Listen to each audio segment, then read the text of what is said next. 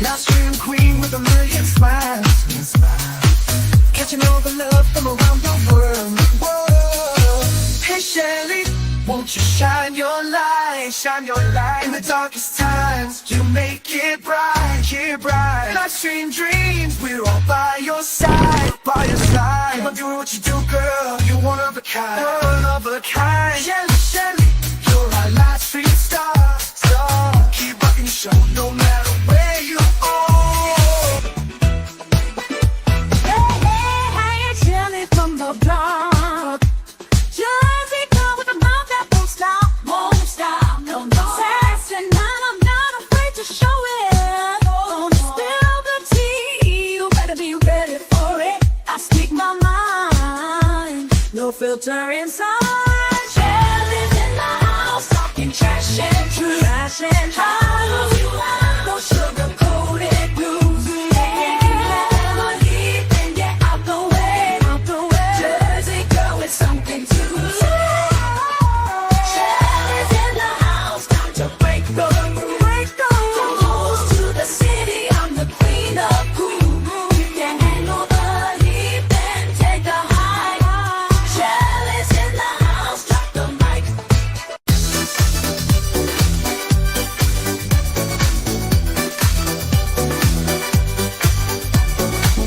Hey, Shelly in the house tonight. Living it up, feeling so right.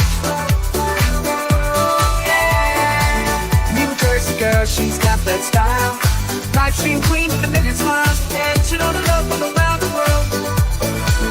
Hey Shelly, won't you shine your light? It's time to make it right. Live stream queens with a wayside. You're one of a kind. Shelly, Shelly, you're a live stream star. Keep rocking the show no matter where you are. Yeah.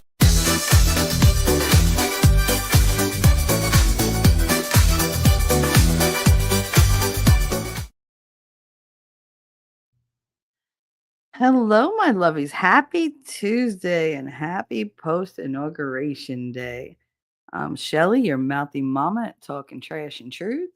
This is Coffee and Chaos with T3. That's me. Today's post-inauguration check-in. Are you rah-rah or re?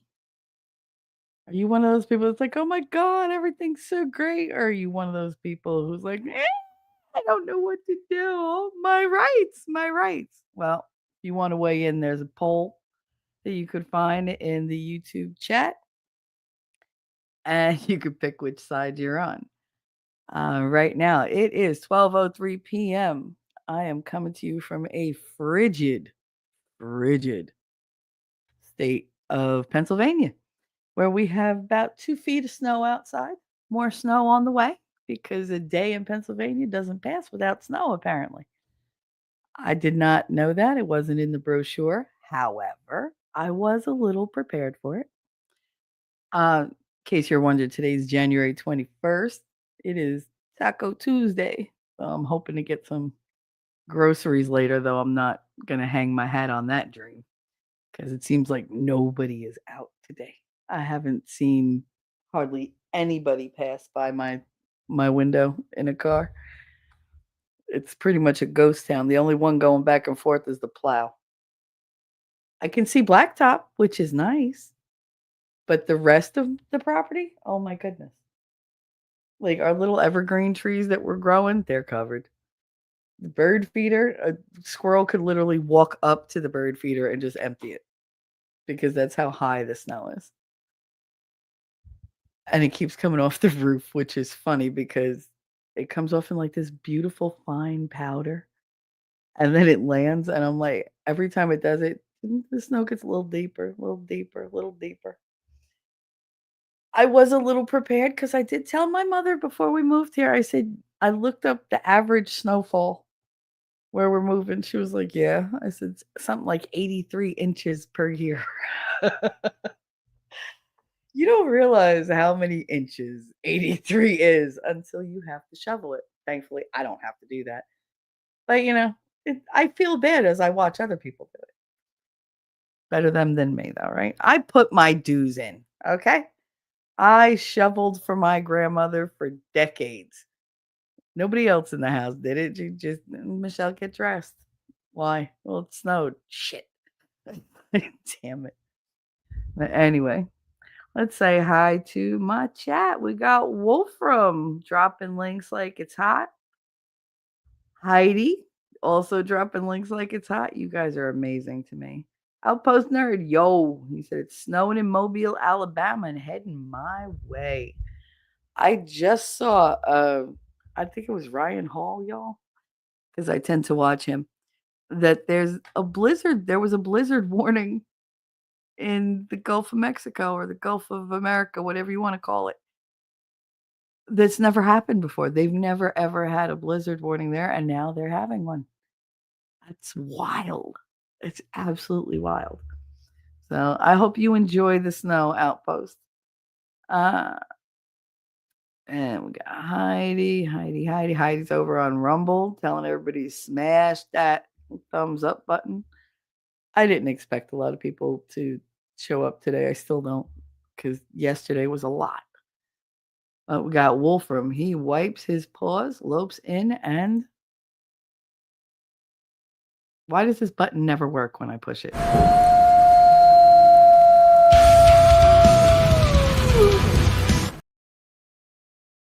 There you go. There you go. And we have, so that's our wolf in the house. We got the wolf in the house. We got the puppy mama in the house. We got Shenny Graham. How you doing there, Shenny? What's up? What's up? She said, I feel horrible. I'm complaining about how cold I am. We have Boeing conditions out here and it's chilly. Oh no. Our tilt axis got moved, so weather is odd place. Yeah. Well, hey Lefty, how's your eggplant treating you today? Everybody please praise Lefty's eggplant because he needs that that motivational speech early in the morning. How do you guys feel about yesterday? Yesterday was a lot for me. I was not planning on being on stream yesterday, but I did receive an invite to go on Shizzy's all day stream at one point. I already knew that I would, be wherever winning was, but I did receive an invite, which I appreciated very much. Unfortunately, because of YouTube and its shenanigans, hardly any of our streams went the way they were supposed to, and that kind of got lost in the melee. So while I appreciate it, I'm very sorry that I couldn't make my way over and at least say hi. I went in early in the chat to say hi, but I never got on panel because I was with winning all day. And rightfully so, because he was doing it unmanned all by himself. Not unmanned, like solo. That's what I meant. Not that he wasn't a man. Anyway, whatever. I'm gonna be tripping over my words all day today. Yesterday, all I wanted was for it to go smoothly. And if we ran into the problems, but the inauguration went well, I was good with that. That seemed like a fair trade-off for me. Everything happens for a reason or whatever. YouTube showed its true face and decided to just randomly take people's streams down, even though they were just showing what was going on a national level. Like, I don't see what the big deal was about other people streaming the inauguration. Literally everybody was watching it. It was on public access stations. So there should have been no problem, but YouTube decided to be YouTube and just continually take down people's streams. So they showed their face, and my point was, when there's a new president coming in who's very against censorship, you might not want to pick a fight with him, especially when he's got Elon Musk on his team. I'm just saying, like, if you're a big social media kind of platform, which let's face it, YouTube, they do videos and crap like that, but they are pretty much social media. I mean, it's where we all go to congregate and talk to one another. You might not want to pick a fight with somebody who's so against what you're doing and show your hand as a monopoly and show the control that you're trying to exert on the people. Uh, 1 second. I'm thinking I have a cat stuck in a closet. I think so. Hi, Boo. You dumbass. How'd you get in the closet? Go be gay somewhere. Go. Goodbye. See? I thought I had a rat in my closet. I was like, oh dear God, please tell me it didn't come out of the damn wall and make its way into the closet. He's smart though. He got up on a box and started hitting the doorknob. I don't know how he got in there. I don't even remember the door being open. Like, what the hell? Swear to God. These animals are going to drive me nuts. Yeah, everybody go to Lefty's gaming channel for great relaxation. I love that Wolfram always puts that up, and Lefty's like, yeah, whatever, I don't care. He really don't. He don't care. He don't care at all. Shani says, I want to know how the enter button changes blowing to bowing. I just went with it, Shetty. I figured it was an autocorrect and I didn't know what it was. So I was like, fuck it. I just kept going. So it was, you appreciate it, Lefty? I'm glad. Yes, it feels like a jet taking off, but I typed blowing. You know, you would think in my chat it would autocorrect to blowing from any other word, but apparently not. So, see, YouTube, you don't know me so well. Ah, Lord. Anyway, so now we got the cat out of the closet. I swear to God, I don't know what these animals are up to lately. But yeah, yesterday was a lot. It was a lot. I was very entertained being on panel with Winning and then, with T-Rex here and there. But it just felt good to be with you guys and hang out and just watch it all unfold because we worked so hard to get to this place. To get to a spot where words had real meaning again, not just made up definitions, where values meant something, where traditions mean something, where God and spirituality and religion and community are trying to find a place in our lives again, where we're not so isolationist, where we're not so individuals. You know, that was the main thing of them. Be an individual. You're an individual. You're not like everybody else. You are like everybody else, and you're an individual. Both things can be true at the same time. The thing is, they wanted us to forget about all our commonalities, to divide us and make us feel weaker and helpless and more alone and hopeless, to change anything, powerless. And I feel like yesterday was our first step in really taking that back, taking back personal power, taking back family power, taking back the power of the people. How long have we been governed in such a way that we're told, well, you're just not smart enough to figure this out. I'm going to write all the laws and I'm going to tell you what you could do. And I'm going to define what freedom is for you. And you're going to like it. It's the bugs. It was terrible. And it really felt like the walls were closing in even more. Like I'm stuck in the house all the time, but so I already have a problem with walls. But it felt like there were like invisible walls constantly pushing in on us, trying to capture us in a space that we didn't choose to be in, a place we got forced into. And what they weren't counting on is when you back an animal into a corner and it feels trapped the way we all did, it's very rare that that animal is just going to happily capitulate and go along with whatever you say. They're going to fight back. And you're going to come away with less digits than you had going in. And that's exactly what happened. They pushed us into a corner. They told us, no, see, we're in charge. You're going to do this. And we said, hold up, wait, I forgot I got teeth. I got claws. The hell you are. You are not going to put me in a box and label me and tell me what I am. I decide who I am. God decided who I was the moment he created me. And I'll be goddamned if some human with some delusion of grandeur is going to come along and tell me who I am. You're not going to overwrite what God has done. You're just not. And we finally fought back, and hopefully we reap the rewards of it. The one thing we can't do is turn our faces away and just say, all right, well, here you go. You go do it. We trust you. Trusting somebody to have our best interests at heart is the biggest mistake we can make. Yes, give them the benefit of the doubt. Yes, give them time to make changes. Observe, watch what they do, pay attention, make sure they're transparent, make sure you know the details.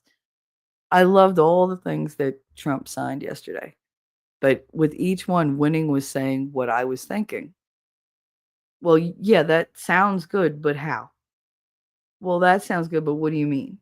Like you're going to abolish censorship and whatever. Yeah, how are you going to do that? Like, how is that coming about? What are your not what are your plans specifically? I don't need details, but like, could you give me an outline of like how you think you're going to accomplish this? What are your directives? What are your goals? I don't want just the end goal. There's got to be little goals to keep us sustained until you get there. And I think that's one of the things they really need to be better about. I think they need to be a little more loquacious in how they talk about what they're going to change and what they're going to do, because just giving me this vague goal is like, yeah, I have a vague goal too of being a millionaire one day. I have no idea how the fuck I'm ever going to get there, but it's a goal. Like, okay, I love goals, but help me, tell me, give me hope. Don't just give me a dream to look at and go, oh yeah, that's real pretty. No, give me the steps on how we're getting there. What road do we have to take? What mountains do we have to, overcome? We can't depend on the government to do it. That's the whole point. The government should be out of our lives. We should be the masters of our own destiny. How are you going to give me back the power of my own destiny? Power over my own destiny. I don't want government involved in my decision making. I don't want them telling me you can do this, but you can't do that. No, stop it. Go away. Stop it. I want to be able to make my own decisions. I want to be able to build a life up that I feel has been taken away from me. Between the jab and between different regulations, and then there's, prices here and the prices are soaring there and the cost of this, and well, you can have this here, but you can't have that there. It's too much. Like every time we cross the state line, everything's gonna freaking change. Okay. I can get used to that. Don't make it a blanket ruling. Like the entire nation is not going to kowtow to one rule for like all different things. I really do want it pushed back to the states and then pushed back to the smaller governments within the states and then to the communities, because communities have different needs. You know what my county needs? The next county over was like, That's not important to me." Well, it's really important here. Well, it's not important here. Well, then you do your thing over there and we do our thing over here. They say that's the goal, but how are you going to get us there? That's my question. How are you getting us there? I want to know the steps, because I don't trust you. It's not them I don't trust, it's the entire system. So until the corruption is routed out of the system, you really can't just say, okay, I'm going to go with this. But for right now, I think the best thing we could do is just stay informed, stay awake, stay aware, and keep flapping your gums, man. Just phone it in, email it in, text it in, post it, whatever. Whatever your opinion is, put it out there. Somebody's going to read it. If it only gets two people further, so what? You're still going to plant the seed in those two people's minds, and they're going to expand out, and they're going to expand out. And there's those people, and that's how it grows. That's how the movement grew to begin with. Granted, we took a really long time, but that's how it's going to get done. But give them a chance. I do agree to give them a chance. I'm tired of these people making knee-jerk reactionary decisions. "Oh, well, he said this one thing, so everything he ever said is wrong." No. Like, people are fallible. People are flawed. Give them a chance. And if we see them going off course, don't hesitate to call it out. You don't need to be mean about it. You don't need to be, biting about it. Just call it out. Make sure somebody's looking and saying, "No, no, no, no, no, no, no. No, no. That's not what we wanted. That's not what we needed. You're getting pulled a certain way. We want you to go back on the path that you said you were going to take." We need to hold them accountable. In a perfect world, I want everybody who colluded or conspired to take this country down and to make the people of the country suffer to be accountable and pay the price. That's in a perfect world. This world's not perfect. And I'm pretty sure that they're going to try to get away with whatever they try to get away with. Not the current administration. I'm talking about everybody that came before. I'm still holding my judgment on the current administration. I want to give them plenty of time to get in, get comfortable, get your feet wet, and then do the thing. But like everybody that lied before, this J6 thing is really on my last nerve because he pardoned them, he ordered them released, and there are jails apparently that don't want to release the prisoners. Oh, well, they committed a crime. What crime did they commit that was so heinous that they're locked up for 2 years with nothing? More than 2 years. But the majority of them, when they were rounded up and, because that's what they did, they rounded them up. They actively seek these people out. They rounded them up and they locked them up, and we didn't know who, we didn't know why, we didn't know what evidence was there, like, who made these decisions. All of a sudden, it was just people were just locked up. It's not fair, it's not right. That's what happens in, these backwater countries that have, like, no sense of freedom, no sense of, human rights. That wasn't supposed to be the American way. That was never supposed to be the American way. Truth and justice, that was what we were all about. Justice was supposed to be blind, it was supposed to be fair. You're supposed to be innocent until proven guilty. In this country, you're guilty no matter what. As soon as they say you're guilty, you're guilty. And that's not the way it's supposed to be. That's not the way it was planned or written out. That's not what everybody agreed to when they formed the country. That's not what our Constitution says. It's not what our laws say. But apparently, when you're corrupt, you can get away with whatever. And as long as your friends are corrupt, you get away with it unmasked, like all together. They're either going to sink or swim all together. I hope they all sink. I really do. I've done a lot of not nice things in my life, and I've committed many sins, and I've paid for them. I've always paid for them. And it seems entirely unfair that these people walk away better than they were before, or better off than they were before, and nothing happens to them. I tell my son all the time, life is not fair. You're going to have to get used to that. But part of me wants to tell him, no, don't get used to it. Fight. When you think something's unfair, fight it. I feel bad for him. I do, because he's just like, he goes, none of this is how it's supposed to be. I know. And I feel bad for the world that I handed to you. But it wasn't much better when it got handed to me. It's just been deteriorating like a slow necrotic infection, just eating away at the flesh of America. And isn't that a lovely visual? But I believe in this country. I believe in what we can do. I believe in us as a people. And I think that given time, a lot of things can be turned around. We just have to be, I hate to say, because he's going to be like, ha. We need to be solution minded and not just complaining minded. We all have complaints, but who has solutions? Who gets to the root of why things are happening the way they're happening? Who looks at things and dissects them and goes, hey, this is what's wrong, and this is what's wrong, and this is where you lied, and this is where you lied. Like, nobody's just calling them out. They're all doing blanket statements and reactionary, kind of things, and all personal attacks, which I hate. And somehow it's always poor Trump's fault. That man, I feel bad. His guardian angels must go to bed going just like, oh my God, I'm so tired. They got to be on like rotating shifts. There's no way. There's no way.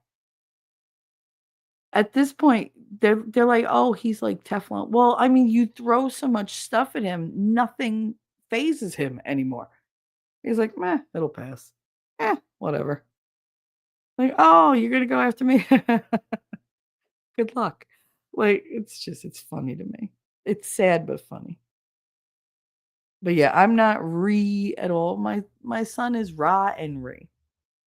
He asked me about the withdrawal from the WHO this morning and what that entailed. And when I got done telling him, he was like, "Oh, well, and it's good that we're not giving. Yeah, it's good that we're breaking off from them.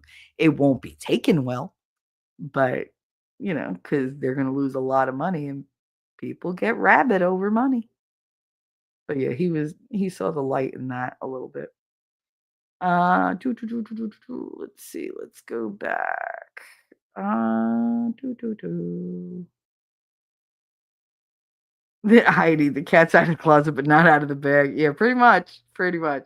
I can't believe he got stuck. Boo is the closet demon. I don't know how he gets in every cabinet. He's in every closet, and you just walk around like, "Where's Boo?" And then you hear, because he can't meow. He never meowed as a kitten, so his vocal cords just aren't used to it. So when he does it, it's really pathetic. But no, he was smart to like touch the doorknob because I knew that a mouse couldn't make it that far up and be like, "Hey, I'm here." That's how I figured it was him in the closet. I just don't know when the hell he got in my room. He never comes in my room anymore. He totally abandoned me. He completely like gave me up for my mother's husband. That's his favorite person. His second favorite person is Connor. Well, maybe Fredo and Connor are equal, but I am persona non grata. He don't give a crap about me anymore. Shani said I stopped the autofill. That was AIO spec. AIO spell check. See spec. I'm just putting words. I'm making new words. Stupid as they are, I don't need help being stupid. I don't need help finding stew. I put the pin in it. Oh, honey. Snaperoony. How you doing, honey? Welcome, welcome. Just so you learn, I'm always behind in chat because I talk and then I read chat. Inya, I got my Inya out you all around you. How you doing, baby? Hey, y'all in and out. My son is running around in the snow. He's so excited. Oh, I love that. Make sure you take some pics, take a video or something. Nerd said 83 inches. Giggity. I know. Ain't nobody want 83 inches of nothing. I might want 83 inches of piles of money. That'd be nice. But yeah, no, anything else is it's just in the way. Socks on hands because we don't usually need mittens around here. Aw, and that's so cute.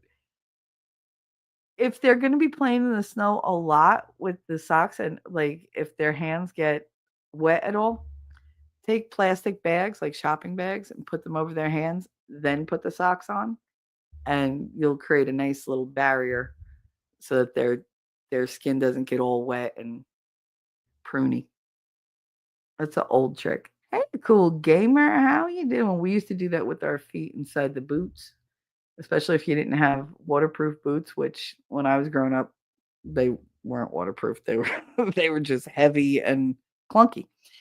But we used to have the shopping bags or even like the hefty bags, and we'd put our foot into those and it would go up to like your calf, and then you'd slip your sock over it and you'd put everything in the well, you'd slip the sock under it and then you put the bag. I got that backwards. Sorry about that. But that was the only way to keep your feet as dry as possible. It didn't help with the cold, but it did help with the getting them wet, which was always the worst part.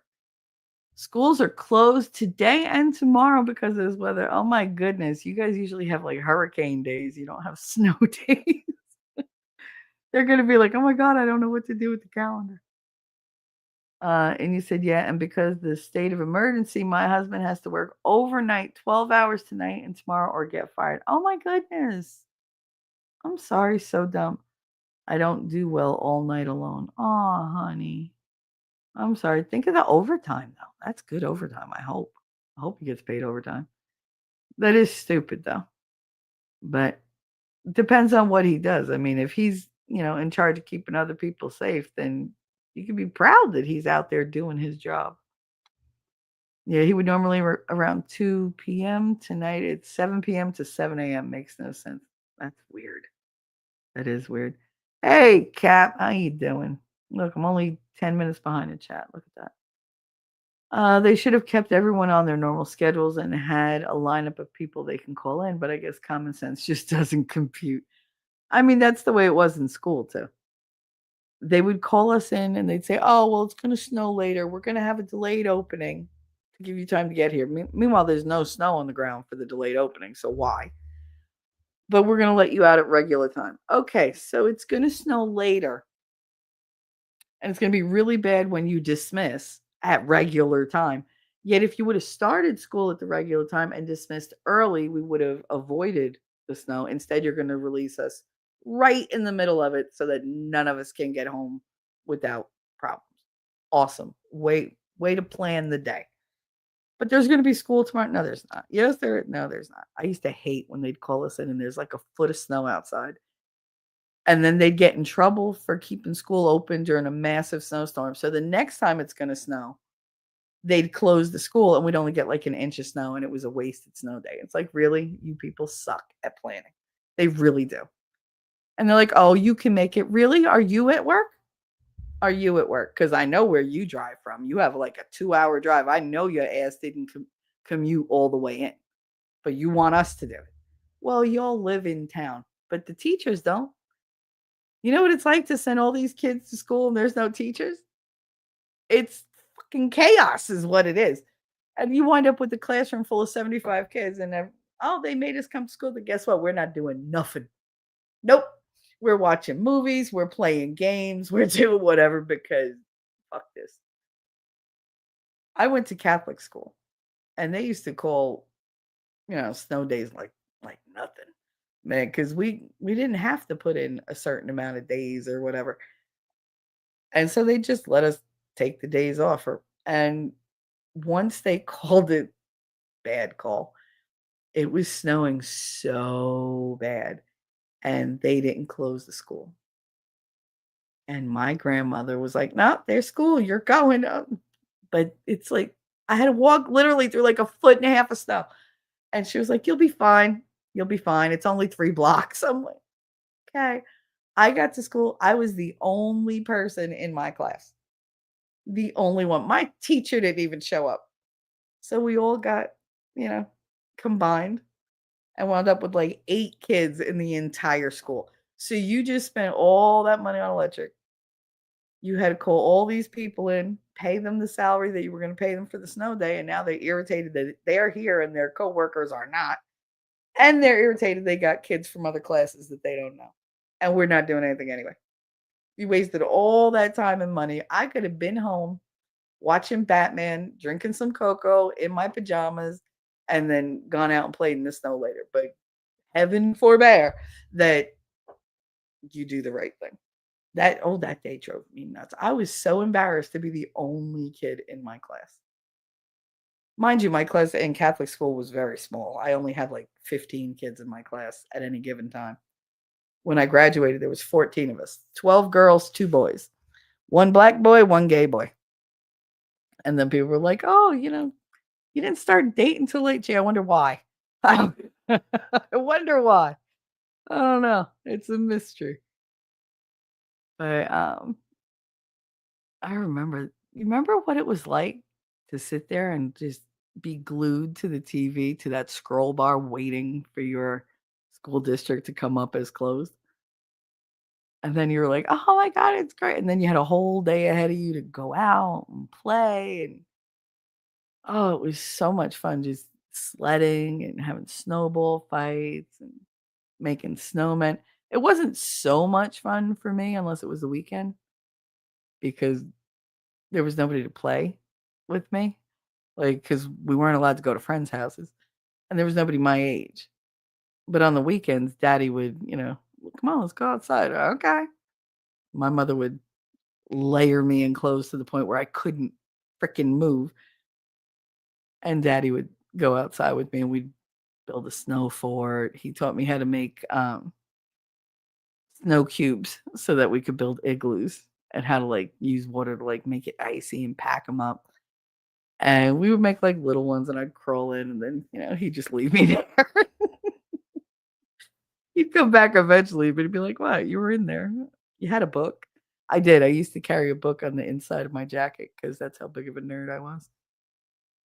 But we had so much fun. I have a picture of him next to me. I could have been maybe like 8 years old, 9 years old, and he made a snowball that he picked up and threw at my mother. This thing had to be about a foot and a half across. It was huge. I mean, it was bigger than, like, my head and torso, and he threw it at my mother. He didn't make it hit her. I mean, he made it land at her feet, but I remember she screamed. But we had so much fun, so much fun. He made everything fun. He really did. It didn't matter if we were weeding the garden or if we were making snow angels or he asked me. See, he was a bit of a prankster. He wanted me We had this giant evergreen tree in our front yard. I mean, it was huge. It had to be like at least huge to me when I was a kid. Had to be like 25 feet high. It was gigantic. And it was covered in snow. And he was like, "It's so pretty. I want to take a picture of you." He was like, "Come out, come out." And I went outside. I'm standing at the bottom of this tree and I'm like, "What's in your hand?" He was like, "String." And I'm looking, I'm like, "Why is he holding a string?" And he's got the camera in his hand and he's biting on his mustache to not laugh. And I'm like, "Oh no." And I think I was almost a teenager because I was pretty tall at that point. Well, tall for me. And all of a sudden he goes, "Gotcha." And he pulled the fucking string. The string was not a string, it was a rope. And he had it was buried through the snow on the ground and came up behind me attached to the damn branches of the tree. And when he pulled, the whole freaking tree shook, all that snow landed on me. And then he was, "Oh my god." He didn't even get to take the picture because I was covered. I literally had snow up to my neck. I was like, "Get me out." And he had to dig me out because I couldn't get out. I couldn't it all just boom right down on my head. I wound up like pretty much almost on my ass. Almost. The problem was I was standing in snow, so I just wound up like sitting like in a chair because my legs were already covered to my knees. But that was a fun memory. I haven't thought about that in so many years. But yeah, he just boop, he pulled that damn thing, all that snow came tumbling down. And I could see his face when he realized, "Oh shit, that's a lot of snow." I don't think he wanted that much to fall on me. He just kind of wanted to prank me. And instead I had a whole freaking tree's worth of snow fall on my head. It was hilarious. My mother bitched about it for hours, and "You coulda killed her." He was like, "She's fine." He was like, "Snow was not gonna kill her. I was right here." I thought it was hilarious. I couldn't stop laughing. But, yeah, those were fun days. I want you guys to have those kind of days. Make those memories because that's something you never get to go back to. Whatever memories you can make them. God, whatever you're saying, "Oh, yeah, but I have to," whatever else is going on, put it off. Take an hour, take 2 hours, go be a kid again. Go out in the snow, go play. Play with your kids, play with the dog, play by yourself, not with yourself unless you're inside, because publicly that's a crime. But, just go play. We all have that inner child that we keep silenced because so much of life is going on. But man, give in. Create the memories, if for nobody, just for yourself. Just something in those dark times to look back to and go, you know what, that was fucking fun. Yeah, it was cold. Yeah, I felt like shit. Yeah, I got a cold afterwards, or I got the flu or whatever. I don't care. That shit was fun. I'd do it again. 10 out of 10 would do again. Les, hello, honey. Happy Tuesday. Yesterday was a federal holiday, so most couldn't get processed yesterday. See, that sucks though. I mean, an order is an order. They want us to go and do things like, oh, you had the whole weekend. It was the weekend, dude. Dental was open. Like, I don't know. I'm saying give them a chance, but that irritated me because the dude, like in the video, he was just so, I don't know, correction officery. You know, when you're looking forward to something and you're so excited that it's finally happened and somebody puts the brakes on it, you get mad. You get mad. The disappointment it's real. You know, and we all wanted that freedom for these people that we thought were unjustly um, incarcerated. You know, they had their lives disrupted for going somewhere, and most of them for doing nothing but walking through, a public place that they basically pay taxes for. So it's just like, I don't know. I was really disappointed. I'm hoping today was a better day and they all get released and they get to go home to their families and get to start their lives again. I hope the government helps them since they were so instrumental in hindering them from living their lives. I think they're owed. I do. I think they're owed. And I really want that to happen for them. I really do. I want the happiness and the glee to come back to the world. We've always gone through hard times, but as people, we've always been able to find happiness.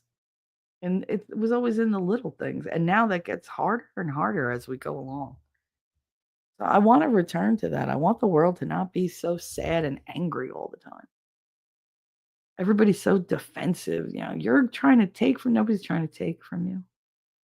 We don't want to take from you. We want everybody to have, what they deserve, what you work for, what you earn. This entitlement has to stop. Oh, I exist, so give me this. What? No. No, no, no. I mean, I'm Gen X. If you want a handout, you're talking to the wrong person. I'm entitled to. You ain't entitled to shit except your next breath. And even that, man, it's a little iffy. Shenny, for those who have a J6 chip on their shoulder, I pray none of their families have government employees go after them the same way. Yeah, absolutely. Ellie Fun! I was thinking of you yesterday when I think it was Wolfram that yelled out Constitutional Republic. Somebody did in chat, and when it was on a tear about something, so it just kind of like escaped me. But I did think you. I was like, oh, she's being summoned. Where's she at? Where's she at? Welcome, Ellie. Ellie, last night I got sucked into Twitter. That happened to me a couple times. And reading all the people freaking out about the J6 release or lack of release. Yeah, it was. It was a lot. It was a lot. And like I said, it was just mass disappointment because everybody wanted it so bad. And you know what? That says something really great about our nation if you think about it. Because people weren't clamoring, bring the price of eggs down today. They weren't doing like the selfish things. These people were unjustly incarcerated. Release them. The fact that we were so worried about fellow humans makes me hope for the future. It really does. It really does. Really fun. It snowed here last night. By morning, it was gone. That's how it happens sometimes. That's how it was happening here. It was great. It would snow and then it would all melt away real quick. That didn't happen this time. And I woke up to minus 13 degrees outside. So it was like, you going out? No, No, there is nothing out there that I want bad enough to go out in that weather. Mm-mm. No. How many times did they tell us to believe them and not to believe our own eyes? Well, I mean, that depends on who you're talking about. Neither side is perfect. Neither side is, I believe, completely evil. Unfortunately, the people that were in charge, I believe, were completely evil. But the people that followed them, I think, were just a lot of them are misguided. A lot of them were, mind controlled. A lot of them were conditioned. And a lot of them grew up in a time where that's all they knew. So to them, it was normal. The progression wasn't as jarring for them as it was for the rest of us. Those of us that are over 30 know how different life was 30 years ago, 25 years ago, 20 years ago. Half these kids only have memories like that generate from the last, what, 5, 10 years, that really stick in their minds. They don't remember when they were super little. So they think all this stuff is normal, and it's not. They wanted it to be normal, like the people in charge, but it just didn't. It couldn't sustain itself. There was no way. It was too radical to be something that got adopted, by everybody or by the majority. And we finally got off our asses and did something about it. We should have been doing that all along, and we need to continue that momentum. There's no taking your foot off the gas here. Just pretend that this car has no brakes. Learn to steer. Learn defensive driving, but do not step on that brake. Because if we let up at all, we're going to lose. They will take any opportunity, no matter how profane, no matter how corrupt or degraded or whatever. They will take any opportunity and seize it, make it their own, and try to get ahead of us again. And we can't allow that to happen. We have to be vigilant and we have to be strong. But we also have to give people a little grace. You can be strict and you can be strong in your principles and your beliefs and still give other people an opportunity to make the right decision or to correct their actions. Because when we give that up, we give up on ourselves. We give up on a better future. Live your life with your brain, but remember you have a heart too. Unfortunately, they went too far into the emotional aspect of life and gave up on logic. And that's where they went wrong, because eventually we need logic. Otherwise, things just fall apart. And that's exactly what happened. So keep giving them your big old doses of logic. Don't let them pull you into personal attacks. Don't let them get you emotional. Just the facts, ma'am. Just the facts. Sniper Rudy said, I've learned that you talk first. Yes, I'm by myself, so talking is kind of what I do. Bread bags over socks. Yep. That's what we used to do. That I didn't think that anybody out there like really went out and bought Wonder Bread or anything like that. Where a lot of people they either make their own or they buy like fresh bread. But yeah, we used to take the Wonder Bread bags and that was the perfect like thing to go over your foot and your calf. It just fits so nice. And those were durable. Those were some durable bags, let me tell you. Lady said, I've got my pot of coffee on, and now I could sit a spell. Sit a spell. Have a visit. Have a visit, woman. Ellie, I'm 15 minutes behind. Yeah, me too. So don't worry about it. We're about the same spot. We'll wait till you make it to live. No, okay. The school district text now to notify it's a snow day, not nearly as fun. Yeah, I know. I know. It's not as fun when your phone goes out and you look down and you're like, damn it, they're going to be home. For me, it was great. That was why I went into the whole education field. I was like, I need to be home when they're home. So when they have a holiday, I need to have a holiday. When they have a snow day, I need to have a snow day. It just made the most sense for me. Yes, I was taking a huge pay cut going from accounting to paraprofessional. Yeah, I took like a maybe 80% pay cut. It was bad, but I was there for my kids. I got to see my kids, grow up. I got to go on trips with them. I got to go to all their school functions because I was going to them anyway. So anytime they were home, I was home. If they were in school, I was in school. And it just worked out because I didn't have anybody to depend on. I didn't have babysitters. I didn't have any of that stuff. It was just me. It's always been just me. Even when I was married, he didn't do anything. He can never be counted on. He worked till 2 in the morning delivering fucking pizza because that's what you do, guys.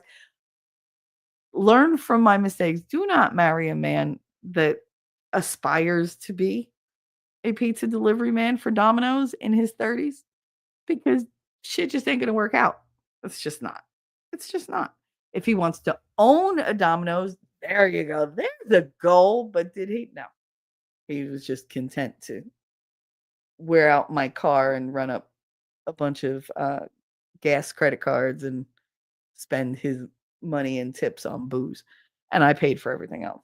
So yeah, don't do that. How about don't do that? But Heidi said, because of temps, almost all schools are closed in my county. Because of my upbringing, I still chuckle at the closure reasons, even though I've been back to hometown for nearly a decade. Well, I mean, you lived in Alaska. So, I mean, I would think that the snow conditions there are a little different than Ohio. So you're used to like a lot more and dealing with it. And then you see like a dusting and you're like, oh, they closed all the schools. Amateurs.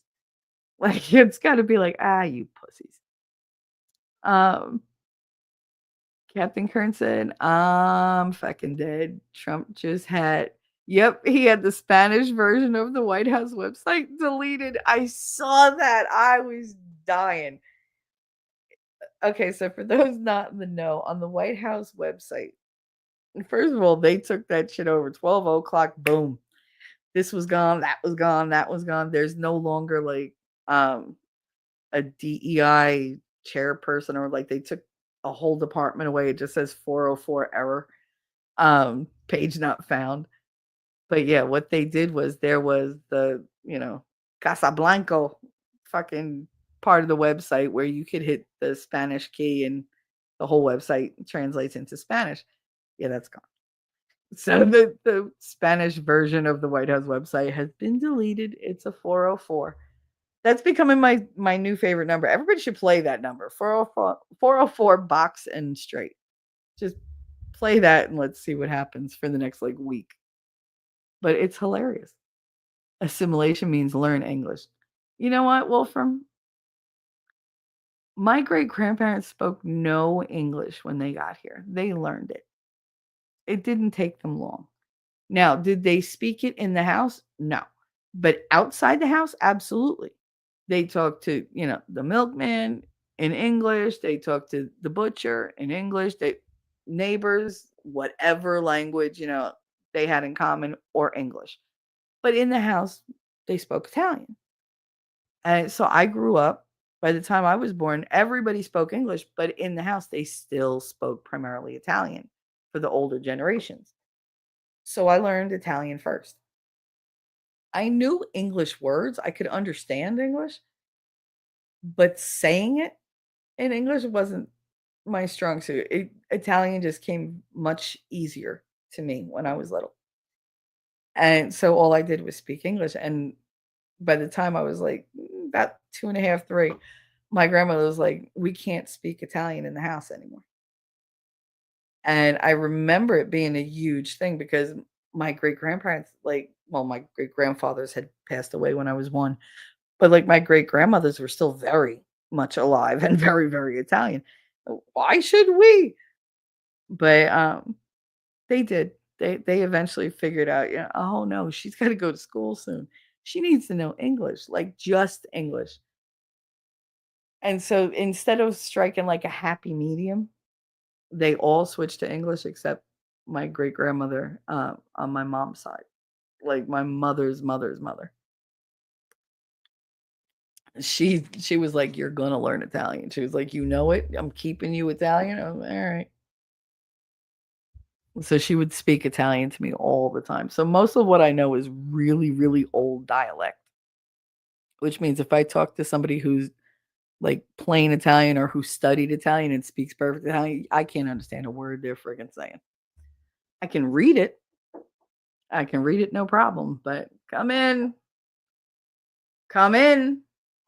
Hi, what do you want? I'm live, but come on. Oh, guys, 1 second. He's got something to tell me. Let me play you a little ditty. Here we go. Let's find it. Do. Damn it. All right, here we go. Dance for me.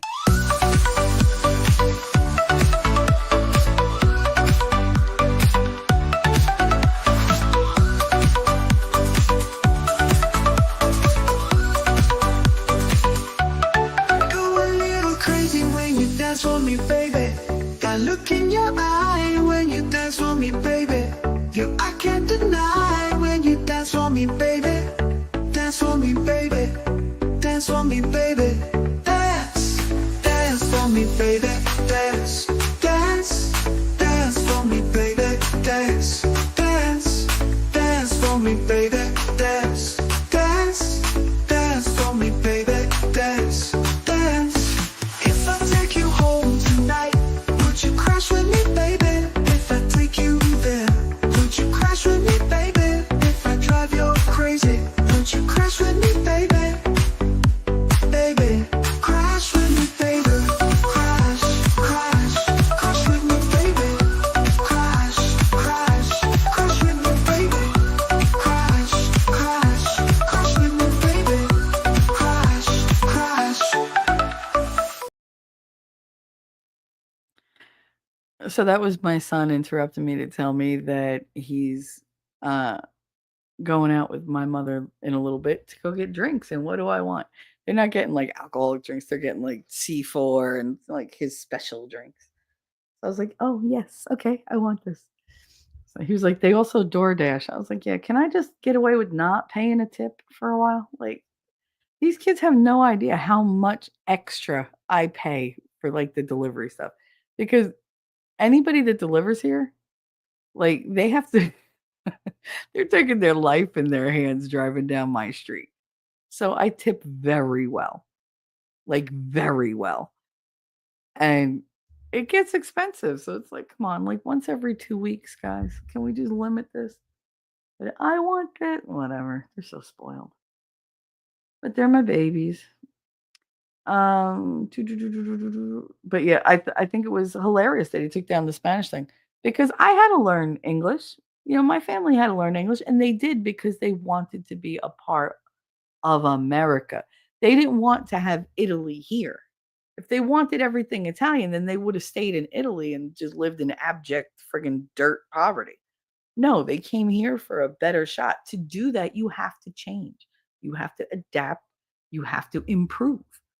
You know, you're not just going to show up in a land and, you know, the sky is going to open up and riches are going to fall in your lap. No, you got to work for it. And they knew they had to put the work in, and they did. And they thrived. I mean, they wound up, you know, living in a cold water flat with 5 kids for a little while. But then they got together their money and they bought a freaking brownstone for $2,000 cash. Never had to pay another dime on it except for property taxes. And when my cousin sold it, he sold it for $2.6 million. That's a lot of money. That's a huge profit margin. And it's like, okay, you guys are all profiting off of it, but they did the work. You know, you entitled fucks that are in my family that think their shit don't stink. Like, you didn't just wake up one day with money. It took a lot of work to get you to the place where you could feel superior to other people. I never reached that spot, but you know, the rest of my family did. They suck. They really do suck. So yeah, assimilation means learn English. You want to be part of America and the American dream, then you have to immerse yourself in what that entails. The American dream is not just yours to make however you want and just do it. There are ways to go about it. You're not creating your country here. You're living in a different country. You want to bring your traditions? Great. You want to bring your food? Great. You want to have your language among your family to keep that going? Great. But when you step out that door into society, you are stepping into an American society where you need to be an equal part to what they're doing. 1,000,000 people don't need to assimilate to you because you're putting yourself in the middle of 1,000,000 people. Guess what? You get to become what the majority does. You have to learn their ways. You have to adapt to their ways. Expecting 1,000,000 people to bow down to you is the ultimate narcissism. Jesus Christ. Like, I can't. It just aggravates me so bad. Press 1 for English. No. It used to be you press the buttons for other languages. The default was English. Why did that change? When did that change? Do you guys remember that changing? I don't. It was just one day it was there, the next day it was gone. It was just different. Captain Kern, yesterday he shut down the app for the illegals when they would get the free phones. Yep, that was amazing. They were all hysterical crying. It was all over the place. Oh my goodness. Oh my God, I made it all the way here. I was about to illegally enter your country. Now I can't because the app doesn't work on the phone that you gave me. Oh, okay. Well, you know what? Use the phone as a paperweight or use it for navigation to take your ass back to your damn country. Like, immigration is a wonderful thing. It is. To have new people come in and add a richness to society is a beautiful thing. But do it through the proper channels. If you find they're unfair, take that up with whoever's in charge of that. Fight the system. Do not just commit crimes because crossing the border illegally is a fucking crime. I don't get why they're having such a hard time with this. And if they commit a crime here after they've already committed the crime of entering the country illegally, boot them the fuck where they came from. Just boot them back. Bye. Like, well, I have rights. No, you don't. You have human rights. You don't have American rights. You're not an American citizen. If I go to your country, I got to obey your rules. Why is it different when they come here? What are we, the doormat of the world? Are we supposed to just be the schmuck to go, okay, and just take it? Like, there's not enough lube in the world for how we've been fucked over. It's time that we said, no, this is our country. You want to be here? There are rules. You don't like the rules? Get the fuck out. Bye. You don't like living here? You don't want to assimilate? Then get out. It's that simple. Other countries all around the world do it. We're like, oh no, but we're the nice guys. No. No. Stop being the permissive parent. Like, start putting your foot down. Like, this country has been without a daddy for a really long time, and it needs one. We totally turn to the mothering side of everything and the nurturing and the, your emotions and, give me a hug and whatever, and I'll be here to support you or whatever, no matter what you do. That's a mom thing. Dads have to say, no. Nope. Nope, you're not going to do that. No, that's stupid. You're not going to do that. No, not my kid. Nope. I mean, I was never afraid of my mother. I'm still not afraid of my mother. But I was afraid of daddy. I mean, I wasn't afraid of him. I was afraid of disappointing him. So when he said a rule, I stuck to that rule. That rule it wasn't a rule, that was etched in stone. It was law to me. And I would not step out of line. I wouldn't, because I did not want to face him looking at me like, and just walking away. Because that was his thing. He wouldn't say, you were wrong, you did that. Blah, blah. He would just give me this look, and my heart would just break. And I'm sorry, but sorry doesn't undo what you did. You got to undo what you did. You got to fix it. Go fix it, because I can't even look at you right now. Like, I'm so upset with you. That would devastate me. Devastate. Because when I made him happy, the world was just perfect for me. But if he was disappointed, that was the end of everything. It was just absolutely like the biggest pit of despair. And I just felt horrible about everything. So it wasn't worth it. This country needs its daddy. I'm so tired of the whole, oh no, we forgive everything. You be anything you want. You want to be a turtle, be a turtle. You want to be a flower, be a flower. You're not a fucking turtle or a flower or this or that. You're a person with responsibilities, with expectations. Yes, you have emotions. Should that rule every single thing that you do? No. Should your emotions make my decisions? No. No. Absolutely not. Absolutely not. So yeah, we need a strong daddy to take over and be like, "No, put my foot down. You don't like my rules? Get the fuck out. Go live on your own. See how you do. Can always come back because this is your home, but come back right. Don't come back, crooked. Don't come back with the same intentions. Like if you don't like how I run my house, there's the door. You're an adult. Get out and go make your way on your own." A mom usually doesn't do that. A mom is, "Oh, we'll work it out." They start, problem solving in their head how they're going to help their kid, how they're going to do this, how they're going to support them, how they're going to provide this. They're trying to make things easier. That's the problem. We have 2, maybe 3 generations that have had things made easier by the quote unquote nurturing of the government and the agencies like running around, promoting all this bullshit. And we had no daddy to say, no, no. There was no dad sitting on the couch when these kids walked in with these weird ass ideas for the dad to be like, look at them going, no, we're not talking about that. We're not entertaining that in this house. Like there was nothing. So it was just all feels. And that's why we wound up with all these damn snowflakes. Constitutional Republic. There you go. Wolfram said, yep, that was me standing in for Ellie. Well, I appreciated it. I'm glad that, I brought that up because I did. I appreciated that. Nerd said, I've heard many people bitching about gas and eggs today that cook Harry Sisson for one. First of all, Harry Sisson could go fuck himself. Okay. He's a little pansy, ass kissing bootlicker for the Dems. And I have no mental power that I could lend toward thinking about him. He's an asshole. And that's all I'm going to say about that.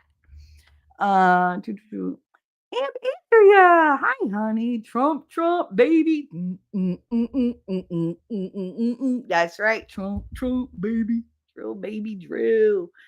So pleased. And the lefty nuts are losing their ever loving mind. Yep.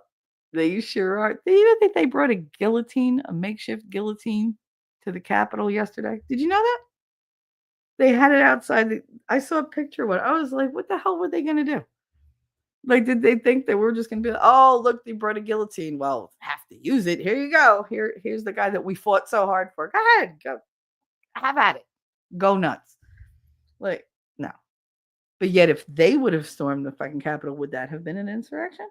Probably not, because, they all would have said, oh, it's just a peaceful protest. Yeah, because they're leaving shit in pieces. That's why it's peaceful. They break shit all the time. They vandalize all the statues. They tear down gates.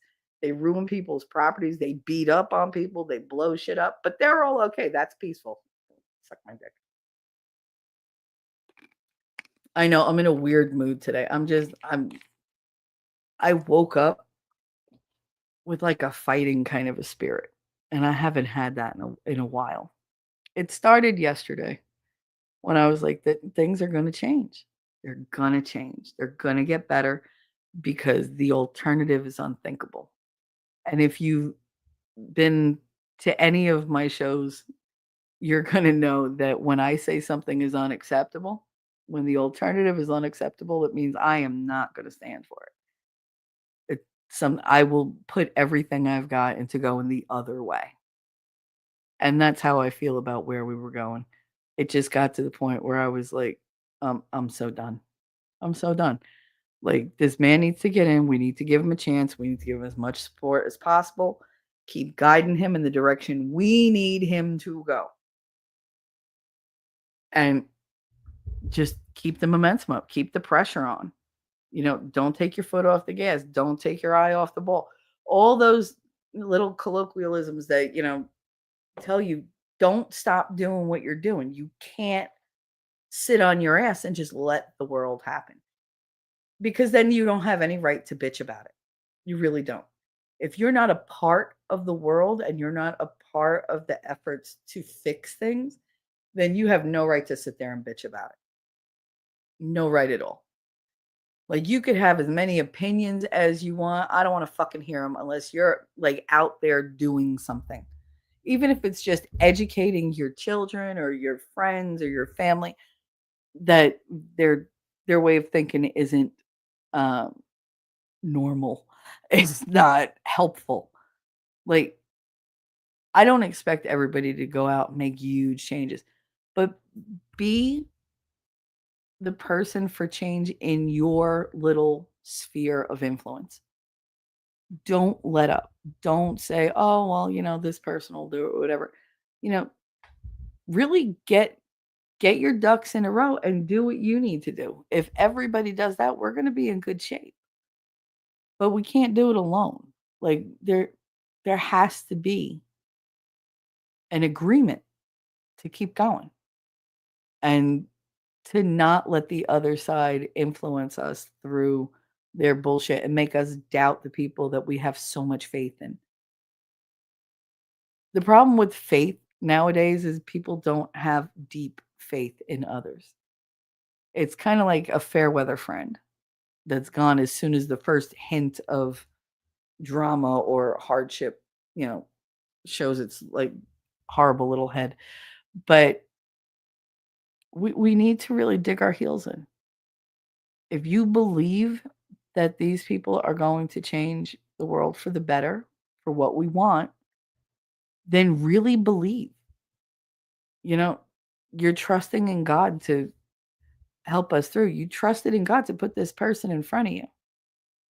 You trusted in God to save this person from an assassin's bullet, from several assassin's bullets. You trusted in God to guide him to fight for us. You got to keep that belief going. If you don't want to believe in people, believe in God, believe in a higher power that's going to influence these people and give us the strength to go through the hard times, because it's always going to get worse before it gets better. There's going to be upheaval. There's going to be chaos. There's going to be confusion. There's going to be lying. There's going to be people trying to deceive you so that you turn away from the good people. Like, don't allow it. Don't allow it. Just block out all those demonic forces, because that's how I feel they are. I feel that those are either the devil's demons or personal demons that get in the way.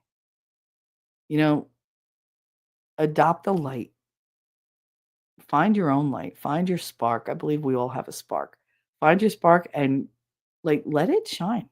It sounds corny, but this is the time where you need to do that. You need to be that person other people look to and say, "Hey, you know what? I believe in this person. I'm going to try to be more like this. I think they're on the right path. I'm going to support them. I'm going to adopt the same types of um, behaviors or whatever. I'm going to try these strategies. Whatever works for you to get you on board." And it's going to be different for everybody. Last said, I made it a point not to go on social media yesterday because I want to express my own opinions and enjoy without others acting a donkey. And that's the thing. There were so many opinions yesterday. I was so glad to be on that stream with Winning because I missed most of it. Not the stream. I missed everybody's like weighing in on whatever. And I got to see it much, much later, and I had such a headache. I read Twitter for maybe like 45 minutes, and I was just half disgusted and half absolutely tickled because some of them are just too stupid to be believed. Uh, but yeah, that it was a good end of the day thing, but I'm glad I got to experience the entire inauguration and like the signing and everything else with winning and with you guys completely, well, almost completely um, unburdened by what they were doing because I didn't care what anybody else had to say. I was enjoying the moment. I was living in the moment. I was enjoying the victory. And still, part of my brain was just remember, it's going to get harder tomorrow. You got to keep it up. You got to keep going. You got to, stay the course. And I have to keep reminding myself of that. And I will keep reminding all of you of that because it's not easy. We're so distracted. It's so easy to distract us. So easy. We are all like ADHD children. They have created an ADHD world where people with actual ADHD are like, what the hell is wrong with all of you? Like, stop stealing my bit, man. Stop stealing my bit. I could actually hear winning in my head saying that. Like, stop stepping on the bit, man. Oh, now they notice the price of gas and egg, right? That's the funniest thing. Everybody that like I know that bitches about the prices, they don't pay for shit. I'm like, my son's like, oh, this, da, da, da. I'm like, do you pay for it? Well, no. Do you buy it? No. Then what are you worried about? Like, you need to focus on the stuff that you can change. You ain't changing shit about gas and eggs. Like you're just not. That's an economy thing. You aren't even a part of the economy yet. Like you're still a dependent, bitch. Like go out and change the stuff you can change. Talk to your friends. Make them see reason. Don't fall for their bullshit. We fight about all different kinds of things, me and my son. But we still talk about everything. The thing is the trans thing is a touchy subject for him because he's got a lot of, young friends. And as much as I influence him in those areas and I try to like, educate him and bring it up, they have this weird thing of you don't understand what it's like. Bitch, don't. Okay. I had a girlfriend for a year and a boyfriend as a beard for a year that she picked. Don't tell me I don't know. I know what the inside of the closet looks like. You don't. They were born on the outside of the closet. Everybody's kumbayan and shit. No, I was born in that closet going, oh, dear God, please don't, because they will kill me with sticks. Like, it's just, no. To the point where when I got much, much older, I was like, yeah, that's not what I wanted anyway. There are phases. There are fads. Unfortunately, this fad really took off with the younger kids because it was quirky and weird and they got all this attention and it's just so we don't fight about it, but we do discuss it a lot. And like he's not like he knows he's a boy and whatever, but he has friends that he feels for. And I feel bad for him. I do. I feel bad for him because you can't really be his age and not know people who aren't like going through the whole thing. And I'm just like, it's not as dire as y'all think it is. You're all so fucking melodramatic. I can't get over it. Like, I cannot get over the drama that you all bring to these topics. Like, it's not that big a fucking deal. It's really not. It's really not. Not from our perspective, it is because it's invasive and it's getting forced on us. And you're trying to change the world to some wackadoo kind of place. But trust me, if you can't do that, your life isn't going to end. You're going to be fine. You're going to be fine. You will adapt, be resilient, bounce back, focus on something else. Like these are the conversations that we have. So that's an ongoing thing. But I figure he's only 18. He's been sheltered his entire life.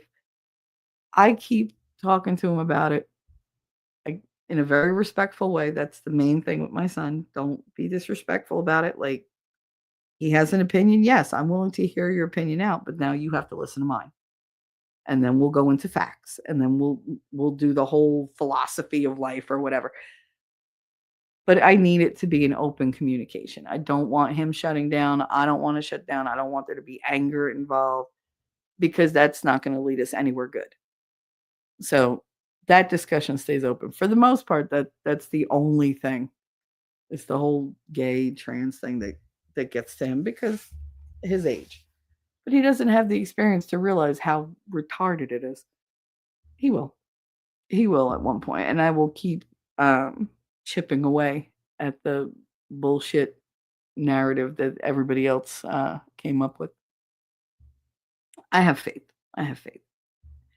Uh, ladies, I guess I mean not having others give me an unknown bias. No, I totally get it. I totally get it. You wanted to form your own opinion without any kind of outside influence. So that I think that's great. I think we all need to do that. Twitter can be very influential. Aw, Andrew, thank you. Trump for Oz 2028. You're so funny. Thank you for the $10 Aussie super chat. Let's see what we got going. What we got. Oh, I don't know if you saw, we made one for the ladies. Winning doesn't like it. He's going to redo it. But right now, he's a little focused on the whole, presidential thing. So you get what you get. I made it. Thank you for your super chat. Thank you for your super chat. I like it. I want to watch it again. Thank you for your super chat. Thank you for your super chat. Somebody actually requested Dolph Lundgren. So that's why he's in there. They were like, could you make one with him shirtless, with Ivan Drago from Rocky shirtless? I was like, you bet your ass I can. Shit. I was quite happy to make that. But thank you very much, honey, for your $10 Aussie bucks. Trump for Oz. Trump for Oz 2028. You can't have Trump, but we'll give you like a facsimile, a reasonable facsimile. How about that? Would that work? I think you're going to have a lot more people like Trump popping up in the political arenas around the world than they anticipated.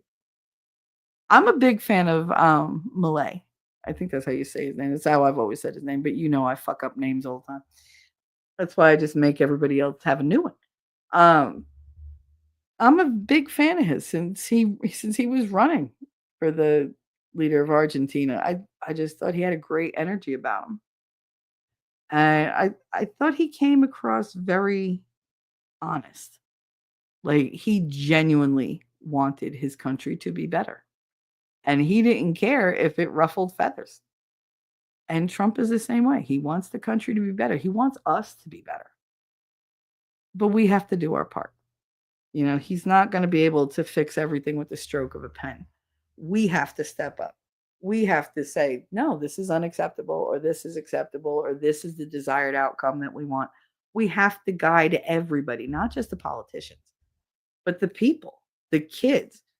We have to, push businesses in certain directions. We have to tell other businesses, what you're stepping into this territory. We don't like it. That's not part of what our country is about. So maybe you should rethink that before your business suffers. We don't have to automatically punish anybody. Warnings are a thing. Give them a warning. Say, hey, you know what you're doing? That's not a good look, and we're not going to respond well, and you're going to go into the red. So if you want to stay profitable and open, maybe you should rethink some of your next moves. Just say it. It's not threatening anybody. That's literally warning them, okay, you want me to be a patron of your business. I'm not going to do that unless I'm happy with your product. If your product's not making me happy, I will go find one that does. And you will lose out on my dollars. That's not a threat. That's the way business works. That's consumerism. That's, don't spend your money on shit that ain't going to make you happy or things that you don't believe in. It's one thing to talk to somebody and try to talk sense into them. It's another thing to take the sense out of their pocket. That has an impact. When you cut off somebody's money, they all of a sudden become amenable and pay attention to everything you have to say. So we need to do that more. Not the canceling, but sometimes put a little pressure. There's nothing wrong with that. It's a competitive world. If they want to compete and they want to get ahead, well, then they got to play the game the way the game is played. You can't just make up your own rules. There are rules. Michael Hagan. I haven't seen you in a while. How are you, honey? It's good to see you. Oh, that just made me so happy seeing your name. Uh, he's probably gone by now because it's a half an hour. Now we gave them way too much grace. Fuck them, I want revenge. That's funny. Oh, it's amazing. I expect nothing less from you now. Snipperoonie said my mom saved every bag. Oh yeah. We had an entire drawer just full of like those Wonder Bread bags for every winter. And it's funny. It's funny the things that you do that you don't think about why you do them. You just grew up doing them and that's just how you do things. But in my house, we always had the wall right next to the refrigerator. And there was no like electrical out. It was just plain wall. There was nothing there. We had the ironing board slipped in between the wall and the refrigerator. And my grandmother had this thing where on the ironing board leg, because they fold up, she would hang one big shopping bag. And as you got shopping bags, you put them in that bag and kept shoving it further and further back into that space between the refrigerator and the wall. And when my son was little, he didn't see that I used to do that because I had the same kind of wall next to my refrigerator in my apartment. And I would just always keep putting the bags, putting the bags, putting the bags. And then he was about 5 years old when he comes into my room and he was like, I have a question. I was like, what? What's with the bags? I was, what? And he was like, there's like 100 bags. He was like, I opened the refrigerator door and all these bags came tumbling out from the side of it. And I didn't know that those were bags. Like, I didn't know they were there. And it was so funny. He was like, they're all on the floor. I don't know what to do with them. Like, why are they there? Why do you keep saving all these bags? And I was like, oh, it's just something that we do. And he was like, why? Why would you do that? I was like, I don't know. My grandmother did it. My mother did it. Now I do it. The other day, he was like, he went to the refrigerator. He looked on the side, and we don't have a wall on the side now. Now they're cabinets, so there's no room. And he was like, he looked at me, and I said, what? He goes, I don't know where the plastic bags are. I was like, okay, you see that bottom cabinet? He's like, oh, I'm so used to them being on the side. I was like, yeah, I know. He was like, we only have 2 bags. What happened to like the hundreds of bags? Grandma don't save the bags anymore. She throws them out. It's like, it's just funny the things that, they just keep going. Oh my goodness. Another $10 super chat from my Aussie. Biden gave me a preemptive pardon. What crime did you commit? The crime of being too sexy. That's what it was. That's what it is. You're funny. All right, let's play one for the dudes.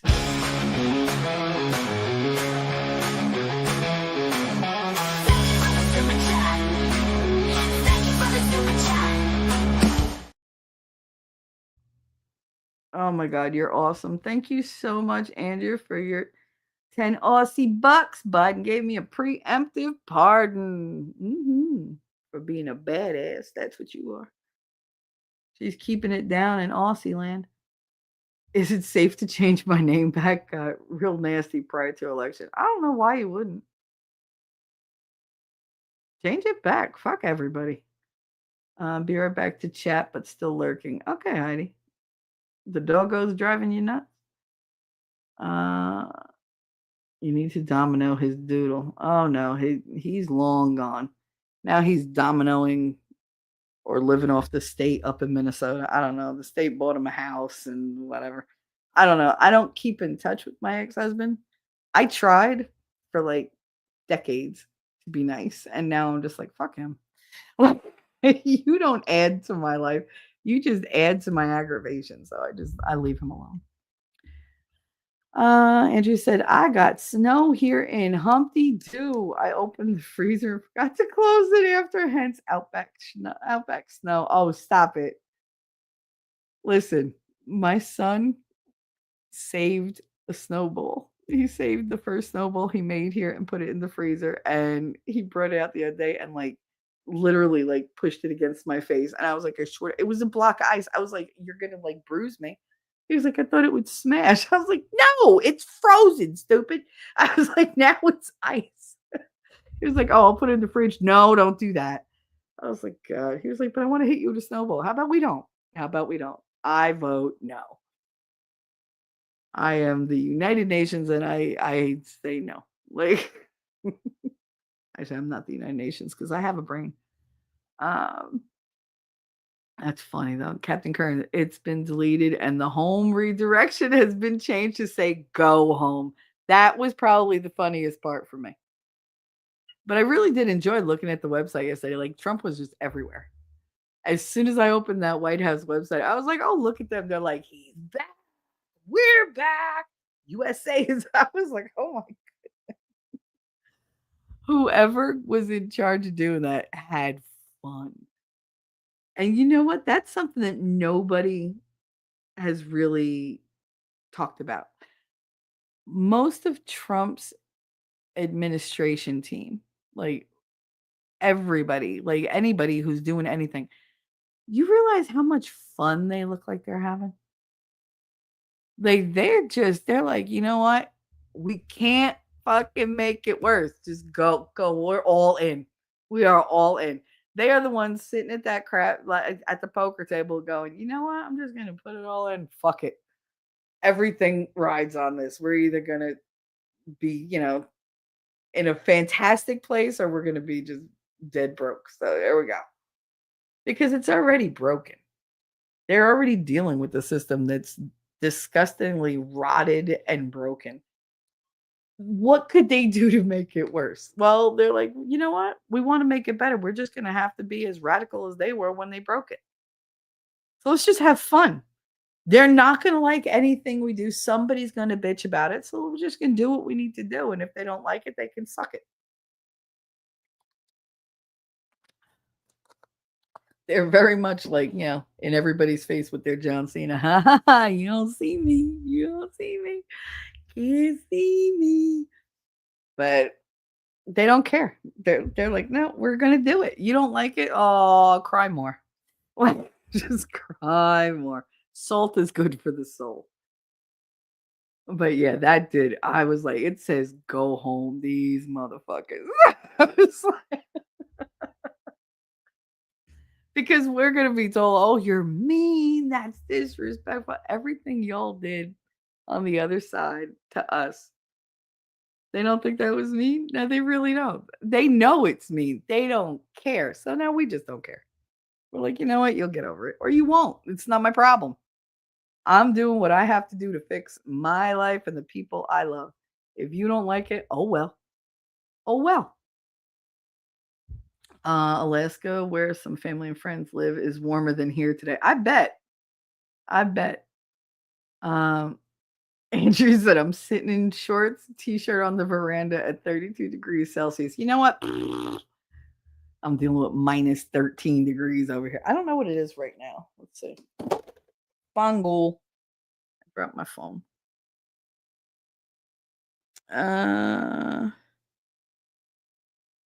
Oh my God. I have like 19 freaking text messages and a phone call from my son before he finally knocked on the door. I was like, please, I gotta tell you something. All this to tell me about drinks. Really? Oh, no, look, it's warm out right now. It's 5 degrees. 5 whole degrees. And it's going to snow tonight because of course it is. How much? Oh, 1 to 3 inches. That's just great. And they're telling us to run your water in unprotected pipes so they don't freeze and burst. Well, thank you for that tidbit. I knew that, but I only know that because in Hoboken, my grandmother's house, unfortunately, the bathroom pipes were on the outside wall and there was no building on the other side of that wall. So they were not exposed, but they got hit really hard with the cold. So if you didn't let them drip like throughout the day and night, then they froze up and that was very expensive. So I learned to let the water run just a little bit. But yeah, lucky you. Lucky you. Judicial Watch filed suit this morning for all of Biden's pardons, claiming they violate federal law. Isn't a pardon the absolution from a crime you have committed, right? It's an erasure and a release from the crime and punishment that go together. You're not going to pardon somebody just because they did something. You pardon them from the repercussions of it. So there are no repercussions if you're not charged and convicted of a crime. That's the way the judicial system works. You're innocent till proven guilty. So unless they're proven guilty of a crime, how are they being pardoned? Are you just giving them like a spiritual pardon? Like you're an asshole, but I forgive you? Like, because that's basically what they're doing.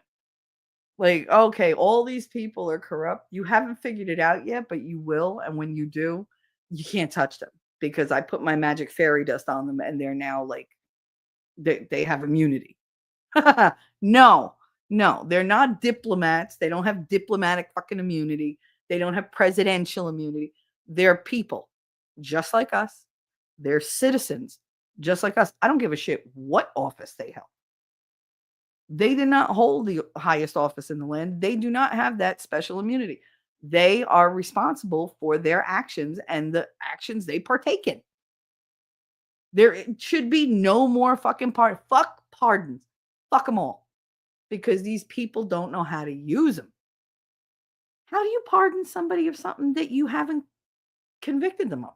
I don't get that. Pardon should not be preemptive. You're literally telling everybody, well, we didn't go to court and they didn't get charged with anything, but I know they're guilty, so I'm just covering their ass because they're my friend. And I owe them. They made me a billionaire. They made me a millionaire. They made me, they gave me my wife. They covered up the murder, whatever. Like, I owe them. This is bullshit. It's such bullshit. Like, we need to make laws actually laws again. Like, what happened to that? It just went the way of the dodo. There's an Aussie reference for you. I think dodos were an Aussie bird, right? I can't remember. The people coming today don't want to learn English at all. They really don't. They don't want to work either. I still remember watching that woman in the council meeting. She didn't speak English and she's telling them, oh, the food that you guys are, giving me is terrible.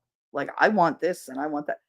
She's like, I don't want processed food. I want fresh food. I want food from my country. I want, chicken and shrimp and, crab and lobster. And fuck you. I can't eat those things. I'm sitting here eating freaking hamburger helper and fucking ham and cheese sandwiches. And you want to go out and have what, like a 9-course meal made by like a 5-star fucking or 4-star Michelin chef or whatever? Fuck out of here. I can't. Like, she's complaining. Meanwhile, I'm like, all right, I guess I won't have coffee this week because the kids want whatever. I'm sacrificing to get stuff for my kids. And you're going out there with no job, no nothing, coming up here, taking up real estate, taking up space, taking up funds, and then demanding that you get more? Pafangula sar de mama kita more. Like, no, just no. We have to assimilate. It's our fault, right?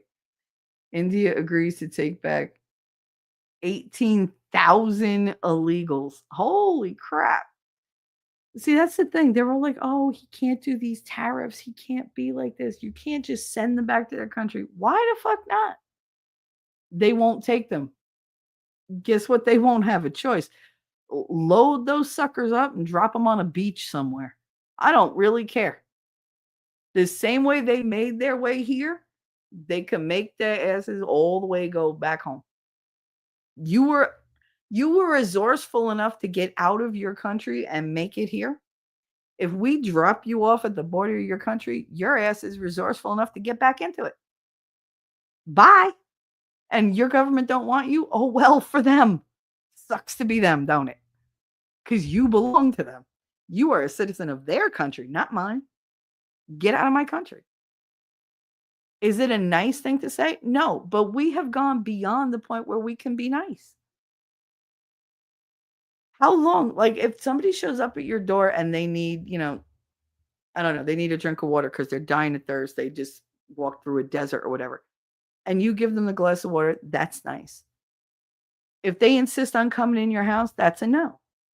That's a step too far. Like, I don't want you in my house, but I want to be in there. boo the fucking who for you. Get out. Like I helped you to the most of my ability because who are you?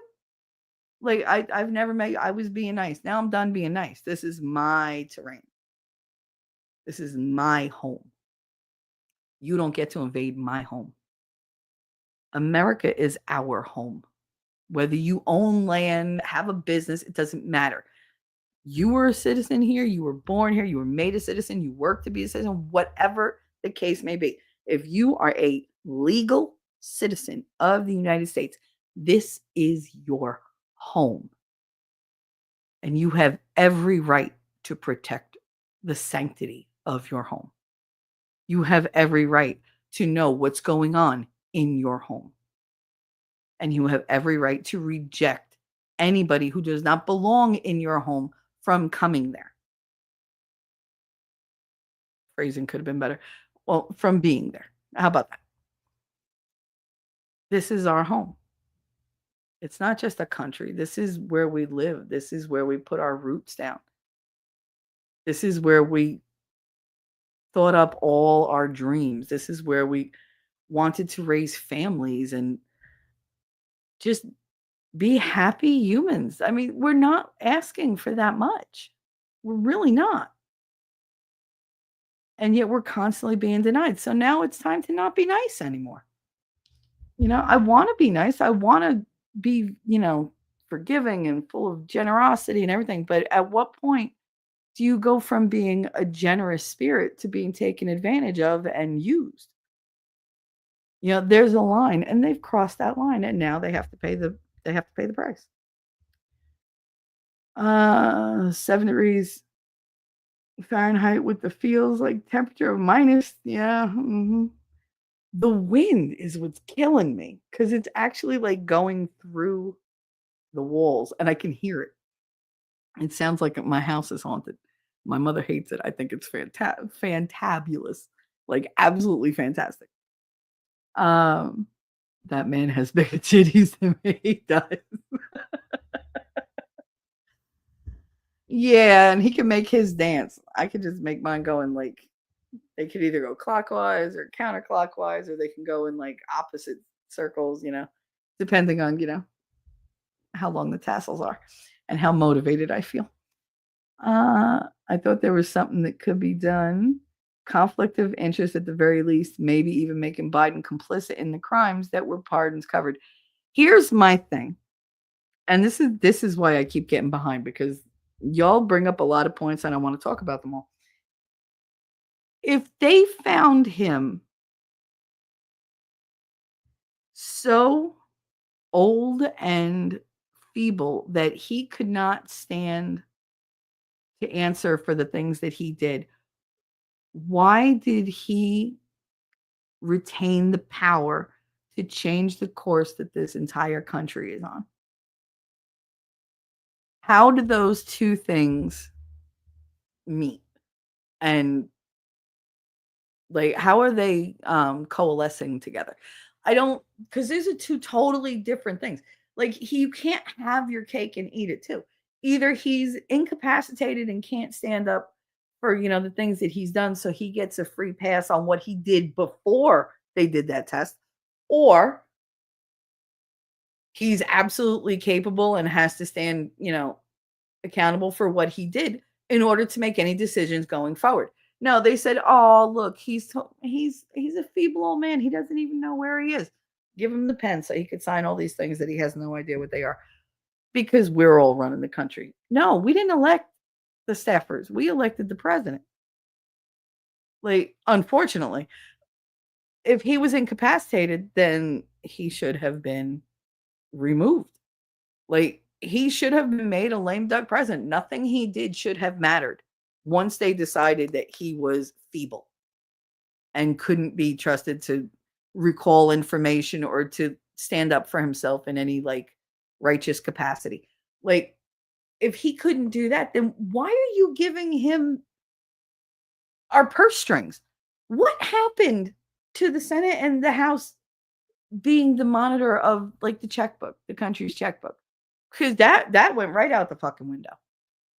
They make their money and they tell the person, go ahead, sign whatever you want. Go ahead, give billions and billions and billions to the Ukraine. That's fine. That's fine. Our people can't afford, gas or, to breathe. They can't afford tissues when they get your fucking koofy bullshit cold. But keep giving money away. Keep worrying about everybody else. We need to be fuck everybody else. It's just us. It's just us. If I'm in my house, I'm not going to pay everybody else's bills before my own. I got to worry about my house. I got to make sure my kids, my family has food, electric, heat, clothing, anything that they need, not want, need. Then maybe there's some wiggle room where I can, be a little bit more generous and help somebody else out. Maybe there's months I can't do that. Maybe there's months I can. But it should be very, very strictly looked at and not just, oh, yeah, here's a blank check. Oh, here's $500 million. Here's this, here's that, whatever. I swear to God, our government has been treating like all these world agencies, like the World Health Organization, like we do subscriptions to shit. You all have subscriptions you've forgotten about. They automatically come out of your bank account every month. You don't notice them because they're small, but they build up. They build up. If you're paying, I don't know, say $10 a month for a subscription service to something that you don't really remember it, but you also you don't really care, and you're like, oh, it's just $10. At the end of the year, you've just spent $120 on nothing. Would you go to the store and go, you know what, just give me that empty bag, I'm going to give you $120 and we'll call it even? No, but we do it all the time. I'm terribly guilty of it. I don't even know what I'm subscribed to at this point. If I shut down all my subscriptions and stop paying anything, if I didn't do super chats, if I didn't do memberships, you know how much money I would have at the end of the month? Oh my God. Because my money just goes and I have nothing to show for it. Nothing. It's horrible. It really is. But it's because right now I don't have to pay rent. And I can help a little bit. But at some point, I'm going to have to roll back and build my nest egg again, because then I'm going to have nothing. And that's not a situation I'm comfortable with. But for now, I can be a little generous. Our country has been ridiculous in its bookkeeping. That's why Doge is important. That's why some kind of fiscal responsibility and this evaluation needs to happen, because we're just bleeding money for no reason. Why? And then we're going to shut down Social Security. So you're going to fuck us over after we've been putting in for our entire lives. And so, oh, well, no, you weren't really putting that in. Yes, we were. You were taking out a tax that literally said Social Security tax. If it says that, that's where it should go. Well, that's not where it went, but that's not what you told us. So, I mean, there's a lot of honesty that's not happening, and a lot of superfluous bleeding that needs to be stopped. We need to put a tourniquet and just not spend anymore. That's why I like the idea of the tariffs. We used to have them. We went to war over somebody putting tariffs on our shit without, taxation, without representation, because we didn't say so. But these countries are not us. They know what they're doing. They know they're getting more out of us than they're giving, and they deserve to be taxed, and they know it. They don't like it, but I think it's a just move. I think it's a smart move. I'm not an economist. What the hell do I know? But I'm willing to back Trump in that. Absolutely. But yeah, the whole pardoning before they even commit the crime, that should be indicative of the fact that they need to be arrested now. If you're already covering their ass and we don't even know what they did, thank you for pointing them out. Thank you for saying that's a criminal, that's a criminal, that's a criminal. Now we just got to figure out what they did. And I'm sure somebody knows. Come to Oz, no tips here. You don't tip your drivers? Oh my god. I'm terrible. I do like the $15 to $20 tip, and they're only coming like maybe like 3 miles, but they're doing all my shopping for me, and they're going out on this icy road, and it's snowy and cold, and so I feel they should be compensated. And I always feel bad because they're spending a lot on gas. Well, I'm caught up. Show's over, folks. Kidding. Yeah, sure. T-Rex is here? I didn't see T-Rex. Oh, that's T-Rex? Okay. T-Rex keeps dancing. Oh, in the thing. Yeah, that's T-Rex. For some reason, the dwarf with amazing hair is me. You know what else is you, nerd?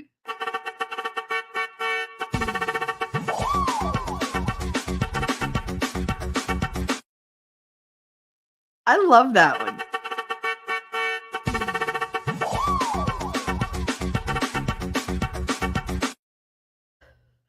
It reminds me of something we used to say in Hoboken when somebody was like correct about something and you were like stoked about it. You'd be like, Chihuahua noogie. And I don't know why we used to say that. It doesn't make any sense. But that's something that we used to do when I was a teenager.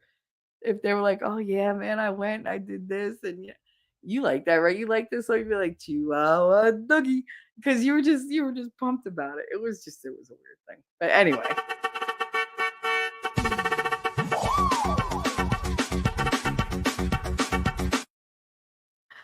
Winning gave me that one because that one's my favorite. It really is. I don't know why it makes me smile so hard. Like my face hurts right now.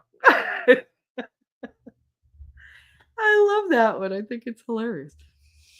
Racist T3, you can't say that. Well, whatever I said that I can't say, I already said it. So I don't even know what it was. Uh what did I say that was racist? I don't give a fuck. I really don't. We had this whole discussion the other night, Winning and I was like, why is everything racist? You realize that race doesn't play a part until somebody brings it up. Nobody thinks about it, talks about it. It's not something that becomes a point of interest until they bring it up and make it about race. So if you don't want something to be, racially motivated, stop bringing race into it. Just look at everything else and pretend the race doesn't exist. Can't you just be blind to it? I'm not talking about you. I'm talking about people in general. Like when I look at something, I don't think, oh, well, this person can't do that because of their race. I never think that. When they say, well, I'm being held back because of my race, why? Who's holding you back? I need names because they're holding me. Who is they? Who is they that's holding you back? I could say they're not letting me do this. They're not letting me. You know who's stopping me from doing most of the things in my life that I want to do? Me. I'm the one who doesn't do it. Either I'm not motivated or I don't have the money because I didn't pay attention to my funds the way I should have, or I just don't fucking want it anymore. But either way, the only person who's stopping me from doing the things I want to do in life, primarily 99% of the time, is me. They are me. That's not my pronoun, by the way. I am just regular pronoun. But they are me. They are not stopping me. I am stopping me. They did not tell me I couldn't do this. I, in my head, convinced myself I can't do this. I convinced myself that I'm, underprivileged or that it's too hard. There's too much going against me. If you want something bad enough, you put the work in. You just do. There are things I was told by many other people that I couldn't do, and I went and fucking did them because I wanted to. I didn't let anybody stop me. They said, well, you can't. Bullshit. And I went and did it. Oh, you did it. Yes, I did. You know why? Because I got it in my head that I was gonna. And nothing was gonna stop me. Nobody was gonna get to tell me no. Everything I was doing was legal and above board. There was nothing in my way except my own fears, insecurities, and ability to self-sabotage. That was what was in my way. That's the they. Listening to other people put limitations on me based on race, based on sex, based on looks, based on intelligence, based on humor, based on what they liked or did not like. Those were bullshit things. That none of that should have stopped me from doing anything. I allowed it in my brain. I allowed it to control what I was willing to do for fear of looking stupid or failing or whatever. I've failed so many times. You know what? There's no fucking trophy and there's nobody watching either way, whether you win or lose. You're not going to get a trophy for being the toughest and for being the most ardent. You're just not. And you're not going to get, like, oh, you poor thing from everybody if you fucking fail. Nobody cares. People are busy with their own lives. If you don't bring it up and make a big thing out of it, it's going to go by unnoticed usually. You fail, okay, get the fuck up and do it again. You don't want to do it anymore? Okay, pick something else. But don't bitch that, oh, I had that opportunity taken. No, you gave up on that opportunity. You chose not to pursue that. You chose to let failure be your defining moment in that. Like, that's on you. That's not up to anybody else. They is bullshit that lives in your own head. I firmly believe that. Now, you could argue with me, whatever, that's fine. But they is not a thing. Is there racism? As long as you allow there to be.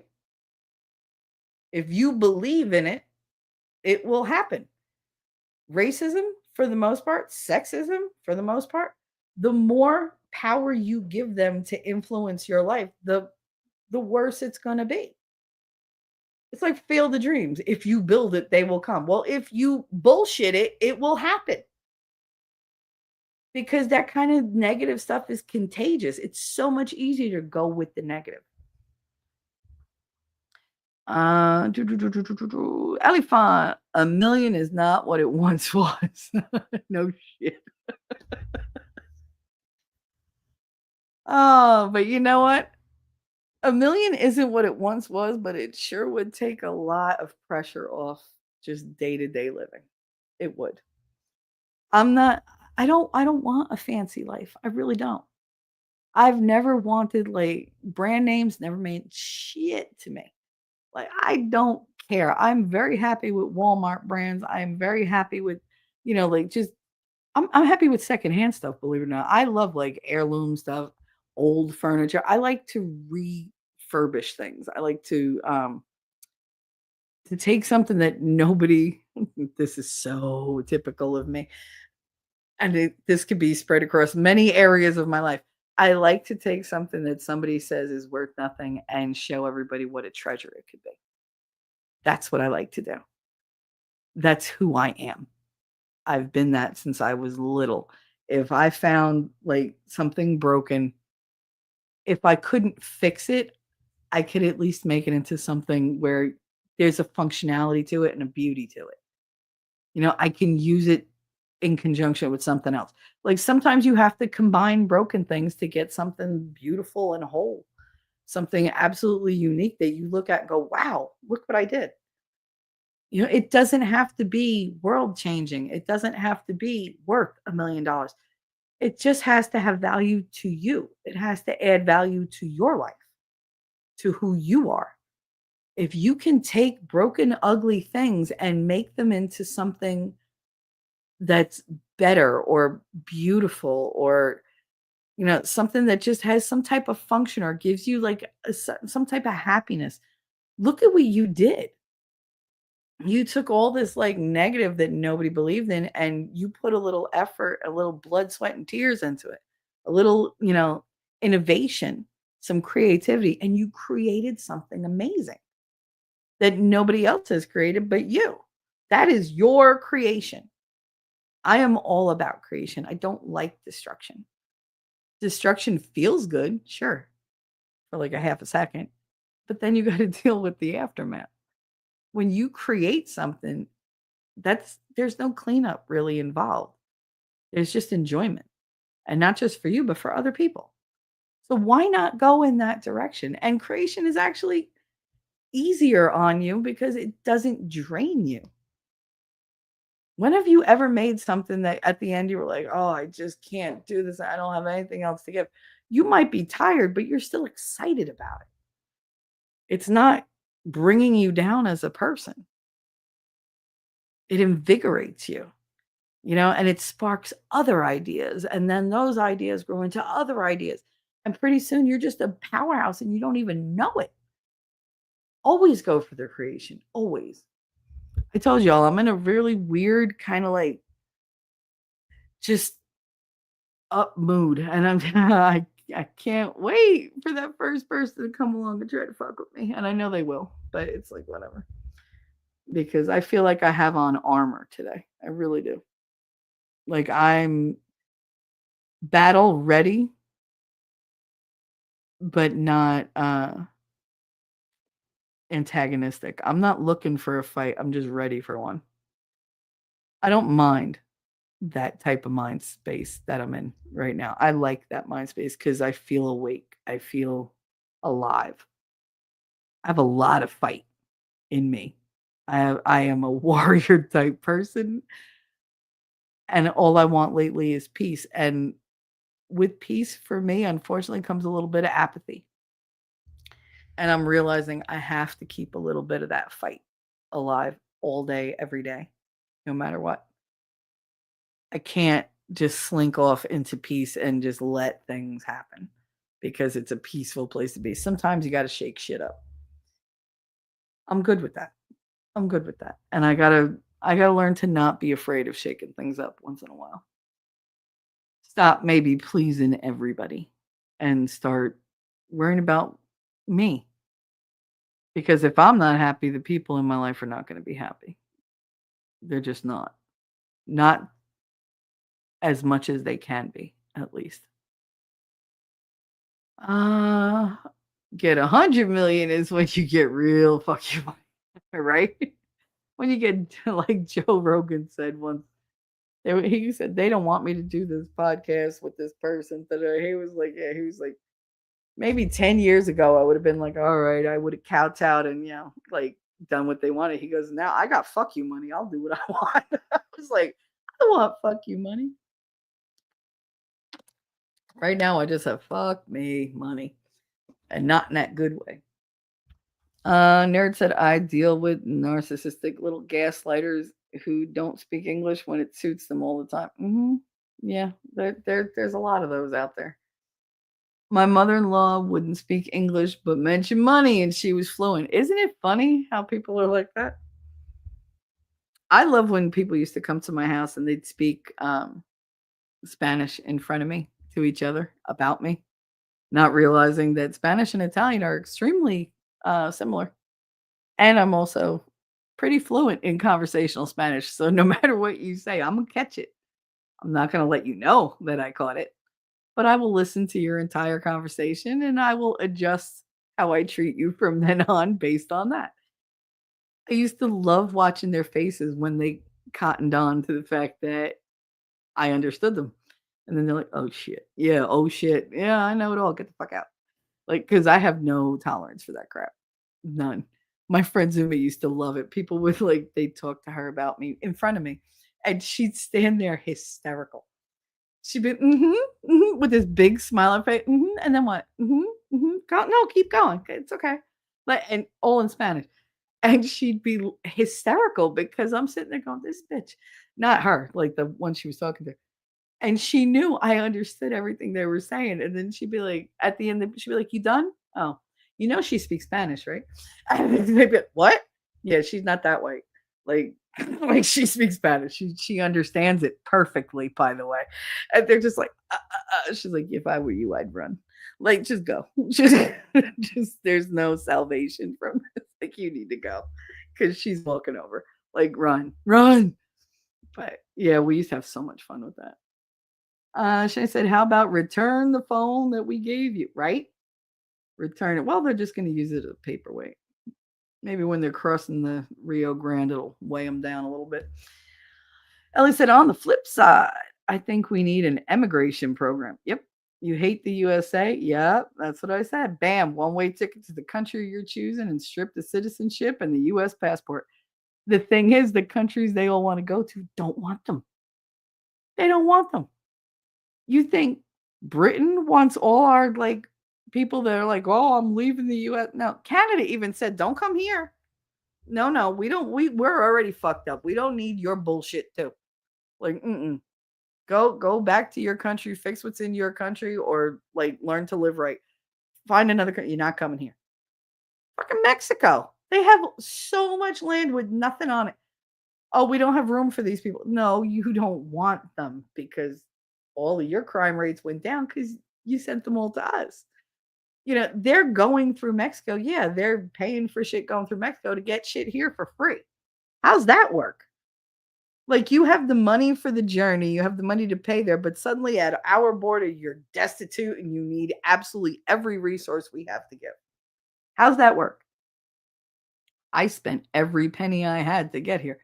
How much is that? $7,000. Why didn't you spend your $7,000 in your country and make your life better? Why didn't you invest it in something in your country? Start a business, get a better apartment, get an apartment. You come here, we're putting you up in fucking five-star hotels for free with room service. I can't even get room service. I can't afford that shit. It's not good enough. Then go back to your country because I don't want to give you free shit to be. What do you think this is? A party? You're getting your gift bags? You got to get your, what do they call that? Oh, there's a word for it. Not bling. What the fuck is it? Swag. You think you're going to come to my country, get all the swag, and then what? Then you're going to continue to rob us blind and you're going to commit like murders and grapes and all these different things. And we're supposed to what? Not lock you up? Not send you back to your country of origin? We're just supposed to say, "Oh, okay, well, you're illegal and you're here, but you didn't like your life before, so you get to ruin mine." No, no, absolutely not. So I agree, Ellie. Put them right on a plane, drop them off on a beach somewhere.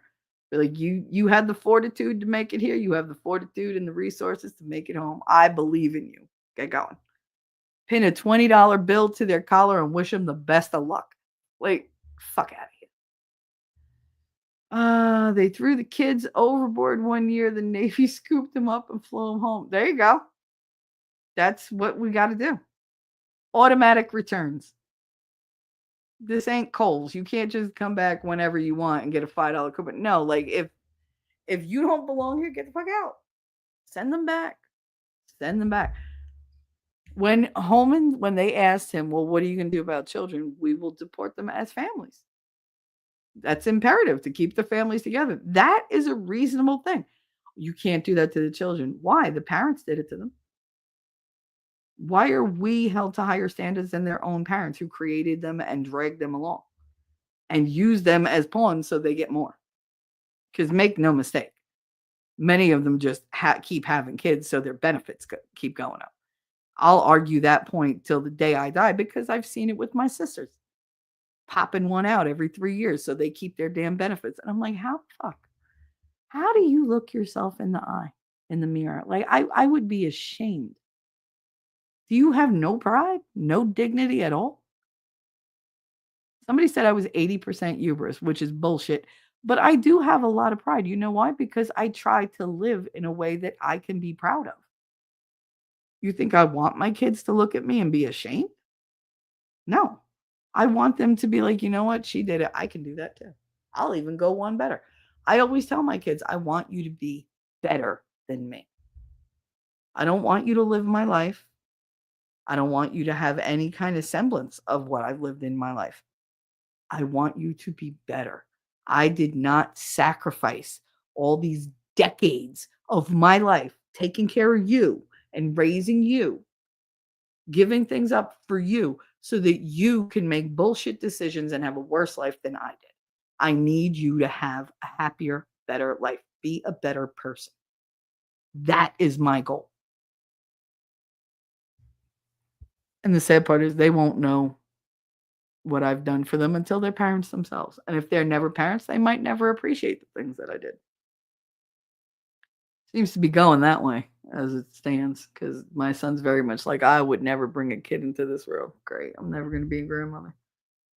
I didn't see any other country offer us help with the storms or wildfire. Oh, no. Did you see anybody show up for any of our stuff? Any of them? None of them. Oh, you have our most heartfelt wishes and prayers. Yeah, all the things they offer us are free. Not free for us, free from them. They don't pay for prayers and well wishes and whatever. We're like, oh, why can't we send like a nation full of prayers to the Ukraine? Here we go. We're praying for you. That should be enough. Oh, you want what? 4 or 5, $500 billion? Sure, no problem. We got money to spare. Yeah, okay. No, we don't. Send them the shit for free. You have our most heartfelt best intentions and aspirations. Like we're rooting for you. Rah rah sis boom ba. That's what you get. You want to be supportive? Go ahead. Be supportive in whatever ways don't cost me a goddamn dime. Take care of us. They send everything for free. We send everything with money. It's like we're like the kid that buys their way into a group of friends. Like, does America have no self-esteem at all? We got to pay our way into people's good graces? Fuck out of here. I told you I'm in a weird mood today. Andrew said, why would the world think the US is the parent and must only give and never receive? Yep. That's exactly what we do. Even when the southern states don't come and the wildfires are fought with the volleys, private fixed wing, private choppered help. Oh, you said even here. Yeah, so see, like you guys, your government, I guess, actually tries to take care of its people. I don't know a whole lot about Australia, but our government's like you're on your own. And then when we help each other, because we're good at that. That's one thing. Americans are amazing at helping their neighbors out. Not just their neighbors in the county, like their neighboring states. We are very good under pressure as a people. The heart of this nation brings me to tears sometimes. But then they're met with all these roadblocks that who's putting them in place? The government. The government saying, no, you can't do that. Why can't they do that? Well, because we regulated it. Fuck your regulations. This is not a standard day. This is an emergency. There are people in need, and we're there to meet that need. We ain't asking you to do shit, but get out of the way. Since you're not helping, move the fuck out of the way. And let us do what we do, because as a people, we can accomplish anything, especially for each other. When they put the pressure on us, we always rise to the occasion. As long as the government doesn't step in to stop us. Their ability to stop us has to end. It does. I'm sorry. The whole thing with the floods and everything in North Carolina, South Carolina, Tennessee, we all like stepped up as a nation, as a people to help. If you donated money, if you donated time, if you went there, and then to be met with the government going, no, no, no, no, no. You can't donate homes to these people. You can't give them money. You can't. I have $750 from them. That's all they're getting. Fuck them. They're on their own. We want their land. Like, no, no, no, no, no, no. Like, this is not the government's country. This is the people's country. And the government needs to be reminded of that in the most peaceful, lawful way possible. Yet loudly and often without any kind of cessation. Like, we need to not put a pause on anything. Yes, we're watching, but this is not a wait and see kind of thing. It's watching and observing and notating and constantly being on the ready to fix things and change things and alert people and do things. This is a time of action. It's not a time to sit back and just go, meh, let them do it. No, give them the opportunity to do it, but you be right there. Be aware.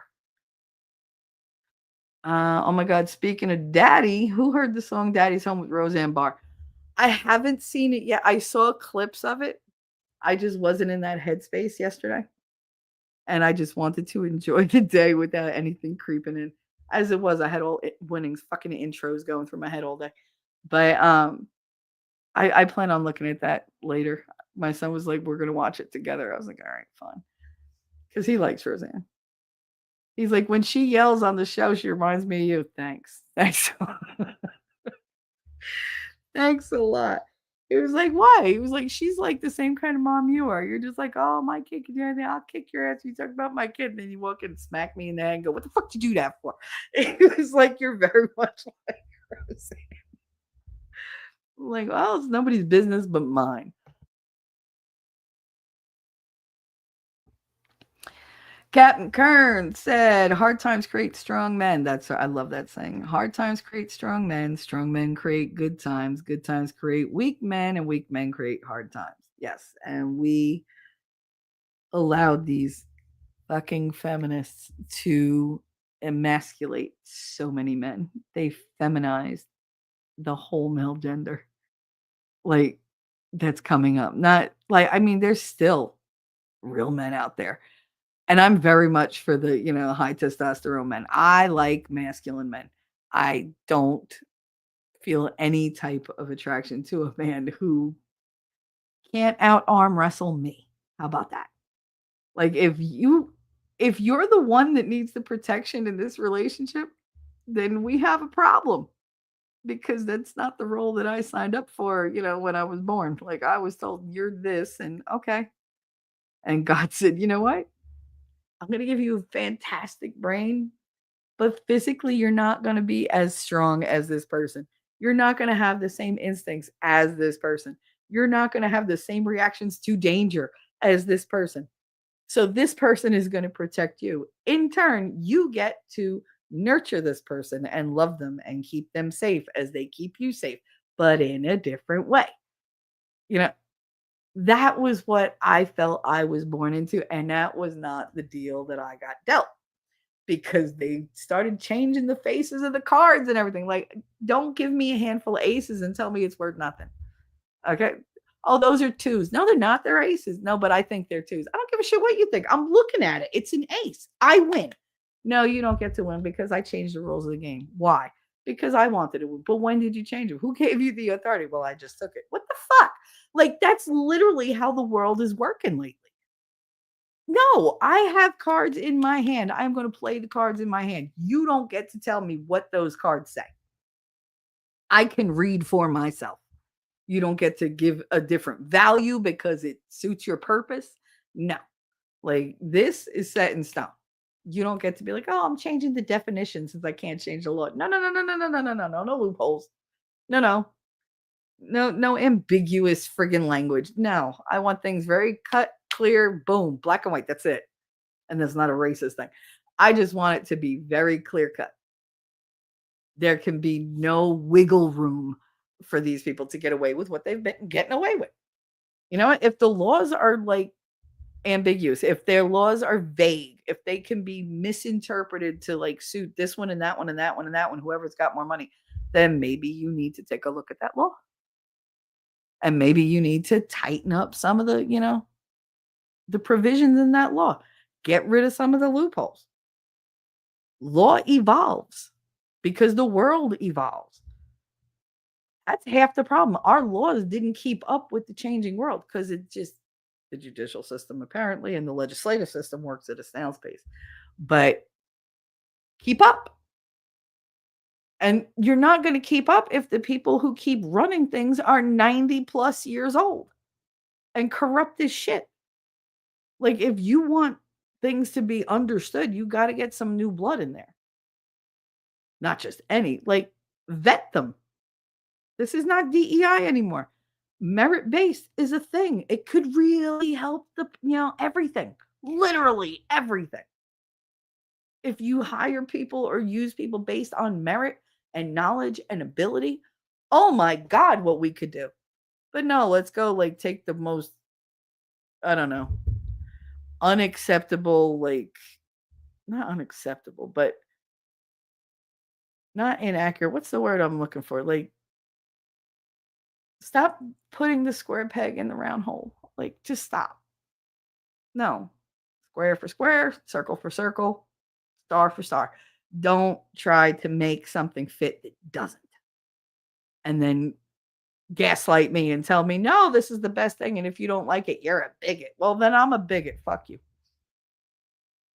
They love using those words. They don't even know what bigot means. Oh, I'm just so fired up today. Anyway, that's why I was like, no. I was like, this is definitely a either rah-rah or a restream, depending on who you are. I'm guessing most of you are rah-rah. In fact, let's look at the I hope you all let's see, we got 20 votes. All right, so 100% rah-rah. I'm gonna end the poll on that note. That's pretty much what I figured. Occasionally I get people here that are all about the left and we hate Trump. I'm like, you hate Trump. You're in the wrong place, Bubba. We could talk about it, but if you're gonna get belligerent, you gotta go. That's my only thing. You can come to my chat and have as many discussions as you want about anything you want. Don't be disrespectful, don't be nasty, and don't be mudslinging because I hate that. I hate it. And I hate when they tell me, well, this is my show. Don't tell me what to say. Like, I'm sorry. If you got something to say, you don't have to come onto my show and say it. You can go make your own show. Go ahead. Go be a voice. I'm sure you'll have followers. I'm sure you'll out-follow me. But you don't get to come here and tell my community and me that we have to, subjugate whatever we're doing to conform to what you want. It's not going to fucking happen. Hold on. What? Thank you, Mother. I'm live. Say hi.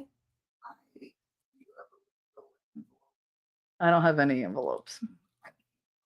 I'm sorry, Ma. Thank you. Close the door. Say bye. That was my mom. Let's see. Take care. All must try and get some sleep. You sleep well, Andrew. I know I'm an hour behind. Oh, well, I'm more than an hour behind. Whatever. I had a lot to say.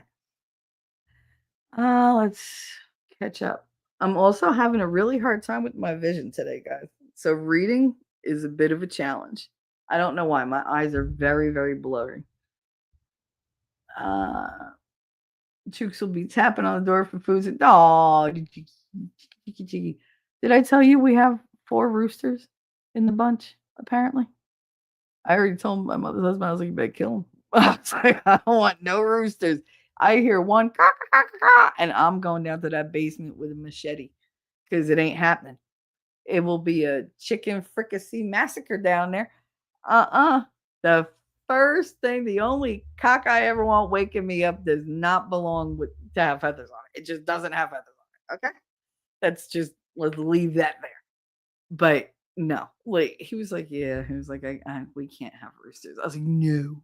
I was like, especially since I can hear the ducks from upstairs. Like the duck sound comes up through the wall vent, the heating vent, and I hear, and I was just like, we're still in negotiations about the duck. I don't want him to kill my duck, and I sure as shit ain't eating it. Castro, hello, Castro. Oh my God, today keeps getting better. J.K. Rowling trolled the world with a fake interview with Hitler. I saw that. Oh my God, I did see that. It was hysterical. I love J.K. Rowling. I do. I think she's absolutely 100% correct.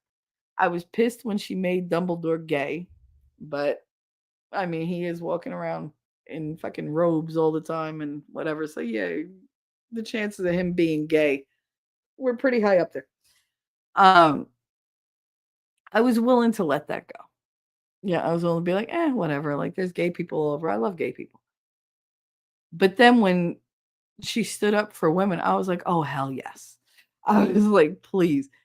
And the fact that all these little ungrateful sons of bitches turned on her, Like, she's this, she's that. Bitch, she made you. You'd be saying, would you like fries with that if it wasn't for that woman?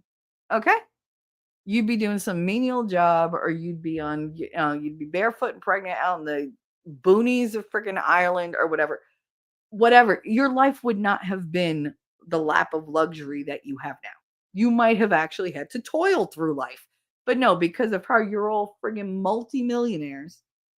Some of you with no talent as adults. You only had talent as kids. And yet you turned on her like it was nothing. Suddenly it was a personal attack. And I'm sorry, how many of you were trans? Because I didn't think any of them were. So why do you give a shit so much? Why are you willing to throw away everything this woman did for you to stand up for people who've done nothing for you? Really? Like, just because you had to take that line? I don't get it. So I lost all respect for like all the people that she lifted up and really gave opportunities to that they never would have had otherwise. But good for her. I enjoy her posts. I follow her on Twitter because she's hilarious. And her answers to people always, oh, it's so good. She's so British. She's like real British. Like I say, find your passion and nerd out. That's right. I went to watch goats afterwards. Couldn't take the headache. I like watching the goats, but I hate when that rooster's around. Dozen eggs when you can get them here in my town is $9. It was $11 the other day. As of this morning, I looked and there are no eggs. There are no eggs around here because they're like killing off all the chickens because they tried doing that bird flu bullshit. And they're like, oh, there's a special disease going. They won't tell us what the fucking disease is, but they're killing off all the chickens. Hi Scott, what's up? Hi Toy, what's up? Pardon is given only after crime has been proven. Okay. What crimes? How do you give a blanket pardon? Like, don't you have to be specific, at least in the detail of the document for the pardon, to say what you're pardoning them for? Otherwise, it's just what? It's magically delicious. It just covers everything. Like, I can't. Hail and well met, Scott. Hail, Scott. And that's not a Nazi salute. That's just hail, like, big bowls of ice. That's what we're calling him. He's a big bowl of ice. Or he's got big bowls. I don't know, but that's what we're saying. Not the Hitler shit. Does anybody else think Senator John Fetterman looks like an orc? Yes, I've said that from Lord of the Rings. I think he's just missing the handprint. I think he's like the big dudes, not like the orcs, but he's like, well, I think he looks a little bit more like what are they called? The ones that had the white handprint put on them by Sauron. I forget what, but yeah, he's definitely troll looking at the very least. I can't believe he showed up in a sweatshirt and shorts, like gym shorts. Like, really? God. I mean, there's weird, and then there's just weird. Like, you can be normal for a day. Yeah. No, at least put on a tracksuit or something. I mean, he didn't even match. I see it. Paler though. Yeah, he's way paler. Sandwiches are delicious. Yes, they are. It's always been given for wrongly convicted people. Of course. That was what it was supposed to be for. I mean, Ford was good enough to pardon Nixon. That was nice. But because I really think Nixon was just a schmuck that got like he just got caught up in it. I don't think he had the worst of intentions. I actually thought he was a decent person. I did. I still do. I think the whole Watergate thing was just so much behind the scenes bullshit from the other side setting them up. But it's like, the other side from the agencies or whatever. And again, the media played their part. Captain Curran said, Toy, you stop. I can't have bread. I'm trying to lose weight. Oh, stop. Change your flour. If you can get flour from a different country, I bet you anything bread won't make you gain weight. I bet you. Because none of these other countries in Italy, you think they give up on bread? Hell no, they eat bread 24/7. But it's not made with the shit that we put in our bread. They make it with like non fucked with flour and with eggs that don't have like hormones and shit in them, and from chickens that haven't been dosed 24 freaking 7 their entire lives. That's why we're losing. That's why we gain weight. They eat whatever they want over in Italy. They don't drink the sodas and shit. Like, they have wine. Wine is high in calories. They don't care. They have pasta all the time. You think it's the same as our pasta? No. And do you see them being like this country? No.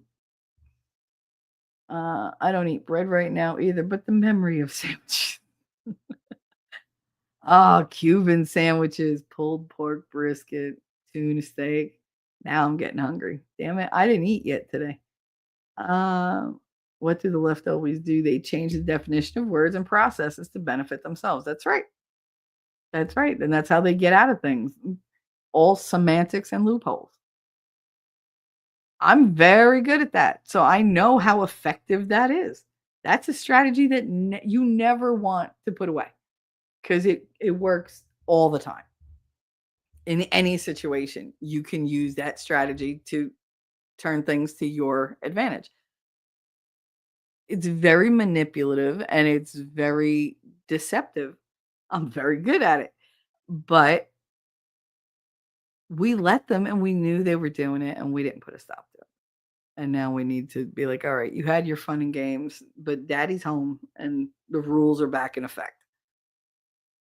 If you want a great sandwich, go for a Viet Cajun fried catfish po' boy.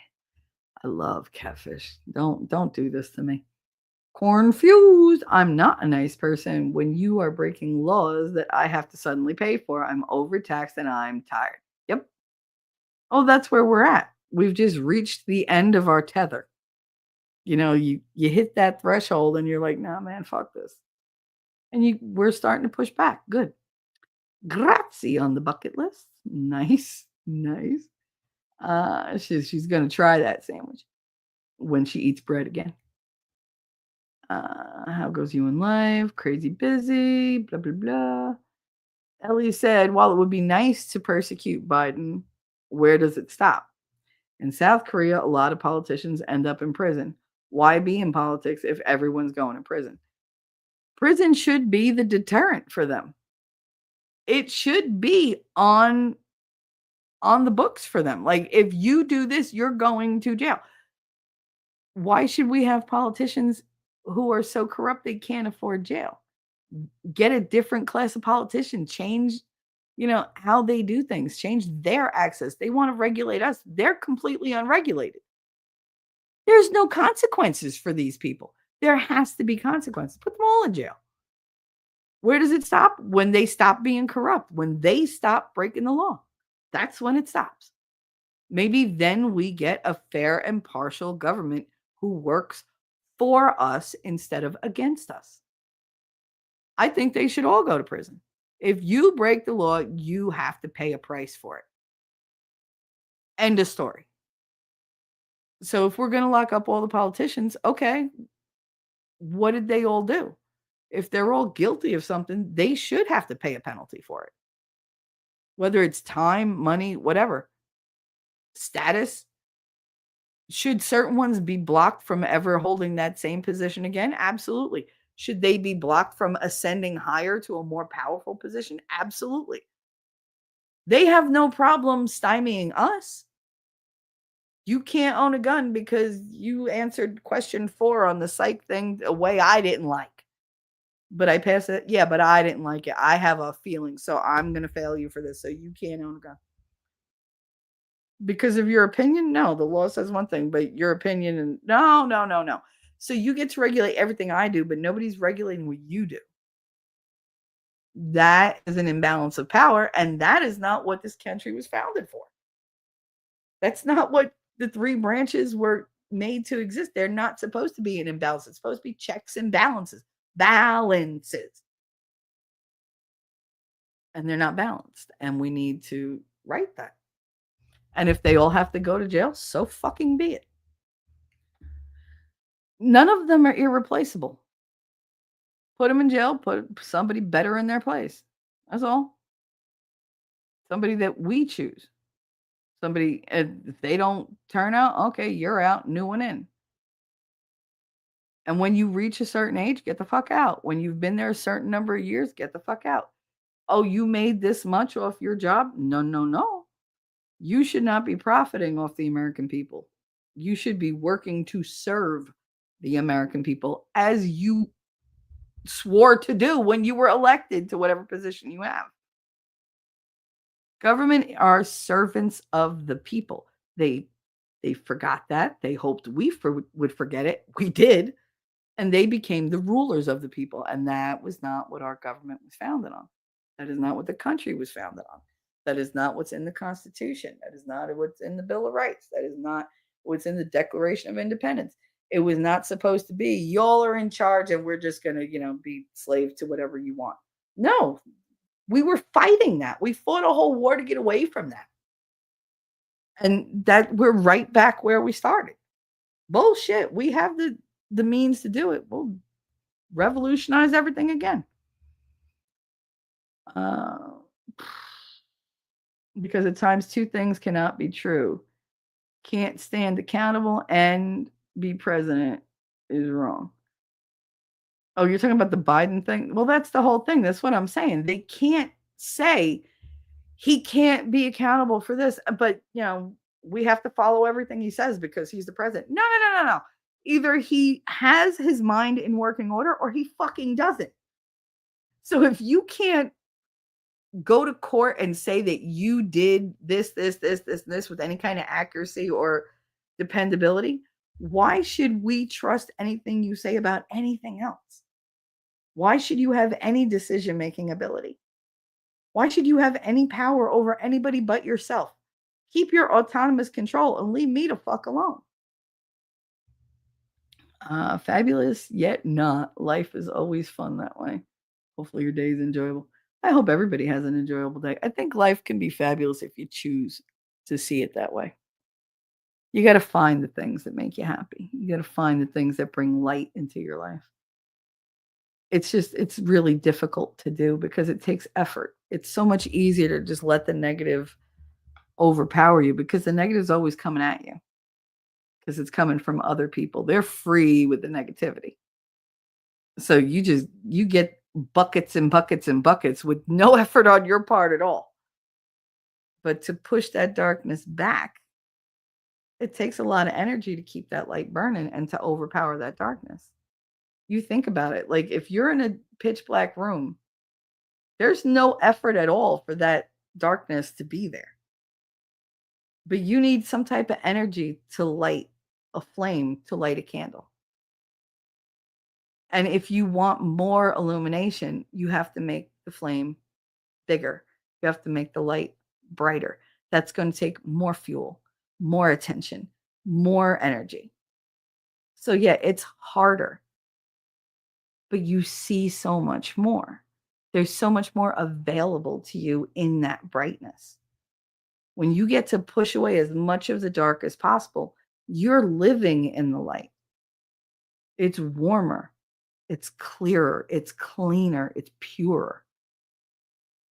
And a lot of that's why God puts that spark in you. The dark can't ever beat you because you have that spark. What's up to you is how much energy you're going to put into that spark and how bright you're going to let it shine. And when you shine that light, other people are drawn to it. They want to live in the light because, wow, it looks better there. This is a better feeling. And then you teach people, like your little ones, to give into their light and make their light grow. And pretty soon, everybody's light is growing and growing. And the darkness doesn't stand a chance. It just doesn't. Nobody can put out your light but you. And even you, God's like, no, you're going to have that forever and ever. That's the spark of the divine that's in you. That was what you were created with. That's what you'll live with. That's what you'll die with. You will always be a light in the universe. How bright that light is completely dependent on you because he gave you free will. We just need to start really choosing to put the effort into making our lights brighter. That felt profound. Holy crap, what happened to me? Anyway, that's usually a T-Rex conversation. Uh, don't think all these mofos are going to be held accountable. God is a God of justice. Yes. They will get theirs. See, I grew up believing in the wrathful God because I'm Catholic. God's watching. God's going to punish you. And you know what? Part of me is I'm okay with that. Like God has so many facets in my head, like in my imagining of what he could possibly be like. Because let's face it, I don't know God. You know, I think of God. I feel God. I have faith in God. I believe in God. But I don't have any proof that you can, use your senses to detect or whatever. I have no physical proof and I don't need it. And that's what faith is all about. But my God, like that I talk to, he knows that I've always seen him as a wrathful God and a very forgiving God and a very loving God, but a very stop your bullshit kind of God. Because I think that God loves me. God believes in me. God is there for me. However, God is only going to let me get away with so much bullshit before he goes, all right, you need a course correction. Like, stop it. Like, you get the little like whack on the ass once in a while when he's like, no, or you get hit in the head with the hairbrush once in a while. That's where the hardships in life come because you make a bad decision. God goes, all right, you're on your own right now. Like, I'm here, but I'm going to let you feel this one. I'm not going to protect you from this one. I'm going to be here. I will listen and I will never leave your side, but I'm going to have fun watching you deal with this on your own. So go ahead, smart ass. Go do what you thought was, the right thing. Go ahead. See where it gets you. I'll be waiting right here for you to say I'm sorry, and then I can say I told you so. Like in my head, that's a conversation I have with God. Where I sit here going, don't you dare. I know I did it. I know what's coming, but could you just like, come on. Like it's always a bargaining thing with God. And, oh my God, please don't do this to me. I won't do it again. Just please make it go away. But yeah, in my head, there's the wrathful God and then there's forgiving God. There's so many different aspects to God that I enjoy that I think are necessary in keeping me on my path. A lot of my conversations with God are about me just saying, I don't know how you feel about this. But what's in my head, what's in my heart. And I have no idea what's going on. Can you just kind of make it clear for me? I'll do whatever you want, but just tell me, like, show me what I should do. And then it's my decision whether I do it or not. Like, that's where I'm usually at with God. It's okay, give me the advice. It's still up to me to take it or not. And when I think of these people, I'm like, when does their retribution come? And part of me is like, it's selfish because I want to see the fallout. I want to see them pay for their crimes. The same way they sat back and watched everybody else pay for their decisions. I want to see them pay for their actions and their decisions. I don't want to just know that it happened. I want to see it. Like, show me the money. Show me what's going on. I think a lot of us are at that point too, where it's just words are just not enough. It's not enough. We have to see a change happen. We got to see people being called onto the carpet and actually, being prosecuted, not persecuted, prosecuted for the crimes that they committed. Do we want it to be fair? I guess, yeah, sure, because we got to start somewhere. Two wrongs don't make a right. So yeah, we'll judge them fairly, but judge them, damn it. Make them defend themselves.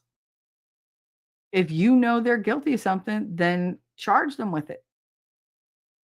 Take it to court. Take it all the way. Have faith that you'll have them convicted. But they have to be judged by a judge or a jury or whatever the way they're supposed to be judged without some type of influence that would get them off the hook. There can't be, again, loopholes. That's what I want. Scott said, oh God, my eyes are so blurry. Scott said, pardoning process has always fallen under the presidential powers because the president oversight with the judicial branch. They have to be tried for a crime for a pardon to happen. Yeah, but apparently it's not the way it works anymore. The Supreme Court really, they need to step in and say, no, all this is bullshit. Like, no, there's always supposed to be something to counter the powers of whatever branch, the powers that belong to whatever branch.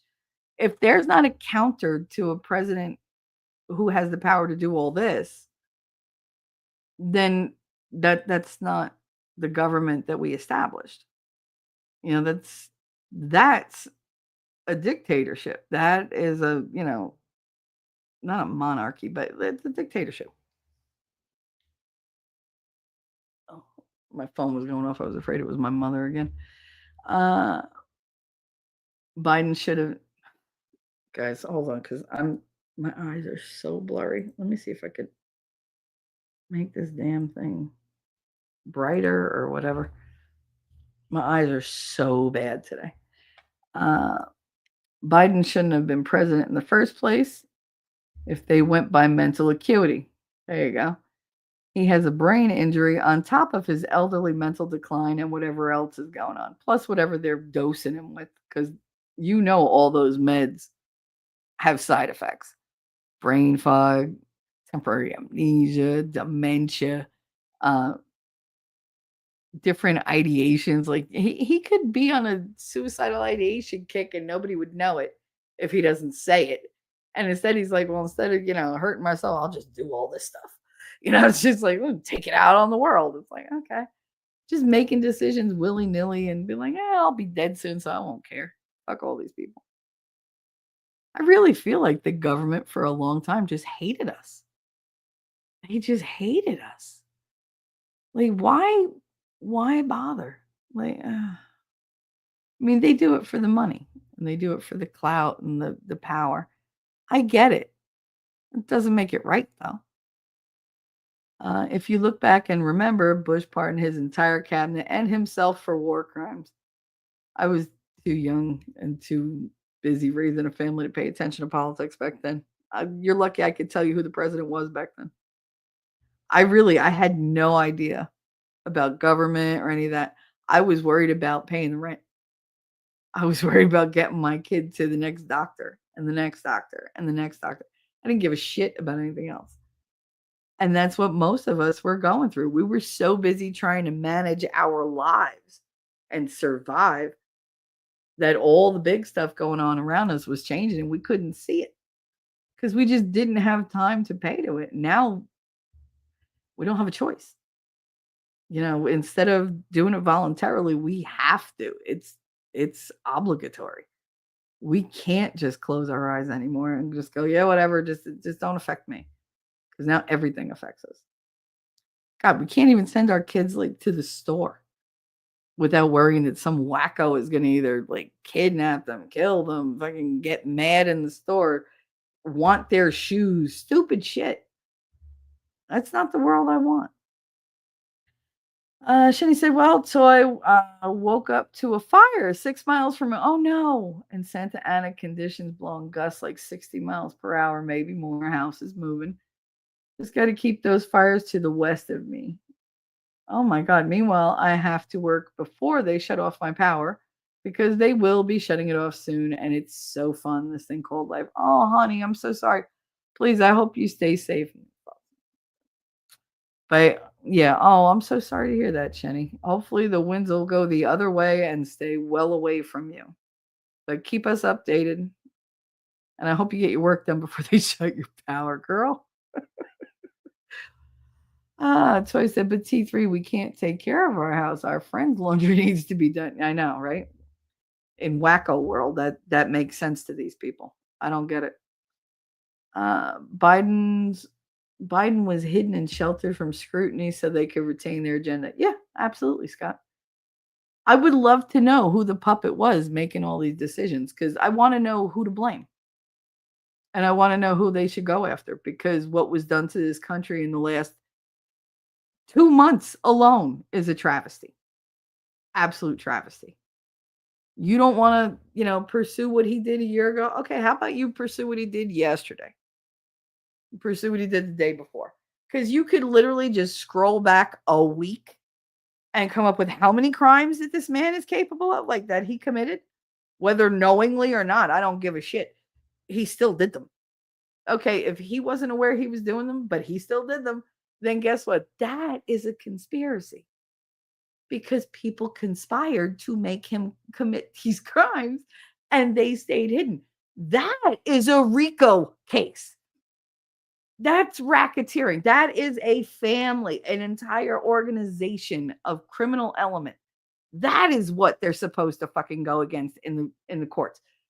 Not freaking Young Thug or whatever. Like bullshit. I get so mad. I get so mad. So mad. On the flip side, would scrutinizing a politician's medical disabilities violate the ADA? If he's in charge of the entire country, I'm sorry, but ADA and like what what does that have to do with it? If he is mentally deficient and incapacitated, he's entitled to a job, sure. A job he's capable of doing. President of the United States is a little beyond his capabilities. I would believe. I don't think that's a violation of the Disabilities Act. I think that if you're that's more like DEI almost. Like that's the same mentality. Like, oh well, he's disabled, so you can't discriminate. I'm not discriminating against him. He can have a job suited to his abilities. If he has diminished capabilities from where he was before, then that has to be looked at and adjustments need to be made. He obviously is not capable of running an entire country with its economy and military and people's lives in the palm of his hand. And he's going, where's my ice cream? Like, no, I don't think that's infringing on anybody's rights. I think, if anything, him having that disability and us not addressing what that disability has brought him down to and his new capabilities is a discrimination and a violation of our rights because now we are suffering because somebody was put in a place that they could not do the job. If you can't do the job shouldn't be yours. That's just how it is. That's how the whole world works. If you're a mom, just because you gave birth, if you're a shit mom and you're abusive, they can take those kids and they should. You should not have children under your care if you're a horrible person who just wants to hurt children. Like, if you're not capable of raising them and you're their only like source, then they need a different resource. They need somebody who's capable of taking care of them. Is it a reflection on you? Yeah. When did that become a bad thing? When did looking at somebody and saying, you know what, you cannot do that job because that's the truth of the matter, when did that become a crime? If you want somebody to, I don't know, I want a job climbing ropes all day, but you have no arms and no legs and no mouth to grip your teeth onto the fucking rope. How do you want that to happen? Well, I want to climb ropes all day. So I need you to hire people that are going to hold me and make it seem like I'm climbing the rope by myself because that'll make me feel better as a person.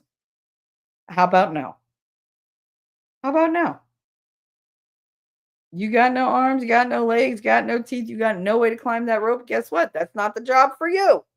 I don't care how much you want it. Want in one hand, shit in the other. Tell me which one fills up faster. Do they not hold the same right if they're running in office? Something to think about. I just thought about it and I said no. I'm sorry. I have a disabled child, so I don't think she's capable of anything she wants to do in life. She's just not. You know what? I got to live in reality. This is the real world. I can say you could be anything you want to be. That's not true. She can't. That's where that fucking logic got us with people shitting in litter boxes in a classroom. You could be anything you want. You want to be a cat? You go be a cat. You be the best cat you could be. Fuck that. No. No. We need a dose of reality. Do I want people to dream? Yes. Do I want them to fantasize? No. There's a big difference between dreaming big and living in a fantasy world. And these people are all living in a fantasy world where everything is possible. No. I don't want to hear it. Not all possible. And if it is, it's not probable. So just you can live a life of disappointment where you're constantly going to fall short of your own expectations and desires, or you can change your mind and rethink it, reevaluate things, look inside, feel the force, Luke. Like, no, and I know where you're going. I know you're playing devil's advocate, Ellie, and I love you for it. But that kind of thing just drives me nuts. It really does. Because we would love to give somebody the hope that they can be anything if they choose to be, but that's not true. Language is important. You can't be anything. You can pick a goal, and if it's an achievable goal, you can work toward it and push yourself and improve, but you can't morph into something that you're never going to be. You can't pull a capability out of your ass that you absolutely cannot do. And these people, they want us to be like, okay, I'm just going to close my eyes and pretend that you're a girl, or I'm going to close my eyes and pretend that, your stubble is, just a little feminine facial hair. No. Mm-mm. They want us to believe that men can get pregnant and have babies. Come on. Really? I'm so over it. Like, no, come live in the real world. It's nice here. Believe me, you'll like it. And it's a hell of a lot more stable than the fantasy world that these people are living in. That's why they have mental issues. They have mental issues, so they live in a fantasy world. Staying in the fantasy world gives them more mental issues. It's a vicious fucking cycle, and they need to get out of it. They need a dose of reality. Remember we used to call it tough love? They need that. This whole, oh, I live in a, in a yes environment. No, no, no, no, no, no. God, no. I still see that mother in front of me. We don't say no. She doesn't know what no means. She's going to learn. She's going to learn today. Like, she's going to learn, and she's going to learn it from me, because I say no a lot. A lot. When it comes to kids, I say no a lot. No, you can't do that. Why? Because it's fucking dangerous. That's why. No, you can't have like nothing but candy. Why? Because your teeth are going to rot out of your mouth. No, you can't go play in the toilet. Why? Because it's gross. Like, if you don't set boundaries, they're just going to run around willy-nilly, think, oh, it's just water in a porcelain bowl. No, that's piss water in a toilet that somebody shit in. That's the reality of life. So guess what? Clean the toilet if you want, but don't play in it. Like, it's functional. It has a specific function. Don't make it into something else. If it breaks, yeah, put it outside, make it into a goddamn planter, but don't put your face in it. There's certain things you just don't do. They don't make sense. Bring sanity and common sense back. That's all I'm saying. That's all I'm saying. Again, like I said, I'm in a weird mood. I've had it. I've had it. I have reached the end of my tether of people telling me that the world is this, that, and I'm like, no, you need to open your eyes and stop daydreaming. Put down the, whatever you're taking to alter your state of mind and see shit for how it really is. And once you do, you can figure out, oh, guess what? I can do this and this and this and this and this to fix my little world. Then you don't have to be happy in fantasy. You can be happy in reality. Is it hard work? Yes. Boo hoo. We all had to work hard. Like nobody said life was going to just hand you everything. Besides, everything that's worth having is actually worth working for. It's worth waiting for. There's value to things because they're rare. Happiness is so valuable because it is rare. It's not common to just stumble into happiness all the time. So when you do, it means the world to you and you want to hold on to it with everything you have. Then when you hit those hard spots, you get to remember what the happiness was and go toward that same goal and put the work in because you want that back. You don't miss what you never had. So if you go around life in a fantasy, miserable all the time, you're not going to pursue happiness because you don't know what it looks like. You've manufactured happiness in your mind to mean something that's not on par with what it is in reality. So when you are happy, you don't know it because you don't know what happiness feels like because you've convinced yourself it's something else. You let somebody else put that idea in your head instead of going with your instincts and common sense. Oh, life is too hard, so I'm going to pretend to be a cat for the next like 2 years. Awesome. You have a bunch of enablers going around going, you live your truth. No, stop with the your truth. Oh, nothing aggravates me more than that. There's not your truth, there's the truth. It's not your reality, it's reality. You have to be in reality because you're not the only person in the world. That's the problem with them. They think, oh, well, I have 5 or 6 friends that think like me. Yes, and there's what, 9 billion people on the planet who think different. Gee, I wonder, who do you think is right? Who do you think might have more of an inkling as to what's really going on?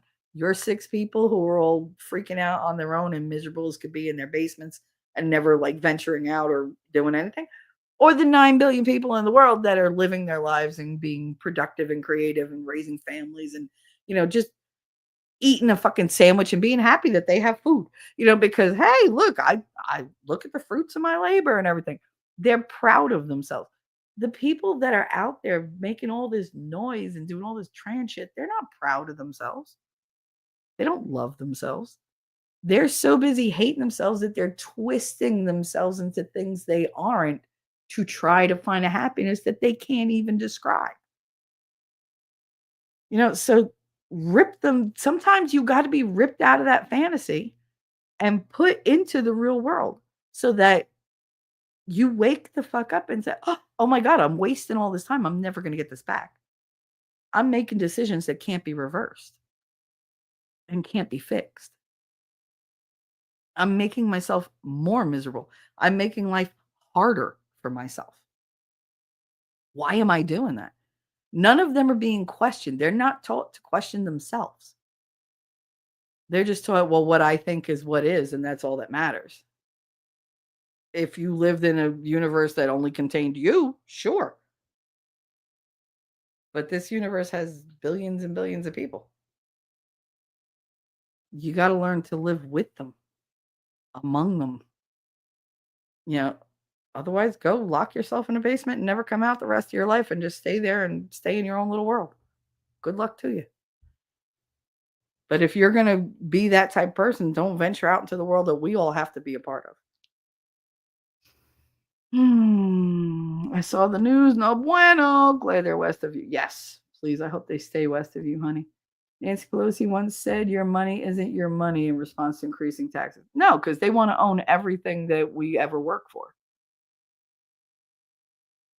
Look at like eminent domain. That should not be a thing. They tell you, oh yeah, well, you own your land and you own your house and whatever. You paid for it, but you still have to do everything by my rules. Why? My land. Why do I have to like Why do you get to tell me how many chickens I get to have on my land? Like, why do you get to tell me if I can have a certain type of fence? Why do you get to tell me that I'm not allowed to plant anything within 6 feet of the road?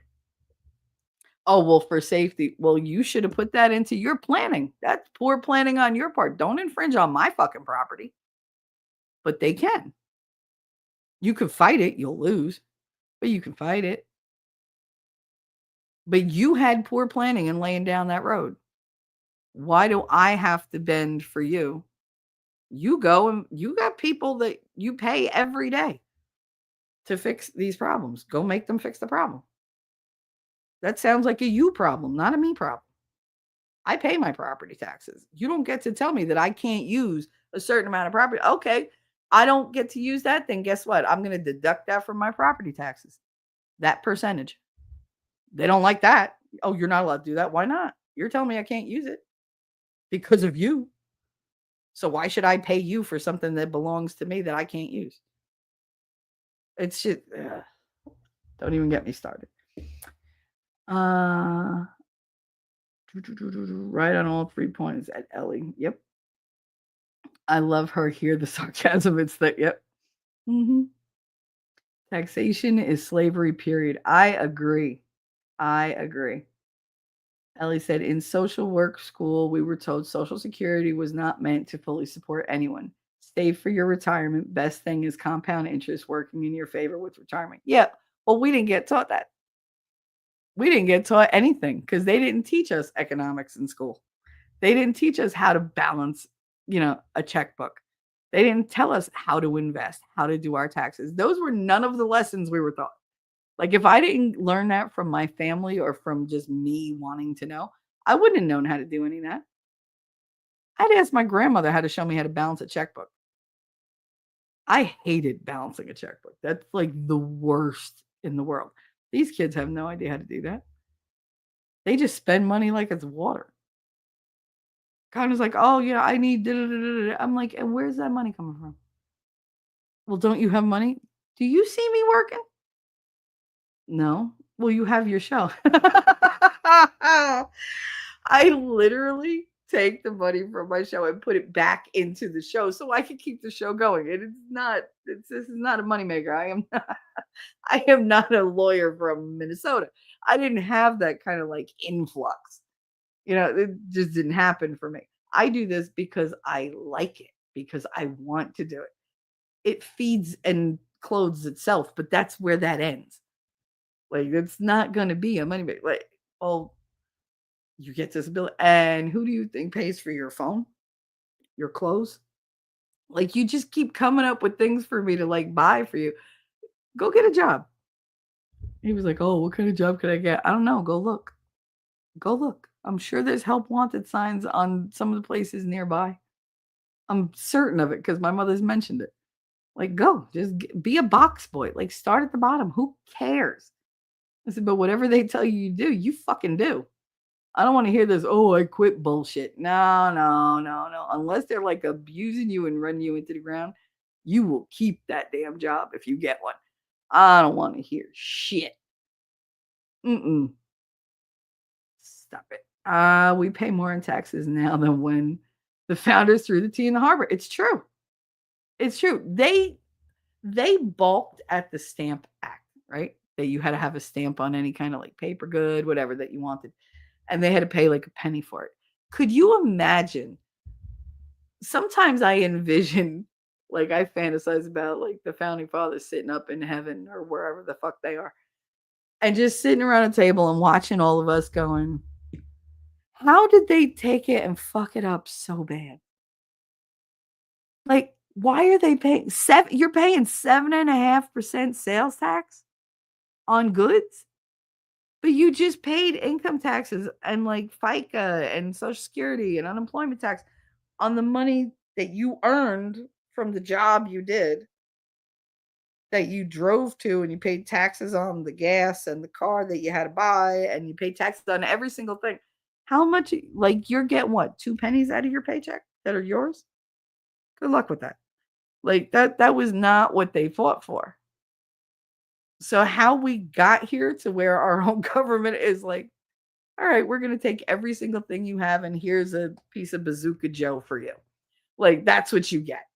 You get a nasty, pepperminty, tasty, hard ass piece of gum. That is your reward for a lifetime of work. But we took your money, so thank you. We appreciate it. I'm going to go to one of my Malibu or like beachfront houses or whatever. My kids are never going to know a day of work because I'm rich. Thank you so much for that. It's weird. It's so weird. Pelosi is an evil vampire. Yes, she is, and she thrives on just blood-soaked vodka. No wasting tea this time. Let's throw something else in, right? Just toss them all over, boop, right in the throw them in the Gulf of America. I can see it. Yeah, I know. I'm an hour behind. Shush. Hour and 15 minutes. I'll catch up. You watch. Nerd being a chihuahua is funny. Yep. Funny how it flickers between me and the dog. Chihuahua doggy. Nerd. Everything is fun. Yep. Everything. Yep. T-Rex, I'm here. Congratulations. Welcome. How you doing, Tay? Everything is racist reminds me of the Lego movie. Everything is awesome. Everything is awesome. Everything is fine. Yeah, no. Everything is racist. And nothing is racist unless you make it that way. My dog Angela, racism isn't like hot and cold. Like if you touch something that's on fire, it's hot. You're not going to say it's cold. It's undeniable. You can touch it. It's hot. It's provable. Racism is too subjective. It's too arbitrary and incorporeal. Like it's completely there's nothing concrete about it. It's an idea. And it's an idea that they can stretch and twist and throw at anything and hope it sticks. And I'm so over it. I don't believe that there's a difference in races. I believe there's a difference in cultures. What culture you grow up in and what culture you adopt as you become a functioning adult, that's the culture you belong to. I don't think race has a goddamn thing to do with it. The color of your skin does not determine it. It's literally what you believe in and what you think you're capable of and what you want out of life. It's whatever you were raised to think was acceptable. If you're raised to believe that living in a 4-bedroom with 6 kids, that $35 in rent with roaches on the wall, that's how your family's always been and always will be, and you're content to stay there, that's where you're going to stay. Racism don't have shit to do with it. Why didn't you get off your ass? You became an adult. Nobody told you to spit out 6 kids by the time you were 20. Nobody told you to go on welfare and say, oh, fuck it, I'm just going to stay home. That was your choice. Racism don't have shit to do with it. If you chose to go to college and get $400,000 worth of student loans for a job, for a degree that's not going to get you a job, and then you bitch that you can't make your student loan payments because you can't find a job, that's on you, boo-boo. That is on you because you decided to be a woman study fucking whatever. Okay. Oh, you're a philosophy student? A lot of jobs in that field? Are there? I mean, it's an important field, but is it lucrative?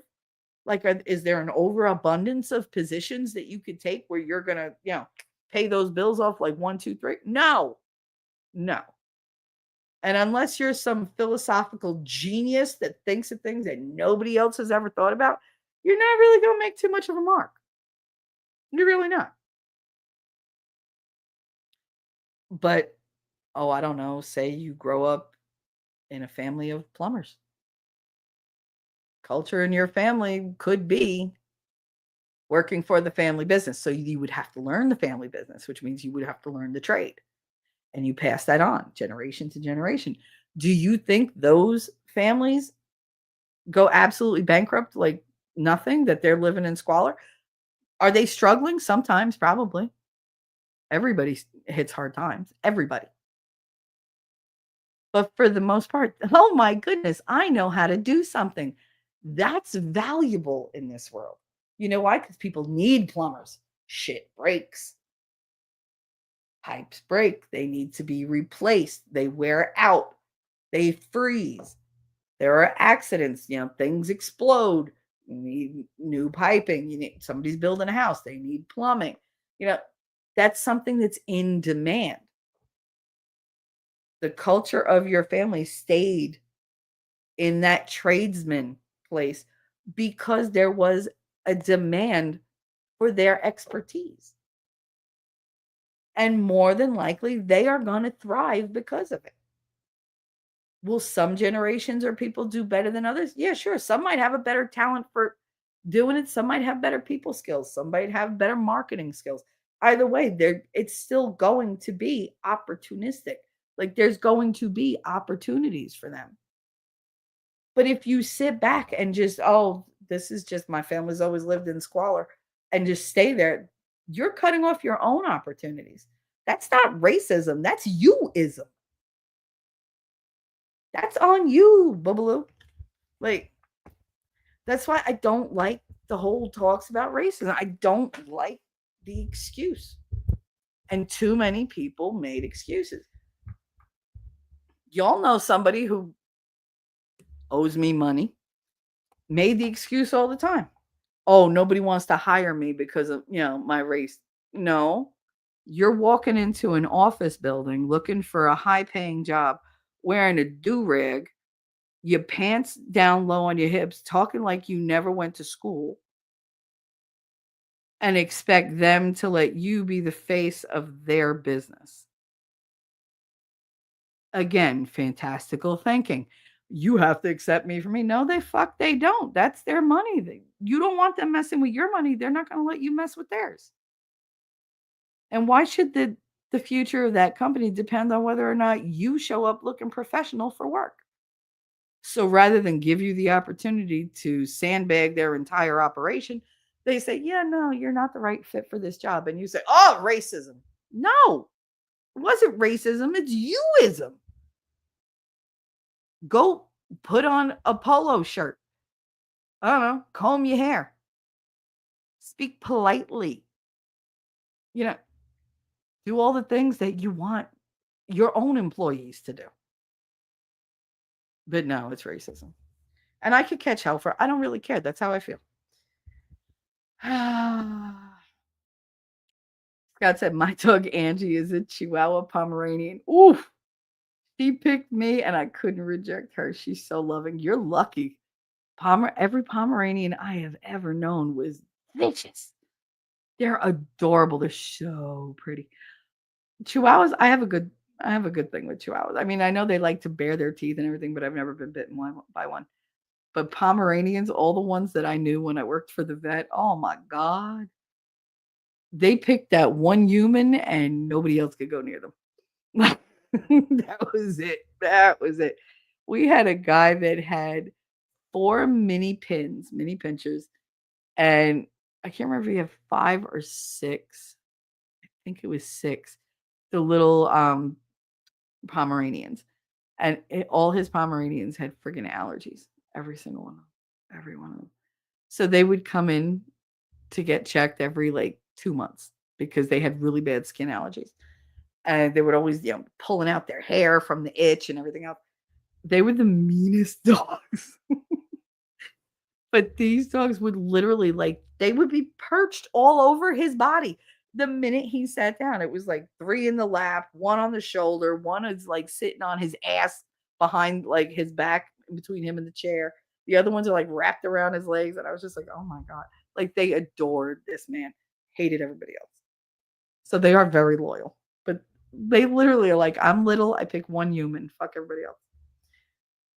And I love when they want to be fierce and they pull back their lips and you see itty bitty little like these little itty bitty teeth. They're so tiny, so tiny. Those, let me tell you something, those teeth will fuck you up. Anyway, they remind me of those little gremlins, like the little one, not the gremlins, but like the one in what the hell was that movie? Cat's Eye, the Stephen King movie. That little thing that lived in the wall or whatever. That's what they remind me of. I almost adopted a Palm Chia until the hubby said no. Turns out she was a digger. and her name was Goldie. Gold digger. Ah, she was a gold digger. That's funny. I love you, Ellie. You're hilarious. My Angie does everything she can with me, including going for rides, even though she gets nervous riding. She's so loving. See, Scott. But that's what I'm saying. They pick their human, and that's it. My cats are the same fucking way. Like Snips, Snips loves me. She will live like on my shoulder. She watches wrestling on my shoulder. It's hilarious. Like as soon as she hears me go, oh, she knows I'm watching wrestling. If I say Dama, she will run into my room, jump on the bed, and look at me like, did you really just start this shit without me? And she's got to sit there and watch wrestling. But if Connor comes out, fuck wrestling, fuck me, fuck everybody. It's all about him. That's it. And she will sit outside his door and meow like her life depends on it. Like the most sorrowful, pitiful thing. We're very lucky when pets pick us, I feel. I think that they see things in us that humans just don't. They have a lot more faith in us than we have in ourselves, I can tell you that. Optimum keeps calling me. I'm still not paying you. We have Chihuahua mixes. One is a Jack Chi. Oh, and we had a Chigi. What's a Chigi? A Chihuahua Corgi? But he died. The new one is a Retriever Chihuahua mix. That had to be a painful procreation. Jesus. We want to adopt a retired military dog, but I hesitate because of our children. I mean, a retired military dog would be really good as a guard dog. And they tend to be really good at following orders. So I mean that might be ideal. Look into it. See if you meet a couple. See if you just meet a couple. Because I'm sure that they need homes. My Angie has long hair and is blonde. Oh, I call her my little blonde bombshell. Oh, how cute. Oh, that's so cute. I love that about you, Scott. I told you guys, like being nice to animals, loving your fur babies, that's the way into my heart. That's how Winning got me. He just talked nice to a little baby rabbit outside and I melted. That was it. That was all. And then he talked to his cat. And I was like, that's it. I'm not going nowhere. I planted my flag right there. I was like, I was like, that's it. He won me. I'm not that easily swayed, but that did it because it was just so off the cuff and genuine. He's so sweet. Heidi, yep, girl, after my own heart. Cycling and heirloom pieces is my type of thing. I love old stuff. I do. All this new stuff, it's not built to last. I like stuff that's built to last. I was built to last. Like, I'm like a Timex. No, I'm not going to go there because I just remembered the rest of that.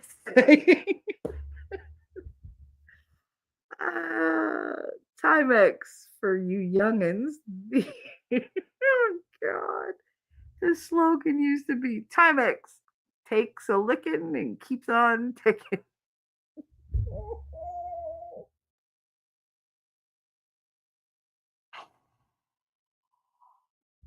Open mouth, switch feet. All right. Let's see. Y'all, I'm trying so hard to read this chat. My eyes are so out of focus. I'm literally sitting here. If you can't hear my voice, it's because my hand keeps going in front of my mouth. Because I keep trying to like close one eye and keep it closed while I read with the other because one eye is super blurry today. It started yesterday. I got all those little silver things, which means my pressure is way too high. But now today, like my right eye, my dominant eye is super, super out of focus. So I keep trying to like close it and like if you've ever had like an edible or like got high on weed, you know that at some point you start reading things with one eye. That's when you know you're high. I'm not high, unfortunately, but I can only read with my left eye, and it's still blurry. Ellie, fine. Yes, well, you have to see if any dog is a good fit for the family too. I do like your thoughts about it, though. Ellie really like puts a lot of thought into every decision she makes.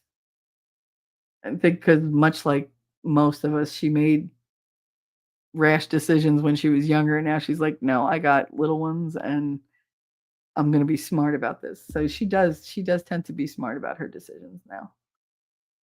Switching to my phone. Kids have a class on my computer, which means she can't tag. She can't tag. Nah, nah, nah, nah, nah, nah. Fighting is exhausting. Walking away and partying elsewhere is better. It's not always better. It's easier. But eventually every chicken comes home to roost. Like, no matter how long you avoid something, eventually it's going to creep up and you're going to have to deal with it. You could either deal with it when it's manageable, or you can sit and fret and be like, oh my God, this is the end of the world, when it's completely out of control. That's where we're at now, out of control. And now we're like, oh my God, this is such a huge endeavor. Yep.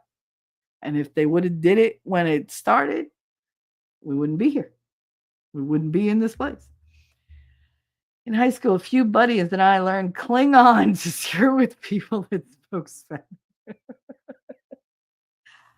I need to learn Klingon just to talk to Winnie. Oh, there he is, Winning Reality. Hi, everybody. I'm an hour and a half behind. He's probably going back to work or to go learn his AI stuff.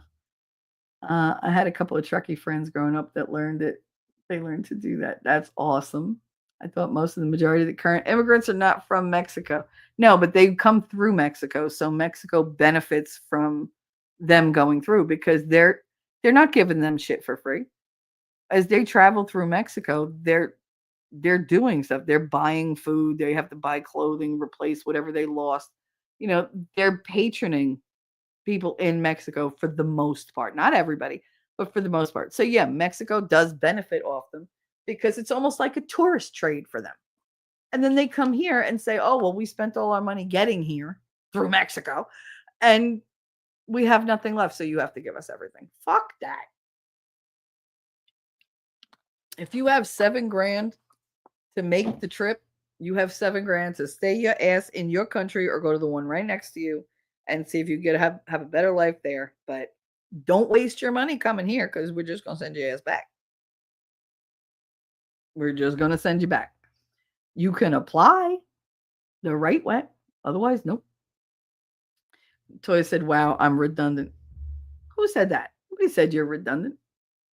That's hilarious because they're not talking English, so you don't know what they're saying. Well, that's the thing. If you pay attention to people's body language, you don't need to speak their verbal language. You'll know exactly what their intentions are, what they're saying, just by the way they gesture their hands, the way they look at you, the expression on their face, the way their body is tilted. You'd be amazed what people tell you without saying a fucking word. Funny is, I speak Spanish. Grade up with Hispanic. Yep, there you go. Most, the majority, one is unnecessary. Winning Reality, hail winning. It depends on context, most of the majority. I don't speak Spanish. I have Spanish people working for me on the farm. Most would speak English that could. Sometimes they play with me too. And that's the thing. It's not that hard to learn English because, they're immersed in it. It's not like everything. That's where they started going bad, when everything started having both languages. Because then which language do you read? You read the one that comes easiest to you, the one you know. Whereas before, they had to learn English because everything around them was in English. They didn't have the option to just, languish in their own culture or whatever and not adapt to American culture. You have to blend them at least until you can completely immerse yourself in one or the other. You can't do the half and half thing. And that's where we went wrong. We started like giving them, oh, well, it's hard for you to learn English here. You know what? Anything that's worth doing is worth the effort. It's not going to come easy to everybody. If you want it bad enough, you'll do the work. Don't keep enabling people by making things easier. USA has an ego who needs self-esteem, right? Right? That's the whole thing. It's the government has the ego. Oh, we're the best. Like, stop. You're not the best anymore. You're really not. You could be. We're the best. We don't know what you're doing. Like, you have all of us ready, willing, and able to make this the best country possible, but you insist on fucking it up. Like, I can't. Government just pisses me off. Dems think so anyway. We know better. Paying money only works when they want it to. Dems have for years give other countries money, but we later found out a percentage came back to corrupt individuals because that's what money laundering is all about. Again, the government is one huge RICO case. I swear to God. They're like, we came up with RICO. You might want to rethink that because that's something that's going to come back and bite you in the ass at some point. It will come back and bite you. So thanks for creating it so we can use it on you. So I said, Scott, how dare you? That's foreign aid. We're saving some obscure emotional triggering thing. Yep. Flat bicycle tire today. My biggest struggle. Hard times. Oh, 357. How you doing, baby? What's going on? Can somebody fix my dagneb chain? Aw, I can fix a motorcycle chain with bare hands. Bikes are goofy. That's because the bikes have all those little spokey things and just, I used to hate when the chain came off my bike. My father used to fix it all the time, and I'd be like, I hate it. I hate it. It keeps snapping. It used to snap all the fucking time. Because we never bought new chains. You fixed what you had. Oh, the chain broken. Where's my soldering gun? Where's my solder? Like, all right. Wolf Sig beats 9. A chain is a chain. Each chain may have small different characteristics, but it still follows its physics. He's like, I know, dagnab chains. He just don't want to be bothered. You just got to bitch because it is annoying when the chains break. You're like, but why? Why now? Like, really? You take so long to fix. Congress should do their job. Wait, what am I saying? Congress doing their job? I'm hilarious. That's fantasy thinking. We really need to make them do their jobs. Like, really. This should not be that difficult. It really shouldn't be. You want to sign an executive order? Okay. Put term limits. Sign that into law. Sign caps on their salaries into law. Sign a ban on insider trading in Congress and the Senate. Like, in any political friggin' affiliation. Like, do that. They're worried about, like, oh, do this. Okay, I want Trump to look at the politicians and go, you know what? Regulation time, bitches. You like issuing it. My turn. And tell them you can't do this. You can't do that. Oh, but we always could. Well, it's a new motherfucking day. How about that? By the way, New Day, WWE, you suck. New Day sucks. I know that was super loud, but they super suck. Were you looking for incompetent? Heidi, that's a loaded question. I don't have to look for incompetent. It's always managed to find me. No looking required. Incompetent people of the world, I am your Mecca. Like, come to me and I will fix you. I will do it for you. Yeah, I need to stop that. Your chain rocks. If I ever find some man parts and get a moto, you can fix it. Aw, you're so funny. It's okay to complain about what frustrates you. Everybody else does. I mean, if most people didn't complain, they would never speak. I say that to my mother all the time. I'm like, if you have nothing to bitch about, you'd never talk. And she just looks at me and she's like, I hate you. I know. But she means it. I'm just kidding. Sure you are. Measured 20 times, still haven't cut it. Nary problem. Because you're just like, you're second guessing yourself over and over and over because you know if you cut it wrong, you're screwed. Oh no. I hate that. It's a motorcycle, so it's cool nerd problem. There you go. So motos are so sexy. Yes. Yes, motorcycles are very sexy. They're also very dangerous. They were great when I was young. Now I'm like, yeah, no, I'd rather have something that's more stable. Like I don't want to die a horrible, fiery, roadkill kind of death. I'll pass on that today. Motorcycles stay in the garage. I go too fast and I wreck them. He's going back to bicycle days. I think you on a friggin' scooter could have issues sometimes. 357. I want to see you on a Segway. I think that would be funny. That would be hilarious. She said, do you have a mountain or a road bike or a BMX? Mountain bike. I like to jump stuff. He sure does. At least that's what he said.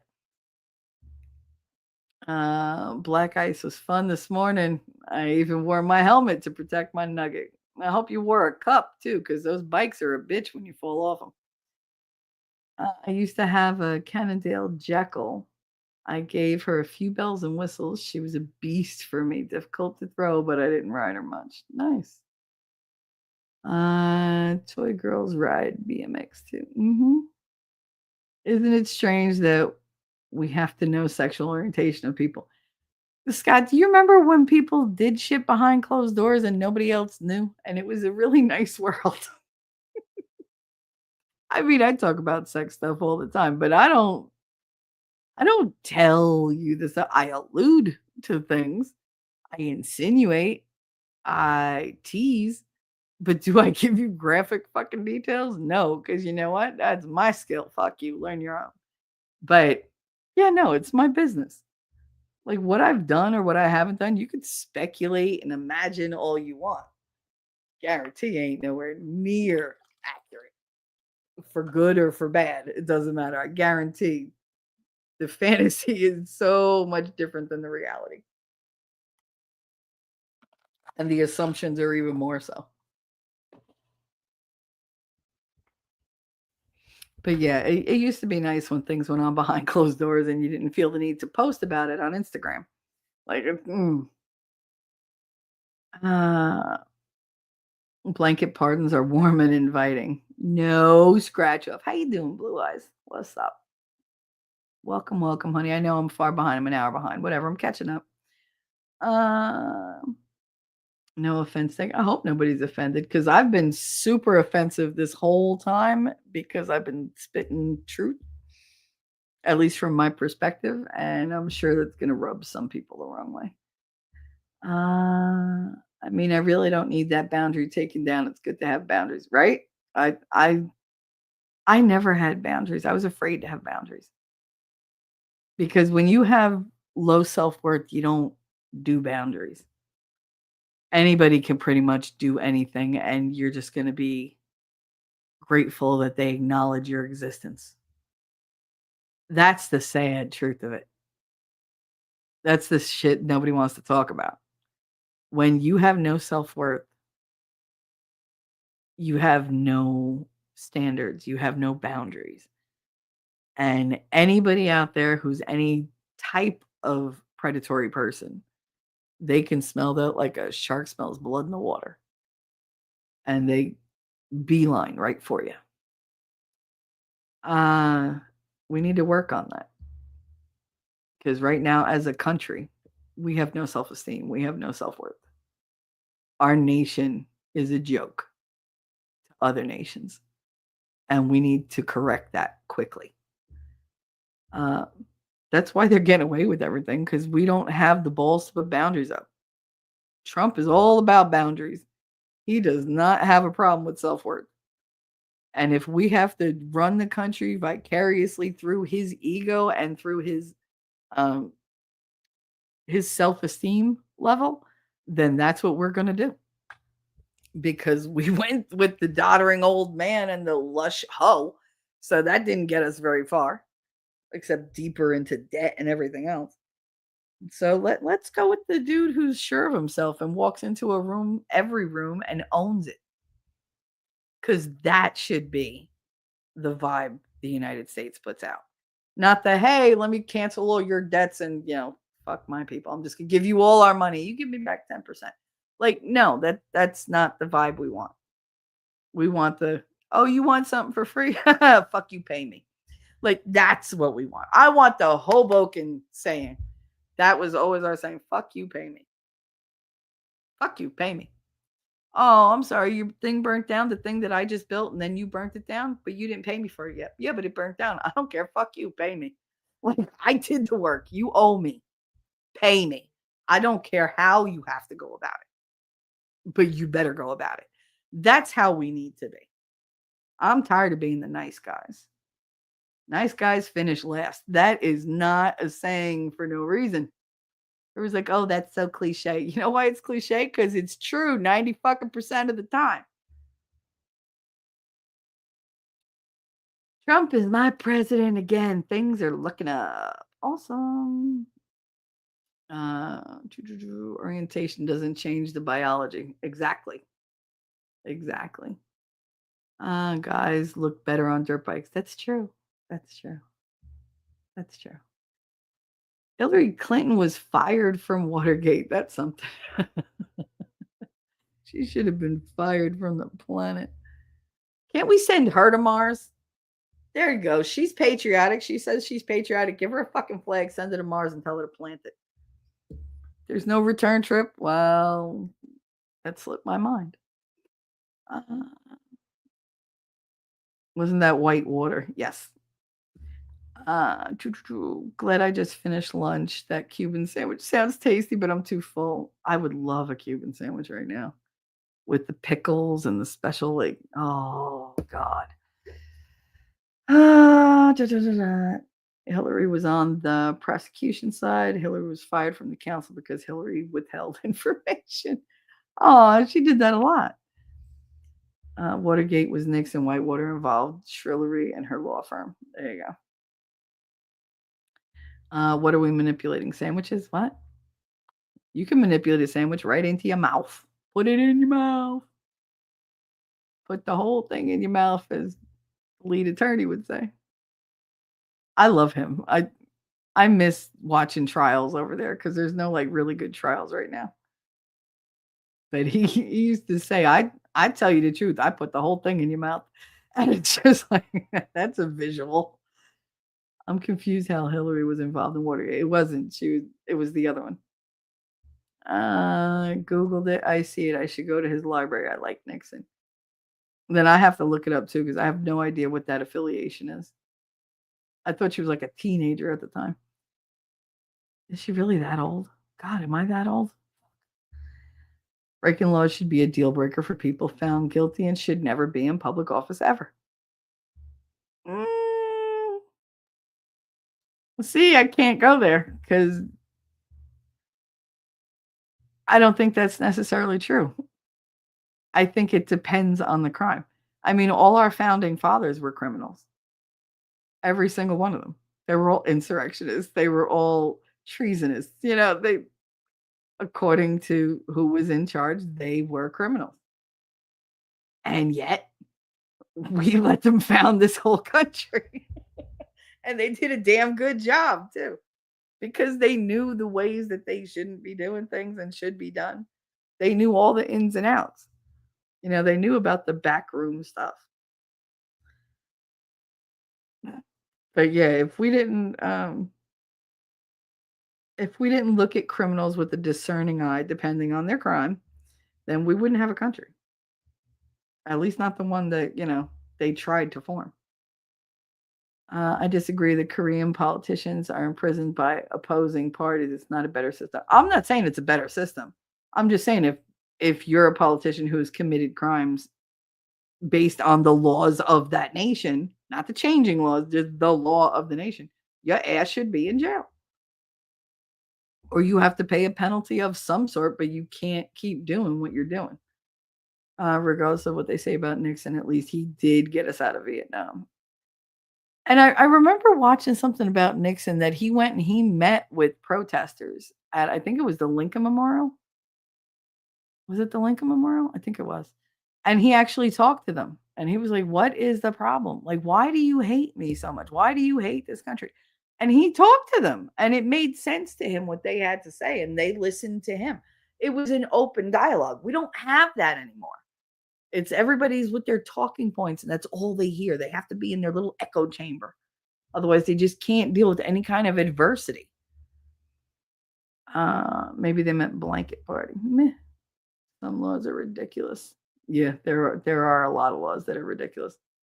The Trenton pickle ordinance, you can get arrested for throwing a pickle in the gutter in the street. It's so stupid.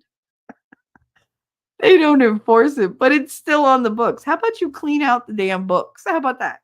You hire people for everything under the sun. Hire somebody to go through and pull up bullshit laws that shouldn't be, in existence anymore.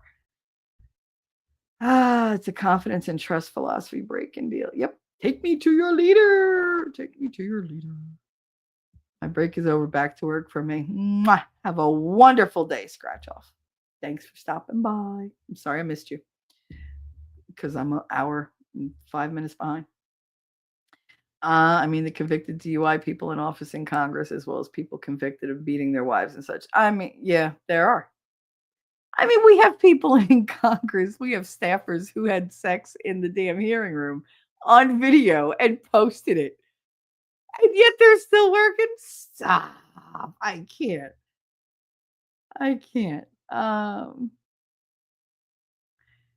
Like I said, it depends because there are people who have been convicted of crimes, Trump, that aren't guilty of those crimes. So that would work if we had a just judicial system. But since they're weaponizing it, we can't really trust who has convictions and who doesn't. Because you could be completely fucking innocent and they could hit you with 100 different charges and put a gag order on you and make it so you can't raise anything in your own defense. Or they could just make it where they take everything away from you, like Alex Jones. Not really convicted of anything, but you know what? Because we don't like what you said and somebody said boo-hoo, we're not going to let you defend yourself. We're not going to let you talk in court. We're not going to let you talk outside.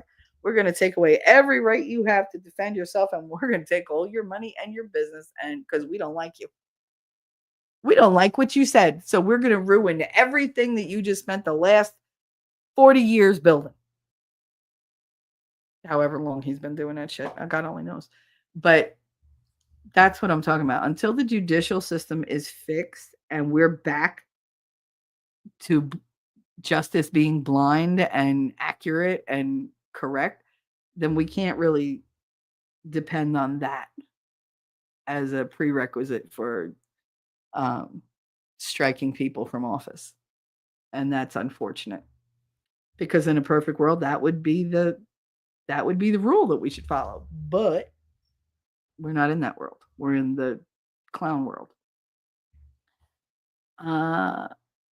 You have to ask yourself, why do we need felons in public office who already have a trust issue because of the deep state? Technically, Trump is a felon. And I very much want him in office. Shelley, the physical proof is in the creations. Look how intricate nature is, how vast the soul is. Yes, I love all that. Don't you ever just sit there and wonder? Not and wonder, in wonder. Just in complete awe. I use the word awesome all the time, but I look out the window and everything that's growing around me, that to me is truly awe-inspiring. That's awesome. Because it was here long before I was and will probably outlive me, and yet it doesn't do anything on its own but exist. That's all it is. It's at the mercy of the elements. It's at the mercy of, developers, of whatever, but it just endures. And if you take something away from one, usually it'll pop up somewhere else. And I love that the beauty of the world endures. It keeps going.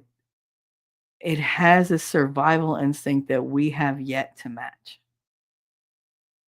Nature is completely unstoppable, and we keep forgetting that. And then when it rears its ugly head and goes, nah, y'all need a smackdown because you're not acting right, we're like, oh my God, this is horrible. Yeah, well, who did it? It didn't just crop up out of nowhere. Things contributed to this happening. So what part did you play in it? What part did we humans play in it? Because nature just keeps on going.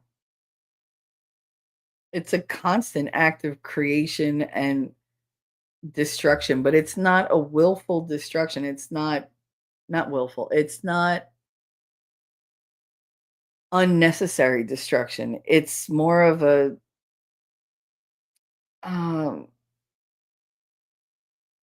a disassembling of what was to create something new. In nature, the destruction feeds the renewal. We haven't learned how to do that yet. Destroy things and use them to create something new and better. We're just good at destroying things and then going separately and creating something new and better, or so we think. Nature just does it on its own. It's a constant evolution and a constant cycle of creation that feeds itself. We haven't learned how to do that. We only learn how to suck the resources out of everything around us and then go, oh, I'm greedy. I want this. Status quo is never enough. Like when you have one, you want two. If you have an ounce, you want a liter. It's or a cup. I'm switching my my measurements. Sorry, didn't mean to bring metric system in there. Sorry, guys. Should I talk about grams? No.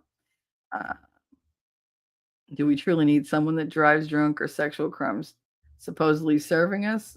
Seems weirdly untrustworthy. Again, like I said, it depends on the crime and it depends on the system they went through.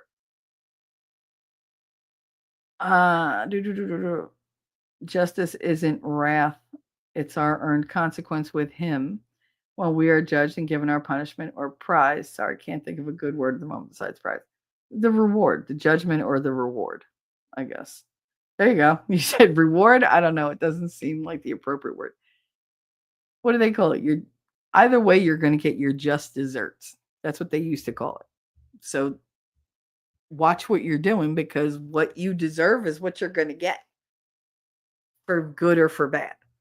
That's why I don't wish ill on people. I'm very, very careful about that.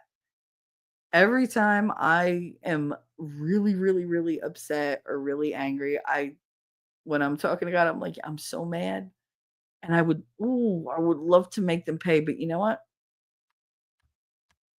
Just give them what they deserve. Whatever they've earned, give it to them in abundance. If they've earned good, give it to them. If they've earned bad, give it to them, but only give them what they deserve. Nothing more, nothing less. I think that's fair. I think that's fair because I hold myself to the same standard. Like I'm not asking for things that I haven't earned. I'm not looking forward to punishments that I haven't earned either. Like give me what I deserve. And what I deserve is going to be based on what I put into my life. Positive or negative. Am I still going to fuck up? You betcha, because I'm me. We need those voted into office to serve their constituents and not the party. Yes. Seems a way to corrupt. That's what I'm saying, though. They need to serve the people. They work for us. They don't work for these companies, and there need to be regulations in place for the government. Not the government regulating us, but us regulating the government. They need to be, they need to be given boundaries. They need to be given rules. Why do they get carte blanche to do whatever the fuck they want? The left so loves changing the rules that govern them. Yep. They hate being servants. Well, you know what? They're literally called civil servants. They need to adapt to their place in life. They chose it. If you chose that office, you got to take everything that goes with it. Hated is past tense. It's still current. That's true. Hey, Zach without a K. YouTube blocks a lot of things that really isn't a problem. They do block tons of stuff. When Shelly with that knee gets to my comment in February, hi, you can bite me. Take a big old bite. I thought they said it was Obama 3.0. Let's see. Skip ahead. We got lots of highs. Speaker of the House even made a video about the Biden issue. T3, why do I think you're hinting a greeter at a I'm not. I mean, there are some things. Time for a run. Go ahead, Zach, you run. Someday those demons might catch up, though. No, I'm just kidding. I'm fucking with you. So I said, are you leaving or am I? Nobody's leaving. Y'all just sit, be tight, not be tight, sit tight. Wow. If you sit and be tight, that's a good thing too. Kegels are important. I thought you were. Seems I made a mistake. No, she's not going anywhere. Want in one hand and shit in the other. Yep. All right, so we're up to that. All right, so I'm less than an hour. Here we go. Me too, the paying attention part. Da-da-da. I want to be an Oscar. My see toy. Now that I'm triggered. I wish I was an Oscar Mayer wiener. That is what I really want to be. If I was an Oscar Mayer wiener, everyone could make a hot dog out of me. There you go. Sorry, even miss saying goodbye to Zach. Oh, he'll be in and out. That's what he does. He likes the in and out. Are you giving liberals some advice? I'm giving a lot of people advice, honey. How you doing, angry? I've just been in full rant mode like the whole time. We're going on 4 hours. All I've been doing is bitching about the other side and what people aren't doing and give peace a chance. No, give this administration a chance. I don't want people jumping the gun and being, oh, well, he said, and calm down. I mean, it irritates me that people don't understand that politicians like Trump, he's not a politician at heart. He's a businessman. You know what businessmen have at heart? Strategy. And they're not big on sharing that strategy. And you might not know what the hell he's up to, but I got to trust that he's got our best interest at heart and he knows what he's doing. He's a smart man. For all that they've thrown at him, he's the fucking president.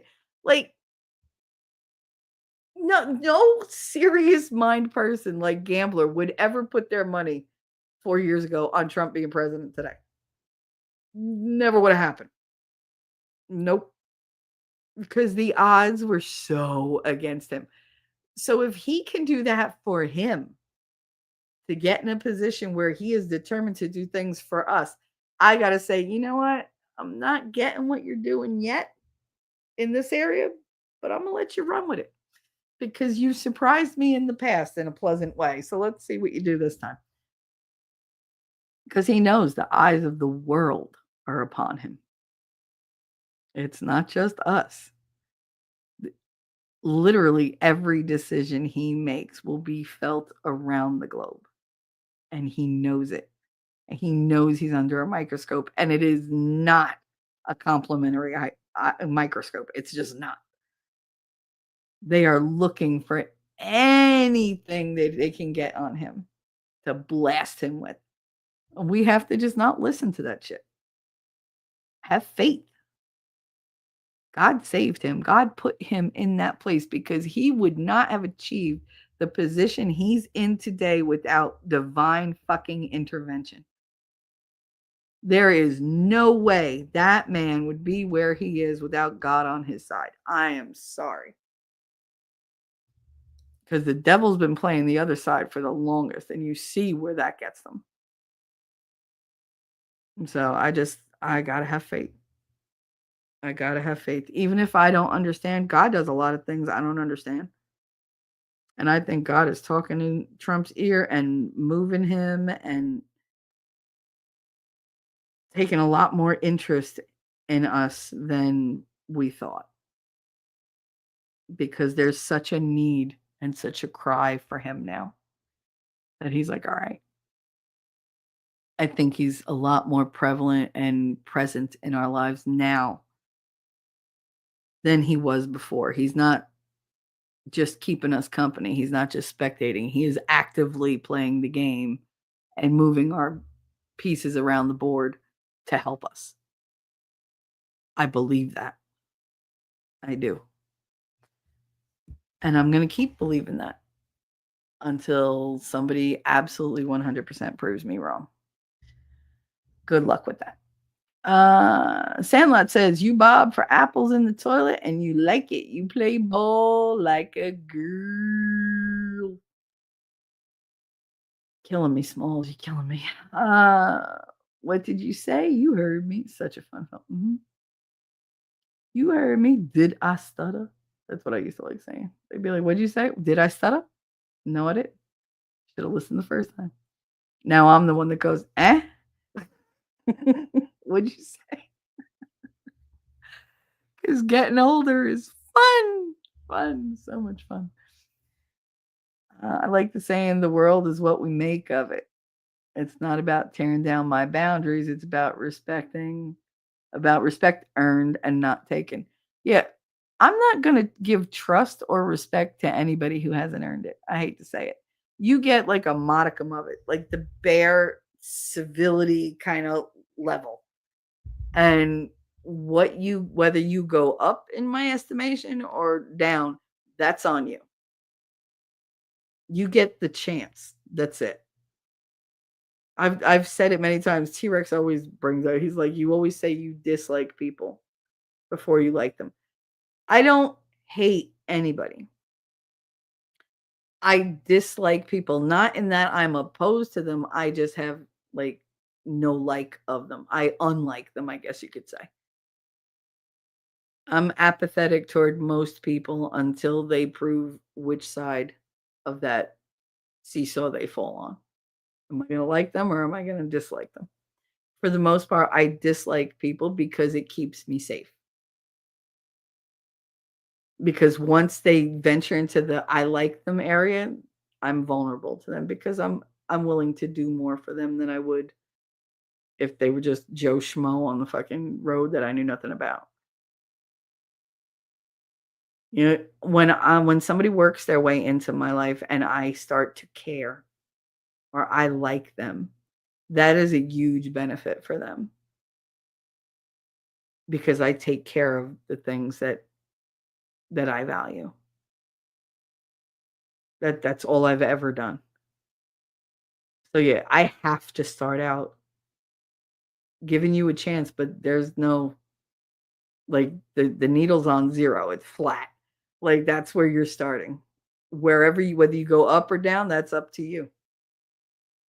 I got nothing to do with that. So when people are like, she doesn't like me. If I don't like you, there's a reason. There's a reason. Because I don't actively dislike anybody until they give me a reason. I just don't give a shit one way or another. You're just not relevant to me. Everybody starts out irrelevant. Now, if you become important to me, great for you because I can be a very generous, loving person. But if I dislike you, don't say she's just a bitch. No, if I dislike you and I give you that energy, you earn that shit. And if you want to know why, I'll tell you. I'm not going to volunteer the information because I'm not going to waste my time. But if you ask me, I'll tell you. That's why I warn people, don't ask me a question that you don't want to know the answer to because I'm going to tell you and it's going to hurt your feelings. And I don't give a fuck. You shouldn't ask me. If you don't want to know the truth, don't ask me the question. Ask somebody else. T-Rex, I'm back. I didn't know you left. Why a cat? Why not a spoon? At least you get ice cream. I'm glad it was my cat in the closet, though, and not ice cream, because that would curdle and smell really bad.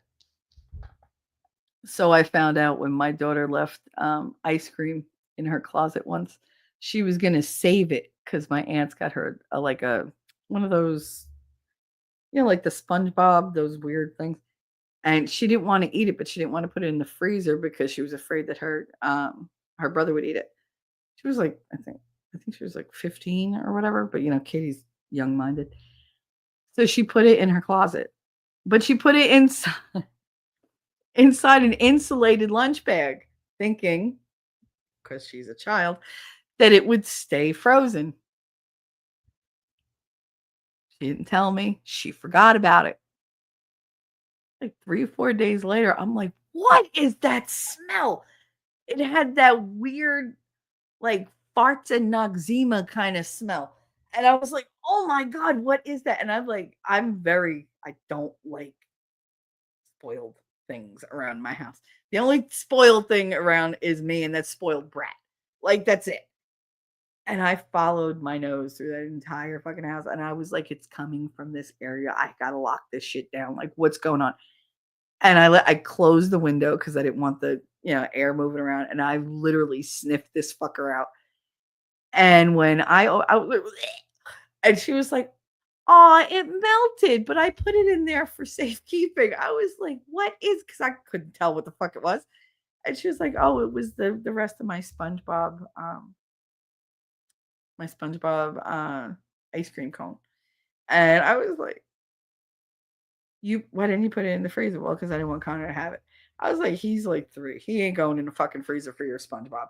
I was like, "Oh my God." And I'm like, I'm like gagging trying to throw this thing.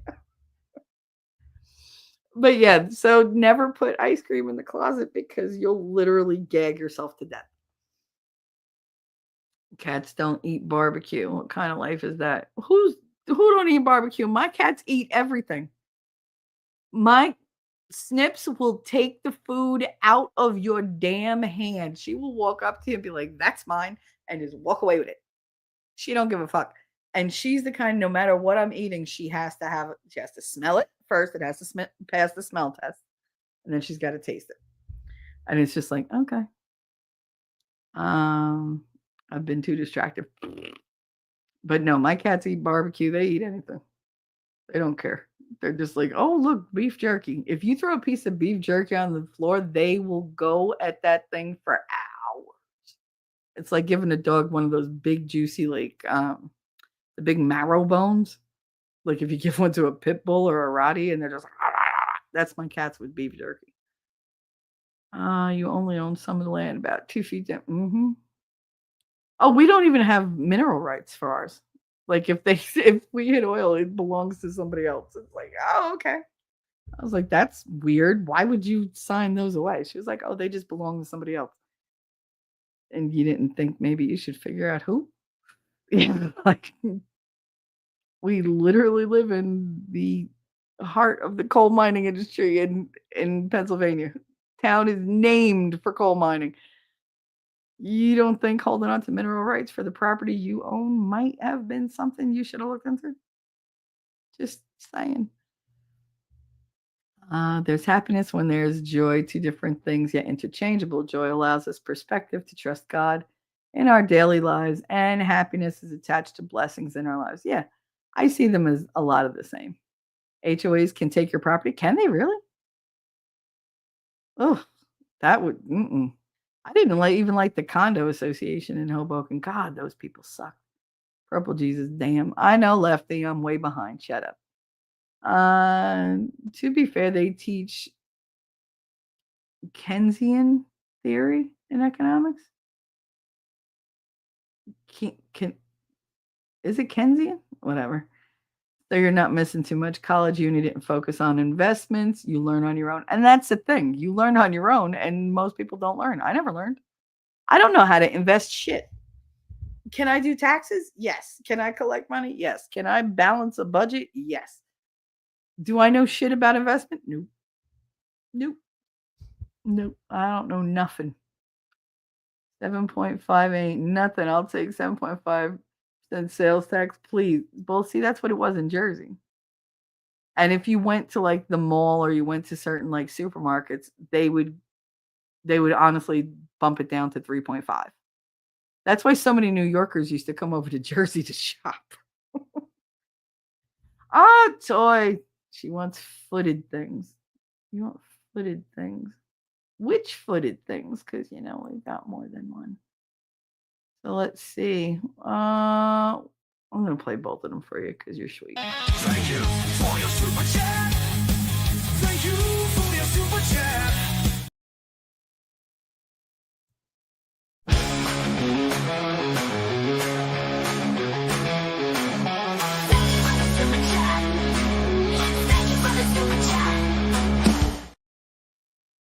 That one chick in the second frame looks like a girl Francesca that I went to high school with. I went to grammar school with her too.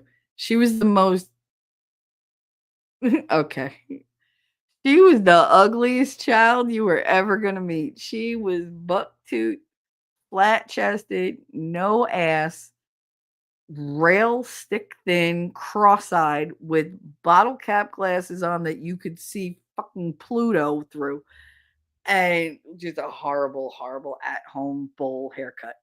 She was fugly. Fugly.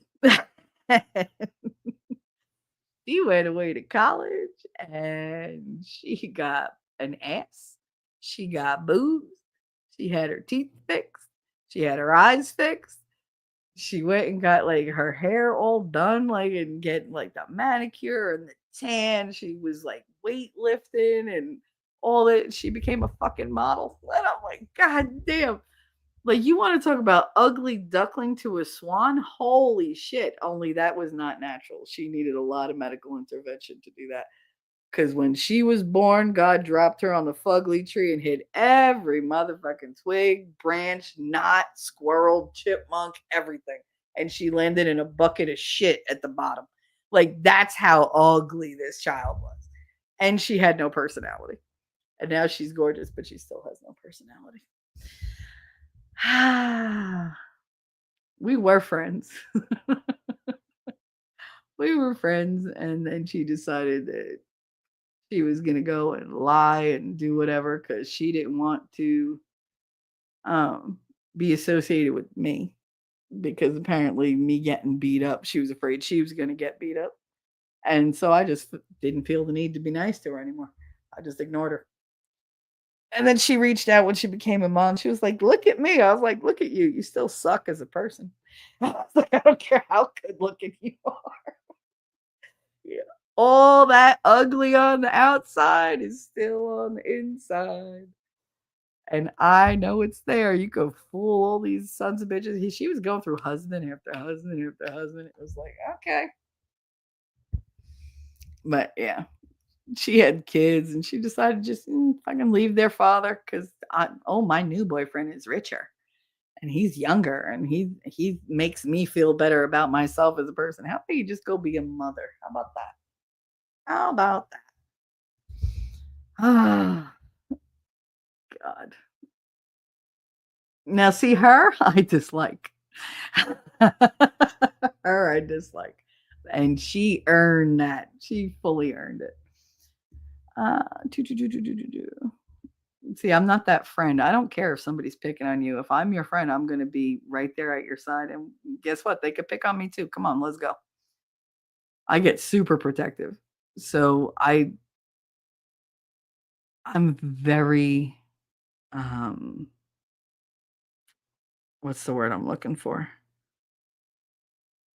I do not give an inch when it comes to loyalty. If you're loyal, great, you're loyal and I'm going to protect you and I'm going to care and I'm going to always, be there if you need me or whatever. If you're disloyal, I will not even acknowledge your existence. And if you're actively disloyal and go against me or somebody that I love, then I'll just destroy you and that'll be that. But yeah, loyalty is everything to me. That is my biggest priority when it comes to relationships with people. Any kind of relationship, doesn't matter. If you're not loyal, then I got no time for you. I got no time for you. Because I'll go to hell and back for the people I love. And they know it. Toy Man, she plays the chick clip too, but by the time T3 sees my super chat, you'll be in the next adventure. I know, whatever. I played them both. I feel like she's on repeat at this point. Excuse you. I am not on repeat. That's how far behind she is. Bite me. Pay attention as we're a needy chat. Nope. Nope. You get what you get and you don't get upset. If you want somebody to pay attention to you, then you're just going to have to go to a chat where they're up to speed, like up to date. I take my time. I said I'm having fun today. I am not following any kind of format. I'm just going to go where the conversation takes me because yesterday was a lot. And I just need to decompress. The weird thing that happens is when everything becomes racist, nothing is racist. Calling it out constantly diminishes the claim. Yep, it absolutely does. It absolutely does. So I said, I like philosophy. I want to be paid to do proofs, right? Hmm. Today is my ranting day. I was very good on stream yesterday. I was very quiet for most of it. So I have a lot left to say. Okay. Uh, Next job, you need to be a therapist. Lefty, I'm sure if I feel ignored by T3 or I'm unsure if I feel ignored by T3 or if I should just accept the situation. I might be oversensitive. You'll be all right, Toy. I'm opening my own escort service. Good, good, good, good. Here's the money, Gary. There you go. At Lefty, how much you charge? Nice. It's kind of like therapy, a little bit. Can you be a pretty lady on the arm? You can be the pretty lady on the arm of the dude. At Lefty? Aw. Where is it at? Where's the money? Sure thing. Let's go. Charge tons for anything to do with feet. Oh my goodness. Why are we talking about feet? Lord. I swear it's just a recording now. Nobody ignores the chat this long. Sure they do. I do it all the time. Oh my God, what the fuck is wrong with people? 5th grade New Jersey teacher gets knocked up by her student. Oh Lord. It's not a Jersey thing, I swear. It's an all over thing. It's just, there's so many of them in Jersey. Don't discriminate against kinks. I need to find you a man to doll up for. I'm excited. Oh, talking to Lefty. Oh my goodness. Yes, they do. I love those pets so much. You can get slap Carissa. Oh no. Well, if she likes it, depends on what you're slapping and how hard. They're strict with adoption of retired military working dogs. Are they really? The waiting list is a few years long, and we'd have to go to San Antonio to pick up. Yeah, but if it's the perfect dog, it's worth it. There's so many rescue dogs that need good homes, though.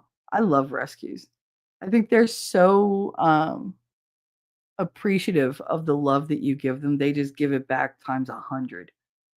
That's why I will always love rescue animals. Blurry vision, health issues sometimes. I know. She's so far away. I'm an hour and a half behind. No shit. Purple Jesus. Jesus, you want to take care of Purple Jesus? Because he's being a little pain in my ass. So bitching and moaning about my chat. If she's streaming from her phone instead of a computer, it makes sense. Nope. That's not how it works, T3.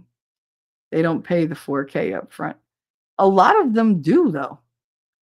We watched a whole documentary about it. They paid for the opportunity and the route and everything else. So, 4 people watching. Okay. Hey, are you watching chat? Yep. Not in. I could see it in StreamYard. That comment was the phone comment. Yes, deal with things before they spread to other things. Most people never think about it. You're lucky I read chat at all. Not for nothing. There's a lot of people that go in here and don't pay any attention to chat. I literally pay attention to every single one of you. Deal with things before they spread to other things. Most people never think about it and why we have trouble when we do. Basically engendered to the cartels.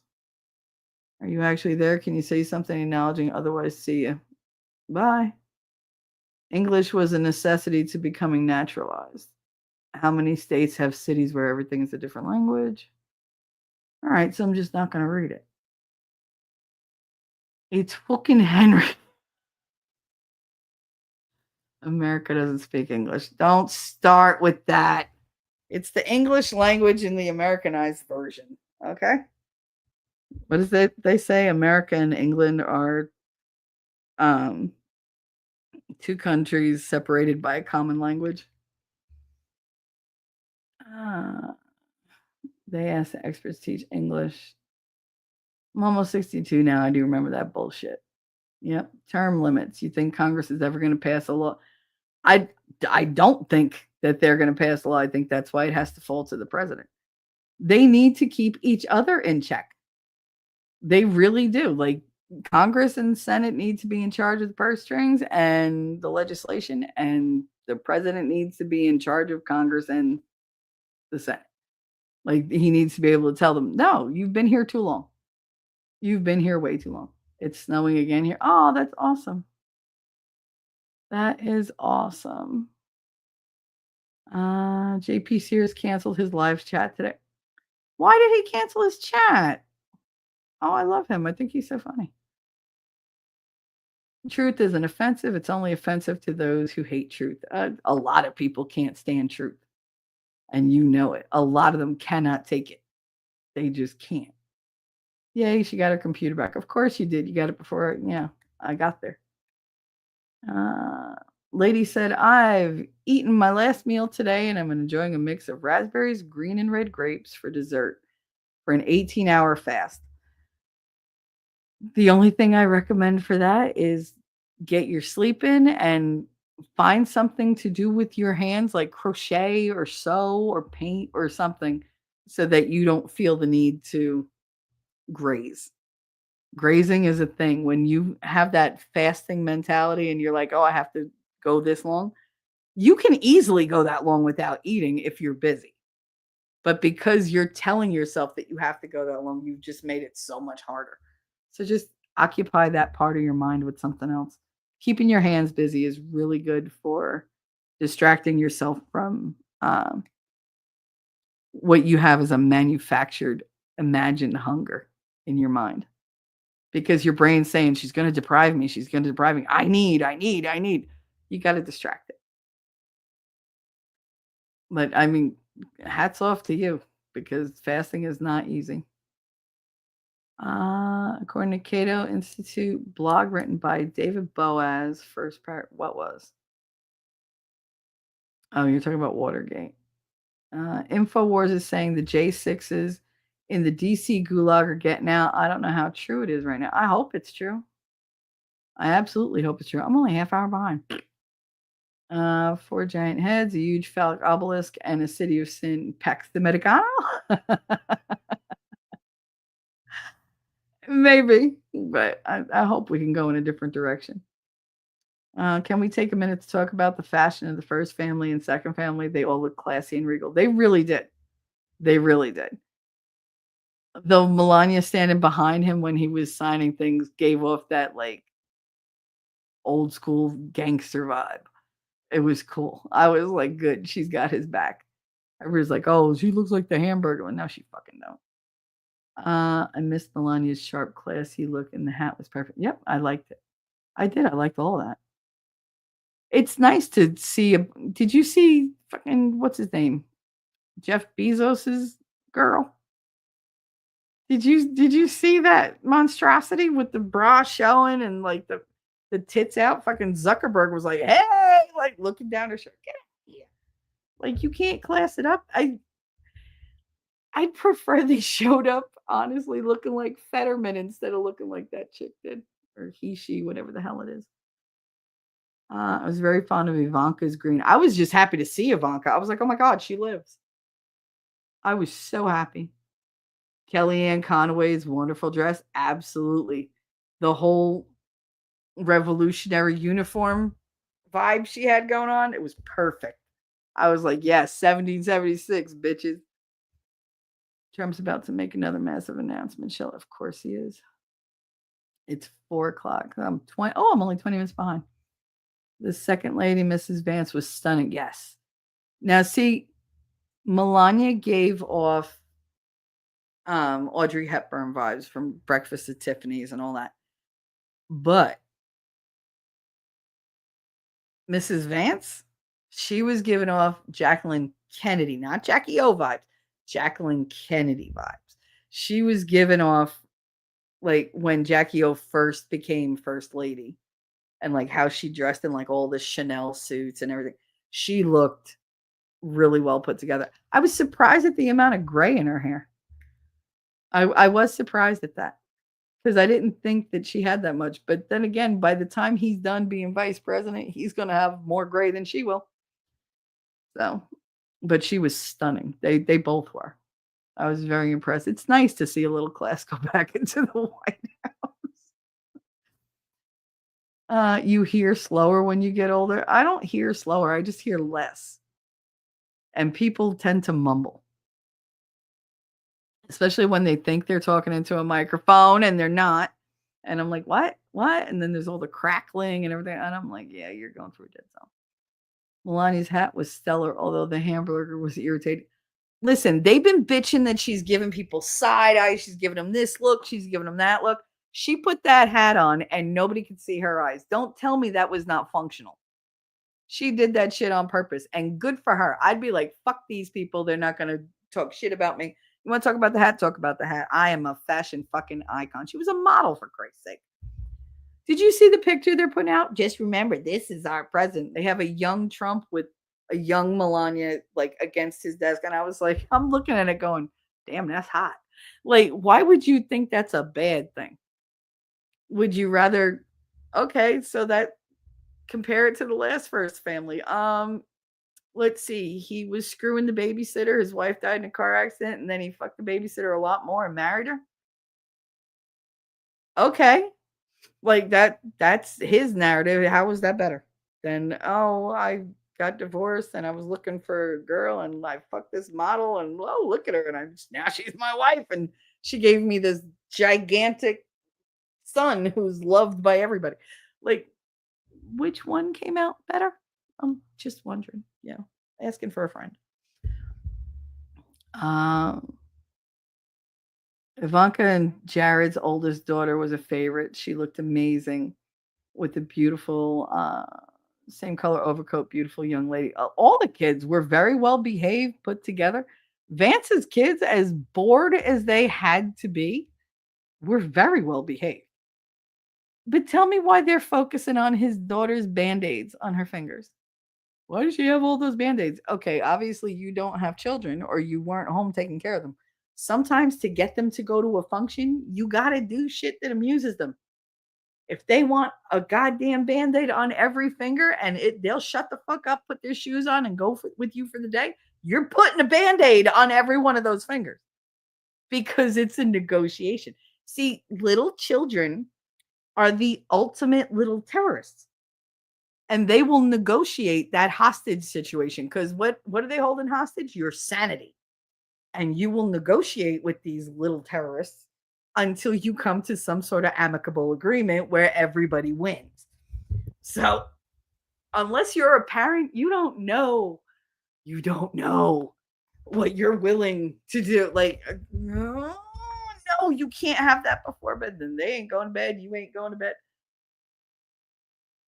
You can have that tomorrow. For now, you can have this. So you take something that's the slightly less evil thing to give them. Like you can't have a bowl of ice cream right before bed. However, I'll let you have one cookie of your choosing. And it's like, you can have the ice cream tomorrow if you eat your lunch. And that's where the negotiation, you got to be a master negotiator if you got kids. Otherwise, you're just going to live either being their doormat or just in a hell of nonstop fighting. So I love my children, but that didn't make them less little terrorists. Like, so you learn the art of negotiation. And then I, went into education, so I really had to learn to negotiate. Conway's dress was historically accurate and looked good too. Yes. I was interested because of what was intended by her wearing the dress that day. Yeah, it was very 1776 vibes. Very, we are the founding fathers. We are here to fight for this nation, and we are throwing out the friggin' dictatorship that was, here, the monarchy that was here. I loved it. I did. I loved it. And I would not have noticed that if I didn't. I was fixated on the buttons. And I was like, why do they look like uniform buttons, but she's not wearing it. I was like, wait a minute, where have I seen buttons like that? And I knew I saw them like the bronze. Usually they were bronze buttons. And I'm looking at that and I was like, oh my God. I was like, she's wearing a Revolutionary era like type uniform, like that color palette. And then I pulled one of the Revolutionary era uniforms up on my screen and I was like, yep, absolutely. Look, she got this, she got this, she got this. And I was like, all right, I see you. I appreciate the effort. I thought it was really smart. She's got to be an hour behind in chat. When was the last time T-Rex said anything? T-Rex don't matter. He doesn't ask me anything worthwhile in this chat. He waits till 4 o'clock in the morning and then goes, Shelly, can I ask you a question? To which I always say, oh, for fuck's sake. Go ahead. And then it's a 7 o'clock conversation. We're from 4 to 7. It's all philosophy and shit.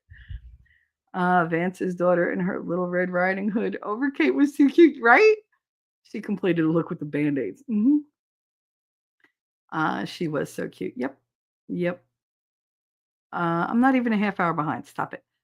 I'm getting so much laundry to do, but everyone is living their best life. Snowball fights and snowing. Well, that's the whole point. You're supposed to have all that wet stuff. Don't worry about the cleanup. Cleanups happen whether they're having fun or not. So you might as well have fun and then just clean up all the water and ice and snow and everything else. If you have a mud room, just leave them out in there. Make them get undressed out there. Hang everything up out there.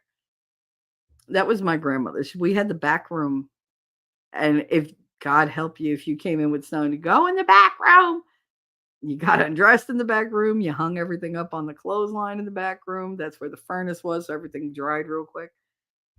And you just didn't come back out until you were dry. Because are you mopping her floor? Nope. I own mineral rights in Arkansas. Nice. That's been passed down for generations and has had oil. And that's the thing with mineral rights. They don't sell them with the property. They are passed down literally generation to generation. You still have Chinese owning land here that never should have been. That's got to go. I completely agree. You can't buy the property if you don't sign off on the mineral rights. Standard procedure. Not around here. Around here, those are two separate entities. I think my son has gone through half of his clothes today. I'm sure. Don't you remember what being a kid was like?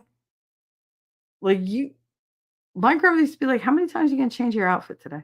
I don't know. I didn't want to wear that anymore. What'd you do with the other one? I put it in the laundry. You wore it for 10 minutes, but it was on me. It's dirty. When you're the one who does the laundry, that rule changes. Just saying. you have the dirty enough for laundry, clean enough for the closet, in between goes on the chair. Or if you have an exercise bike, that's where you hang it. And don't tell me you don't. I know some of you have either a Stairmaster, a treadmill, a bike. That's where your clothes go. You wore them, but you might want to wear them again because you didn't really wear them long enough or do anything to really dirty them. And you don't really want to do the laundry, waste water, the rationalization. Do you hear it? And so I'll just put them there and then they sit there for like 4 months and grow. And the pile grows. And then eventually you're like, oh my God, I got to put all these clothes away. How did this happen? You did it, dumbass. I do it all the time. That's why I don't have an extra chair in my room anymore because now everything gets put away and everything gets hung up. That's it. Or goes in the laundry. There is no in between. Because I can't. Every house I've had a club chair in the bedroom or the living room that always accumulated tons and tons of clothes. It became the catch-all for everything. Like come home from shopping, everything goes on there. And then I just lose stuff. I emptied the inside of the club chair in my house because everything had fallen down and I didn't know it. I just thought, okay, the cushion's there. I took the cushion off. I was like, why is it rattling? The chair shouldn't rattle. And I was like, there's a little hole. I was like, son of a bitch. I had stuff down there I'd been looking for like 2 years. I didn't know there was a hole in the couch, like in the chair. It was in the back and like keys down there. Connor lost his keys once. I was like, we went crazy. That's where they were. It was funny. I found about $8 in loose change just from me throwing my purse on that after work every day. And the change would just fall out. Go right down the chair. Like whatever. So yeah, no chair in my room. There's the computer chair, but it's covered in cat hair, so I won't put clothes on it. Because apparently the cat owns that chair. Guess the dude has footed things too. I played them both. I'm so happy for the ugly duckling chick. That's so awesome. She was ugly. He said, "Oh, I'm happy she can afford beauty assistants. Unfortunate about the personality. Hopefully, it improves." It didn't. It didn't because every once in a while she reaches out, and I'm like, "What the hell do you want?" Like, yes, I've known you since I'm 4. That doesn't mean I want to continue to know you. I still don't like you. And to be perfectly honest, she don't like me. So why do you keep reaching out? Cuz you know me? Like, no, avoid me. You don't like me. I don't like you. That means we don't have to spend any more shared time on this planet together. Go away. But no, she constantly reaches out and it's like, ugh. I think she just likes to spread her toxicity to whoever has ever been a part of her life. The whole ugly thing on the inside thing is hardly known anymore, right? It's funny because people are really like shallow how people really can be like disgusting as individuals and yet aesthetically be the most gorgeous thing. Look at Amber Heard. She is the most vile person. Fucking gorgeous though. Well, she was before,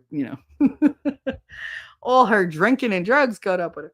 But I mean, she's still comparatively gorgeous, but I can't look at her and think that she's gorgeous because she's such a vile, ugly individual inside. I can't.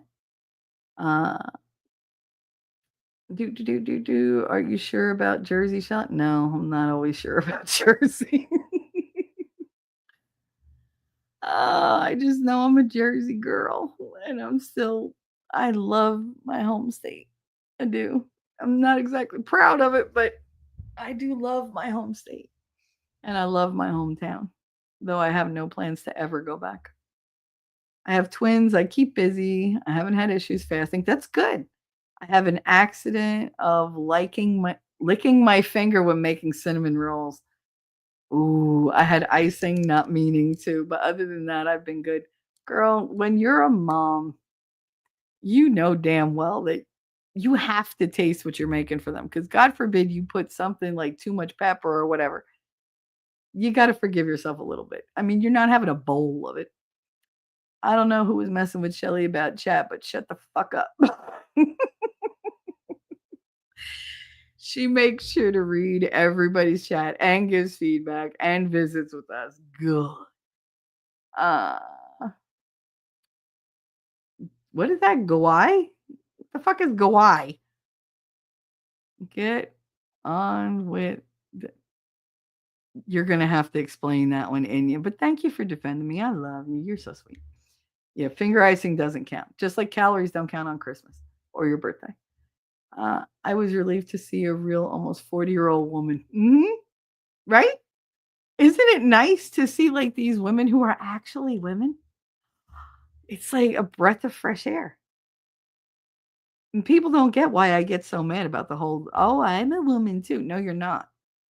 No, you're not. Until you were born one and went through the struggles that we all did, just based on our anatomy and bullshit bias, and just having to fight, even within our own families. You don't know what it is to be a woman. You have no idea the vulnerability. No man who grows up, just standard, is going to know what it is to be a woman because they aren't raised from the womb. Like literally, we come out, we're instantly told you have to be that they stick a bow on you, they put you in lace, you're wearing pink, you and you're oh, you're so pretty. It's always you're so pretty, you're so pretty, you're so pretty, you're so pretty. And that becomes like the identity. It also becomes the vulnerability. And like we're weaker and we're raised to be weaker. Like not all of us are raised to be like tough females. Most women are just raised by the mothers that, they're the same way. It's passed down. That's how they're treated. But you don't get how vulnerable being a woman is. And it has nothing to do with muscle strength. It has to do with a lot anatomy. Like I said, we don't have any kind of violating, anatomy. We have conquerable anatomy. We have violatable anatomy that's prevalent in many different ways. Like, it's just it's really hard to explain to a man because I don't think most men would ever understand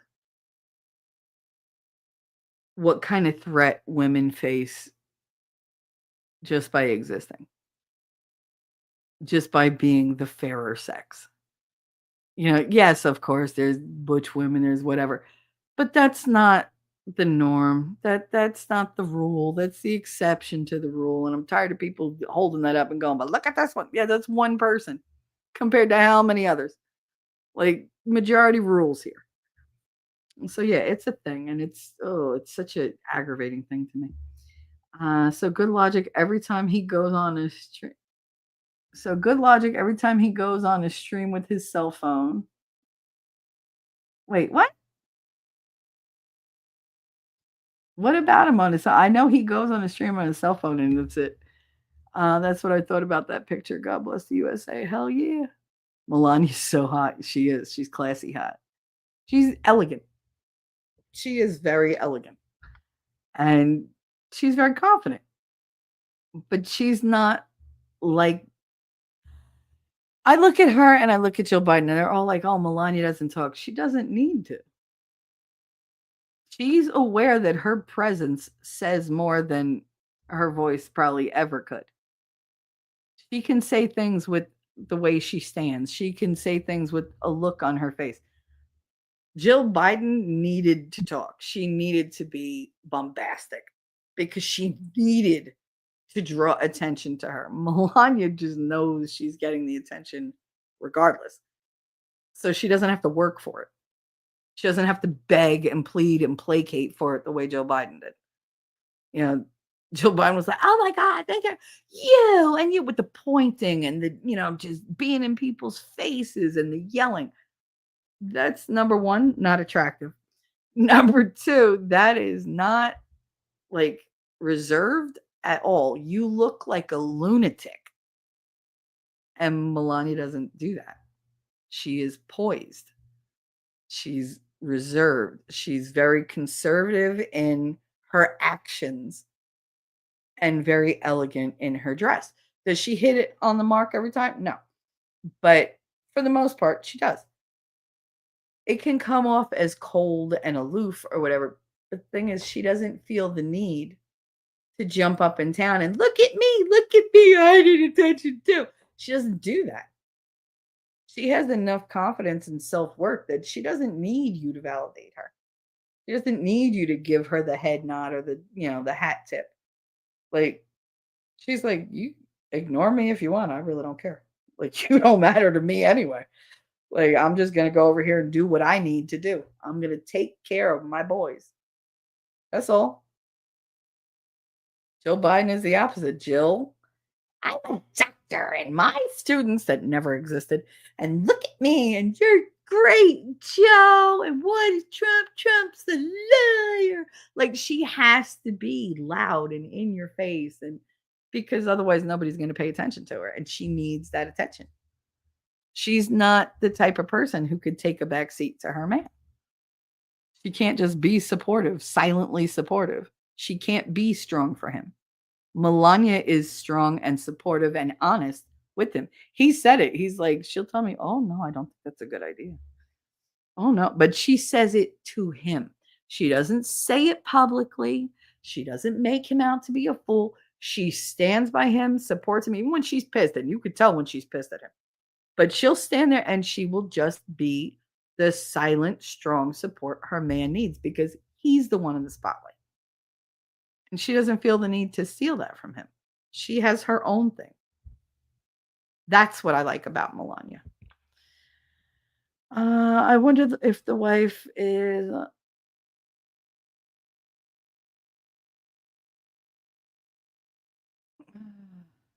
Whatever. I don't know what is going on. Rumble crashed. Whatever. I trolled AOC. Hope I don't get arrested. You're funny. So true about the toddler. She makes everything look better. A trash bag would look appealing on her. It's true. It's true. And you said I watched them at the sermon today. They were not having it. What a horrible lecture. It wasn't even a service. She was lecturing people. That's why I didn't watch it. I didn't even bother.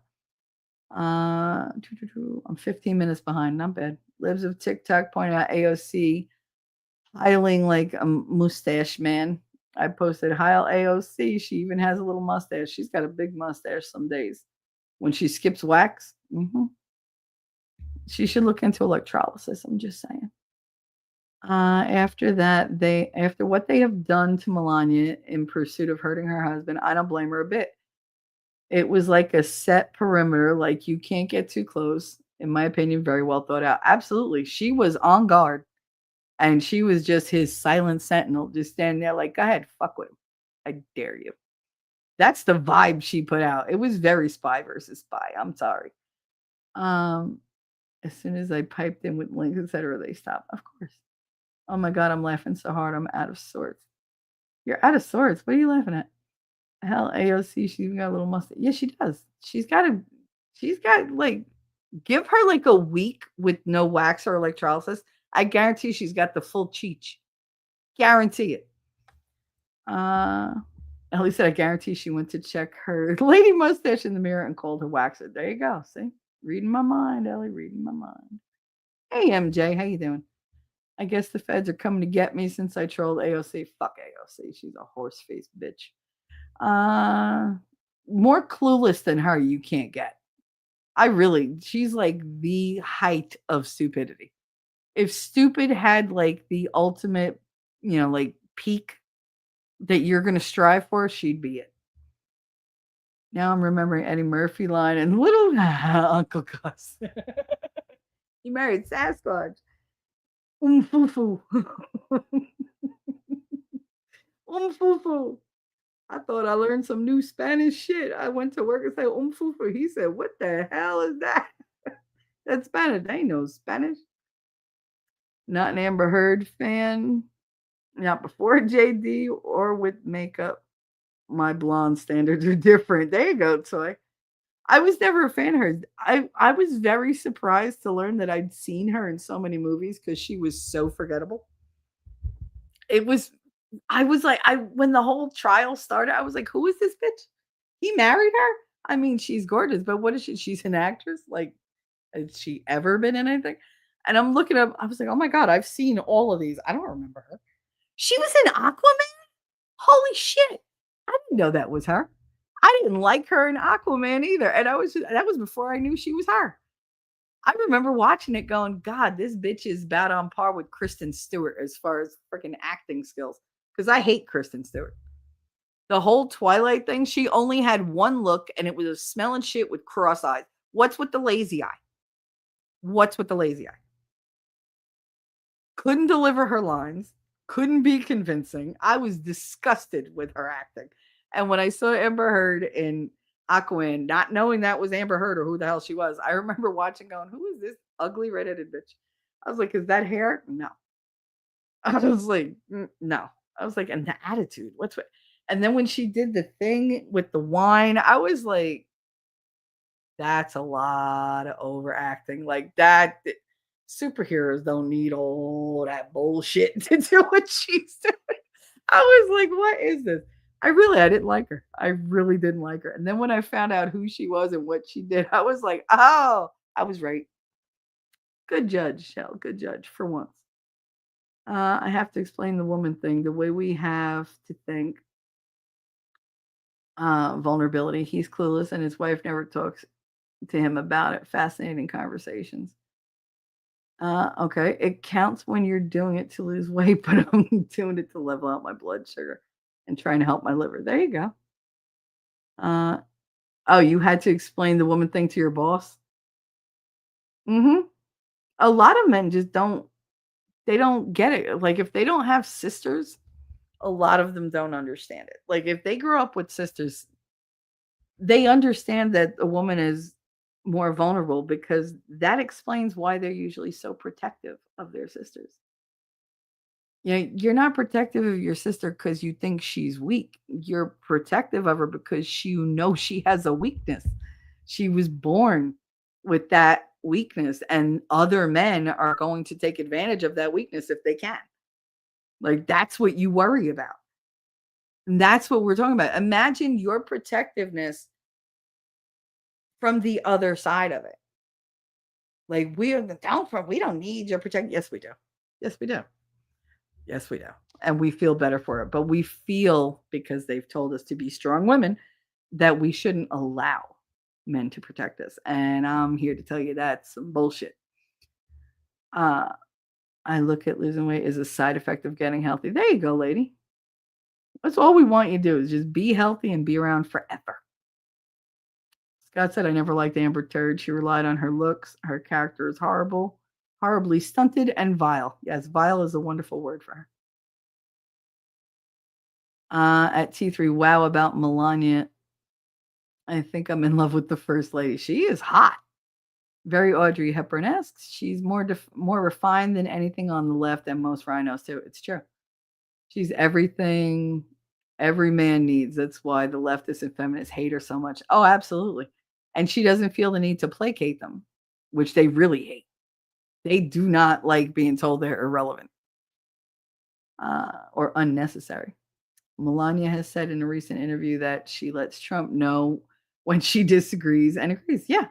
And you absolutely should but you do that shit privately. Private life should be kept private.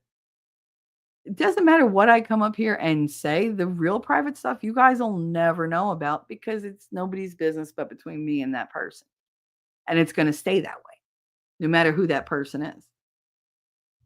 I had a different outlook when I changed my perspective from losing weight to getting healthy, to eat to give my body what it needs to stay alive. And once I eat that, I can eat anything I want in my eat window. You see, you say eat window, and I know it's a time frame. I know it's a time frame, but my brain just supplied an image of you sitting in a bay window surrounded by food, just eating till your heart's content. And yet I know that's not what you meant. But I thought it was funny. She is inspiring. Lady Awesome is very inspiring. That's why I call her Lady Awesome. Did you catch up? Yes, I did. Yes, I did. And you told you off. So there. I'm as caught up as I'm going to be. Shelly for chat. The extend. Oh, no. Here we go. They're all extending the chat. Some bitch. Nope. Bay window eating. There you go. Like bay seasoning for crabs. Old Bay seasoning. I'm all caught up. See? I'm in your window. You're in, you out. In, you out the window. Go in, you out the window. All right. I'm all caught up, which means my rant has concluded. I hope you enjoyed. I hope you enjoyed my stream of consciousness, because it was just a lot of stuff I had to get out, man. Toy said, it breaks my heart when a wife doesn't let her husband know that he doesn't look his average best, like he misses a spot shaving or whatever. Well, I mean, yeah, you should be able to like tell your honey, oh, you missed a spot here or whatever, because you don't want them looking like a jerk. Like, why would you want to go out with somebody and let them go out into the world and then? To me, see, I take it personally, because if like my man goes out and he looks a mess, the women in the world are not going to think that that's him doing that. They're going to be like, what the hell is wrong with her? Like, oh, she's screwing around on him. If she lets him look like that, she don't care about him. She's doing something else. She's doing something nefarious. Like, that's how rumors start. When you let your man go out looking like trash, or like all fucked up, or like you don't tell him, oh, you forgot this whole section of shaving cream, you're going to go out like that. It's because you just don't care. And that's what you're telling the world. I don't care what he looks like. I don't care what you think of him. It's not a reflection on me anymore, because I just don't care. I have withdrawn from caring about this person. And that's what tells other bitches he's up for grabs. When you see a man out there who's married and looking disheveled, you can take that man like that by showing him a little bit of care, because he ain't getting none at home. I guarantee it. Bet dollars to donuts. But if you see a man that's out there that's well put together, you better stay the fuck away from him because his wife will cut you. Oh, yes, she will. If he's taken, he is thoroughly taken. She's putting effort into him every day. And if you even look at him crooked, she will cut your throat like a mafia expert. Shit. You ain't taking that man from nobody. And it's a pointless effort too, because usually if they're that well taken care of, she is making sure that when he leaves the house, there ain't nothing left in the tank to give to another bitch. Guarantee it. If you are with a man, that has always been my philosophy. If you care about that man, if you love that man, you give that man everything he needs, and he will give you everything you need. So if that means draining his tank 4 times a goddamn day, then you better drain that tank with a smile on your face. Shit. It's the least you could do if he's taking care of you. And on that note, I'm going to go make dinner because apparently I don't smell anything, so nobody's cooking, which means I gotta. Or you do, and he doesn't care. Mine will go to Walmart in pajamas. He doesn't give a stop it in ya. Yeah, but you guys have a different kind of relationship. It's funny. There's an understanding there. How has he done it? How has he done it? Well, men don't have as hard a time as women when it comes to weight loss. That's true. My mother and father went on the same diet. They stopped all these foods or whatever. My father lasted a day. Daddy, he lasted a day.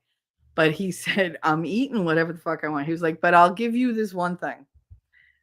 I will switch from iced tea, right? He switched from soda to iced tea. That's what he did. He switched from soda to iced tea. My mother switched from everything to water and tuna and crackers and cigarettes. That was her entire meal plan. He ate whatever the fuck he wanted and just changed from soda to iced tea. She gained 15 pounds. I remember this very well because weigh-in day was not a happy day in my house. She gained 15 pounds and he lost about 30. This was after 2 weeks. 30 pounds in 2 weeks. He was like, I see my stomach muscles. Sure you do. Like, it's like, I see them too. I see they're still under a lot of insulation and padding, but I see them. Like, I can see that you have a stomach and not just like a belly. But yeah, she gained 15 pounds and he lost 30. Do you know the fighting in my house? Oh my God. I hate men. Oh, you fucking men lose weight so goddamn easy. Meanwhile, the fucking Twinkie goes in the mouth. And I'm like, that's why your ass is gaining weight. I told you she gained like 14 pounds in a week because she said, all I'm eating is fruit. And what fruit did she choose? Coconut. Coconut ain't a fruit. It's literally a fat nut. There's phrasing I wish I would have. Anyway, yeah, so my mother was eating fat nuts all week and gained 14 pounds. Oh, no, I'm going. Goodbye. I gotta go. He rocks those PJs. Nice. Nice. Bye, everybody. Enjoy your afternoon. Yes, please. Thank you for being here. Thank you for everything. I enjoyed our time together. Lefty, stop bitching about me not being caught up. I'm all caught up. I know phrasing. I know. No, she ate coconut. Coconut is literally all fat. And it's not a fat that you process really quickly. But you chew it a lot. It's very chewy. So it kept her from eating anything else. However, she would have been better off just eating candy because it would have had less calories and less fat. She was so mad. So mad. Anyway, thank you for being here, everybody. And you have a good night. I will see you in the funny papers or in winnings chat later. Love you. Jersey girl, I know that you're a Jersey girl inside. 4 a.m. at a diner, stop singing, living on a And doggone it, people like me. I'm thinking maybe you're a Jersey girl with all those highlights in your hair. No other girl can move like you. We pump our fists, damn right it's true. And I don't care what they might say, they'll never get us anyway. So be my Jersey girl, and take a little ride with me tonight. And let's get dirty, girl. I know that you're a Jersey girl inside. The way you turn it up, turn me on, and then you take it off. Make it hot, make it loud. We'll wake the whole town. Jersey girl, I know that you're a Jersey girl inside.